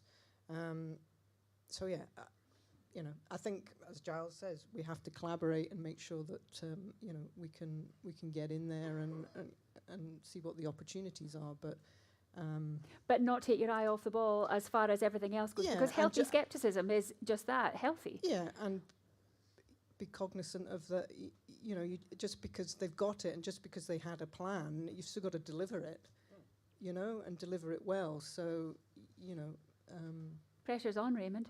Yeah. Stuart. If I can come back on that, there is a learning process here. You mentioned about the free ports in other areas where there's been scepticism. That scepticism is well noted, and we can learn from the free ports in other areas to see how we can better that. That's what I think is really good about our opportunity. And also, with the Chambers of Commerce, you have more than one Chamber of Commerce that will represent more than one area. So the consideration of the Caithness Chamber of Commerce may be totally different from the Inverness Chamber of Commerce, and we have heard what his considerations are, and the same with Loch Aber. So it's being able to see what you can get out of it for your area, even though it might be 100 miles away. Without necessarily all falling out over it, but working collaboratively together so that all ships will rise. Stuart? Yes, we did support both bids. So we supported the Inverness and Opportunity Cromarty Firth and the Orkney bid. The Orkney bid was very different. It was focused around research and development and innovation, and we heard about the Future Fuels Hub this morning. The Cromarty bid was much more focused around manufacturing, and indeed the studies showed that the best place in the UK, the whole of the UK, for offshore floating wind manufacturing is actually around the Cromarty Firth because of the water depth and the so we're back to geography again, aren't we? Geography matters, and I can say that as a geographer. And it does make it fundamentally important that the whole Highlands and Islands benefits from that. And I think a bit like Focus North, what the winning of that bid does is it does focus attention on the Highlands and on the north of Scotland, and as is seen as an important location for the green free ports. And some of the concerns around fair work and things like that are all part, making sure that it's fair work compliant is all part of the Scottish green free ports. So Absolutely, we're delighted yeah. to get one. Orkney actually congratulated Opportunity Cromarty Firth on winning the bid. And we want to make sure as HIE that the benefits are spread right across the region, and certainly right on the doorstep here in Caithness is very much part of that, spreading the benefits. Thank you very much. Andrew, wherever you are, thank you very much for that question. You've taken up practically all of our question time, but I think there's a lot. I think there's a lot in that, and I hope it answered your question to a certain extent, which is basically it's too soon to know, but hopefully we'll all rise together. We have a question now from Eileen Bryant.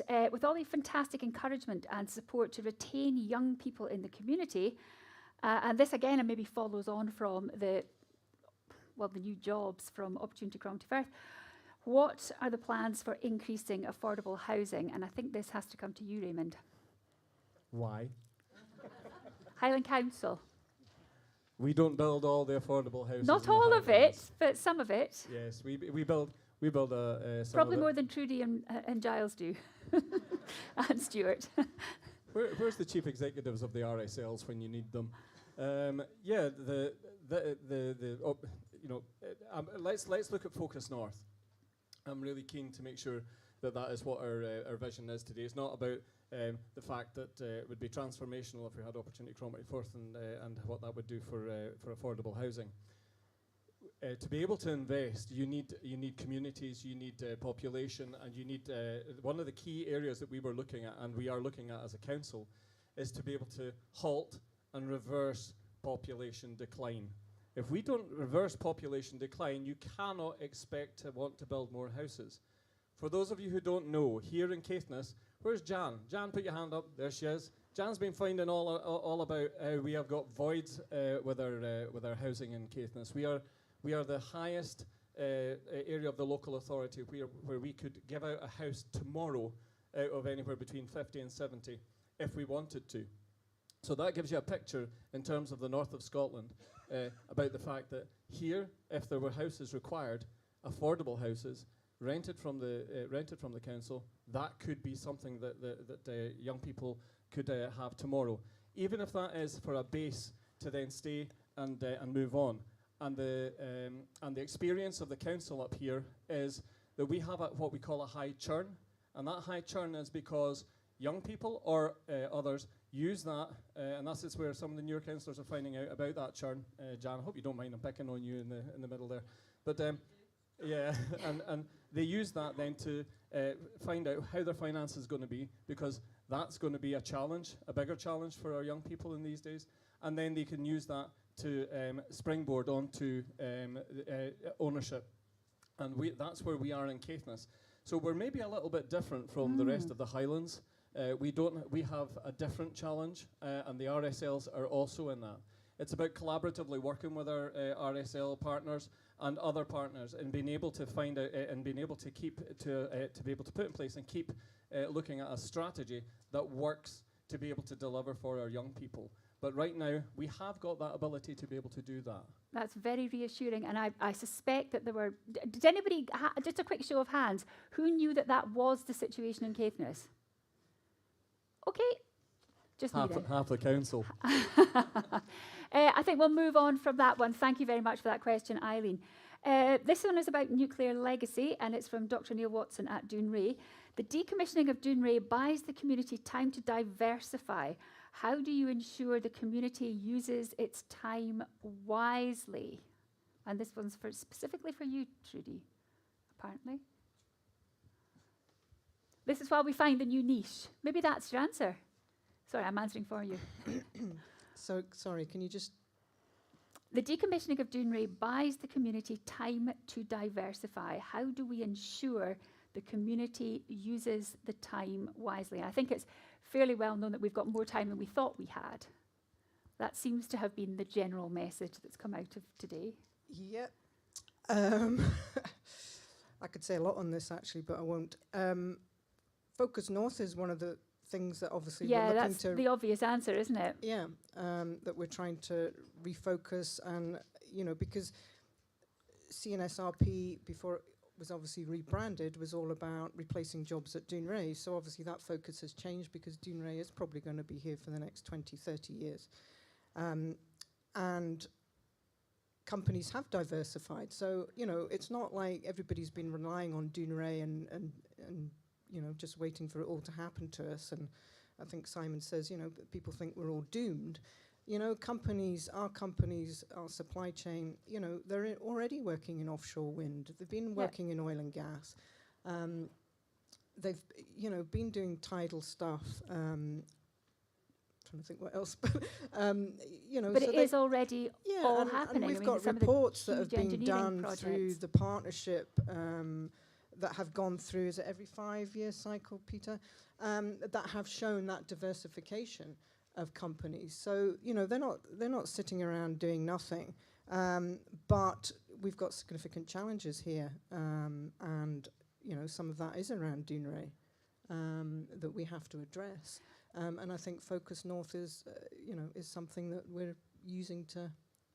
So this, I mean, today, refocus. Today and this refocus is a huge part of the answer, I think. Stuart? Yes, I agree with that. I think the important point is to look at the new sectors that are coming along, also the existing sectors like tourism, food and drink, great businesses here in those sectors. So it's looking to make sure that young people in particular are aware of the opportunities. And then back to Giles' point, we need to make sure that there's a supply of skilled labour coming into them. Just on housing, one point, the Space Hub Sutherland project will obviously create a lot of jobs in quite a remote, fragile community. So there is a lot of work going on, a master plan there to look at housing and infrastructure that will meet the needs of not just Space Hub, but also other projects that are happening in that area. Great. Okay, I'm going to move on because we've just got about 3 or 4 minutes left. Oh my goodness, that's a huge, long question. It's more about affordable housing. Sorry. Right, this one is from Willie Mackay, Highland Councillor. One of the surveys revealed today was that 27% of our students after their studies want apprenticeships as electricians, plumbers, builders, decorators, etc. These are and have been for generations our traditional trades, but opportunities for them to be realised are limited. What can Focus North do to encourage local businesses, companies and trades to offer these students traditional opportunities? Giles? Right. You can all answer that one. Right. Keep it brief. Trudy first. Okay, well, we need to create those opportunities. We need to up the number of apprentices that we're taking into the area across all trades and all disciplines, really, and hopefully create jobs for them. But there's other things that we need to fix alongside that. And encouraging local businesses to offer these apprenticeships? I mean, is there a disconnect between what is available in terms of, you know, funding to companies to take up or to offer apprenticeships and that actually happening? Companies we manage the Caithness Business Fund, which gives out grants to companies to when they're taking on apprenticeships through the modern apprenticeship scheme and things like that UHI are delivering. In the last 12 to 18 months, we've had an agricultural engineer being taken on.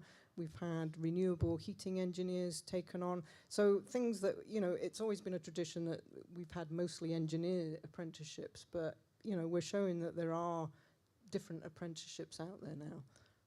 But we have to create an economy and a landscape here that companies have the confidence to take on apprentices, that they're not going to lose them. Back to confidence again. Giles? Yeah, just to follow on that, we from some of the data that's come out this morning, I'm back to data again, some of the presentations we had this morning about the survey feedback, I think colleagues at UHI North Highland and UHI were looking at that data and thinking, right, okay, some of that's not actually correct, however, that's what people think. And we recognise we've got to do a better job of getting the message out there. So on the apprentices side, that's where we've probably got to do a better job of getting the information out to all the employers who might potentially be considering dipping their toe in having an apprentice and are worried about the costs involved, they're worried about the bureaucracy involved and things like that, and we can help them through that process. So we can probably do more to encourage more people to to take on apprentices and send them through the college and so on, or whichever route they go through. And it's to bridge that gap between perception and reality. Absolutely. Yeah. But the second thing is Scottish Government needs to put more funding into apprentices because they're putting it down. Right. Somebody make a note of that and let Michael Matheson know. Duly noted. Yep. Okay. Thank you for that, Raymond. You wanted to come in very, very briefly on that, Stuart? It was just the role of Skills Development Scotland in funding the apprentices, and I know there are colleagues here from SDS. Great. I think they've said everything. I've got the bit that he said where I've got to go talk to government. Got to go talk to the government. On that note, ladies and gentlemen, we will leave this because we literally have 5 minutes left before I promised we would wrap up at 4 o'clock, and I really would like to do that so you can all get on with the rest of your lives. Please thank our panel, Stuart, Giles, Trudy and Raymond. Thank you. And I don't really want to talk for them, but it may well be that they will be able to lurk around for a little while longer. I don't know if the kettle is still on, but with any luck it might be. And if you want to catch them on a one-to-one basis, then please do so. We are just going to take a few minutes to wrap up, and I would very much like to invite... Simon, thank you. Very much like to invite Simon, just to write him off, to say a few words. Please, Simon again. Hi, everybody. This isn't easy, by the way. If it was easy, we'd have gotten on with it right now and sorted everything out, and you'll all be very happy, etc. Difficult environment, difficult number of problems, massive opportunity. Who's going to make a difference? We are. All right. A couple of questions there, not to pick on them at all, because they're good questions. One from Willie Mackay, one from Niall Watson as well. Willie's a councillor, Niall's Doon Ray. Remember, your organisations are part of Focus North, okay? So help them understand what's needed here on the way through. Okay, as particularly at Doon Ray, large workforce there as well. Please, Niall, with your workforce and your trade union, fantastic trade union colleagues, get the message across, because some organise have a habit of self-referencing sometimes. Look up and out, there's a lot of opportunity out there. So it's really important. Okay, so I'll just mention a few things, just I picked up and then wrap up the whole thing. And give you a few messages to go away with. But first on skills. It's not lack of jobs, it's lack of skills. So let's do the best we can to try to make most of that on the way through. So we've got to work together on those skill sets. There's no easy answer. It's number 1 on the risk register at Focus North. It's being led by Trudy Morris. There are 3 to 5 strands going to come out of this whole thing here as well. Everybody's short of skills, so why would all the partners work separately? Why not work together? Because you all need similar skills, some need particularly specialist skills like Doon Ray, etc. But what we're going to do to increase the gene pool in this area, we can grow them ourselves, we can get them in. Okay, but we need to increase the gene pool. We do that, not Peter sitting down there with Kathy helping out, etc. We do that. Okay. Second one is tourism. I thrashed myself roundly at lunchtime when I realised, pointed out by Nature Scott, quite rightly so, thank you very much indeed, I missed tourism off one of the master plan slides. It's in the master plan. Please have a look at the master plan, feedback to it. It should have been on there. You know we're interested in it because you heard Kathy talking about it this afternoon in this fantastic presentation. And just to say, and to reinforce, I think a lot of where Niall is coming from here as well, these opportunities we're talking about today, some of them are fleeting. You've got to grasp them now. Let's not get sucked into the habit that Doon Ray might be here a bit longer, and therefore it's all nice and comfortable, and we don't take the efforts to make the effort to grasp the opportunities now. We've got to grasp them, okay? We have got to grasp them, okay? So, I don't know if I've got a slide on here, are we? One of my slides at the end? No, the last one didn't get it. Doesn't make a difference. Okay, so I could talk a lot, it's okay. So, please remember, this region at the centre of future opportunities. Geography counts. Focus on the north. Don't focus on the south. Opportunities here. It's not down south. There are histories guys down there. Get the guys down south to focus on the north. This is where it all sits. And it can't move because geography doesn't move. Well, not in the next millennia probably anyway. Let's make the past benefit our future. Just don't live in what we used to do. Look at how we can adapt to what we're doing today for the future. So, go out there. Be bold. Tell your friends, families, constituents, everyone. Okay, this is a land of opportunity up here. If some kids go south, that's great. We want a churn of people, etc. Hopefully some of them come back. But more importantly, I hope we get new generation, new blood into the area as well. Be positive. If we are not positive, do not expect anybody around you to be positive as well. So all of you, we are the positive ones on the way through. It's not Peter, it's not Kathy, it's not me, it's not just the partners, it's everybody in the area needs to do it. Need to work together. Do not sit on the sidelines. Okay. If you want to say something, please come and tell us about it. Talk to us about it. Feedback to us about it, etc. You are part of Focus North, just about most of you in this room. Combined, coordinated local action makes the difference here. So, just a few things to think about on the way through. The hard work starts here. Focus North now have got to produce a deliverable program, which has got proper actions on it, it's got deliverables on it, that when it produced, you in the audience here and all the general public can see it's a tangible benefit to the region. That is a hard challenge on the way through. That will be published. So every year, you'll get the view of it saying, well, how did you do? To do that, we need key performance indicators and milestones. Everyone else in the room here, I've not heard any dissent, so I presume you all agree what we just said today. So I'm going to assume you agree, and I'm then going to say, get out there and promote it. Be positive. Please don't be negative. If you are, and I hear about it, we'll send the boys around. Okay. Constructive criticism, please. Feedback. Talk to us. Okay. But I think Kathy mentioned it. You are the ambassadors for the area. Not just me, not just Peter, Kathy, and the rest of the partners. You are. Sell the region. If you don't sell it, who the hell else is? So please do that. And for all of us together, when it comes up to what we're up to here, it's just massively important that we always talk about the positive first. Okay, don't start on negative. Well, of course, we used to have nuclear, but it's all gone down. And therefore, we've got a few of these other things going on. Start on the positive. We've got these massive numbers of opportunity, and Doom Raid's still here, and we can move on to the future in a confident way. Please, it's so important. You won't believe. You know, no idea who's listening to you when you're talking about it. So, my last bit is to say thank you. And number one, thank you for you all, particularly attending today. Please spread the word. It's so important.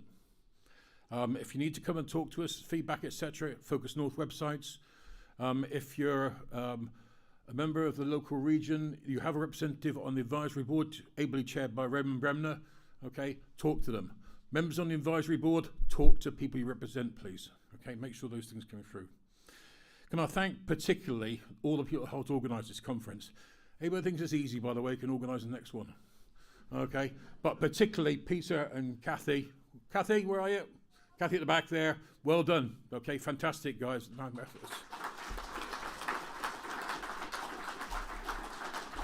And can I also thank the wonderful Nikki Marr, who's been fantastic putting this all together as well. Well done, you.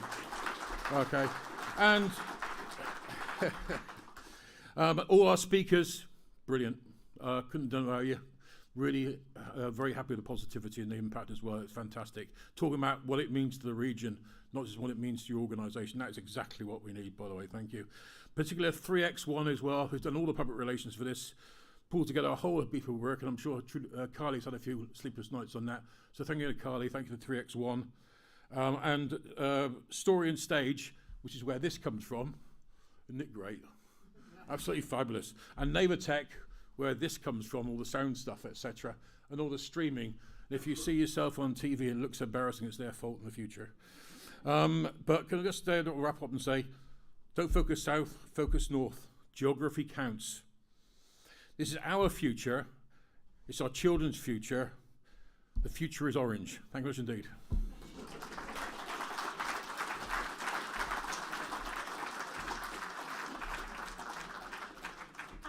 Just jump up with a very, very quick reminder that everything is going to be collated and collaborated and shared. So please check out the Focus North website. Check out YouTube if you want to see it all again, which I absolutely know that you're going to do. And a personal thanks to all the speakers and the panelists from me for allowing me to pretty well close us to time. It is 4:04, ladies and gentlemen. Thank you for being absolutely fabulous, for being here, for creating such wonderful energy. Now go forth and do everything that Simon has told you to do. Safe journey home, and I can't wait to see where this takes us. Bye-bye now.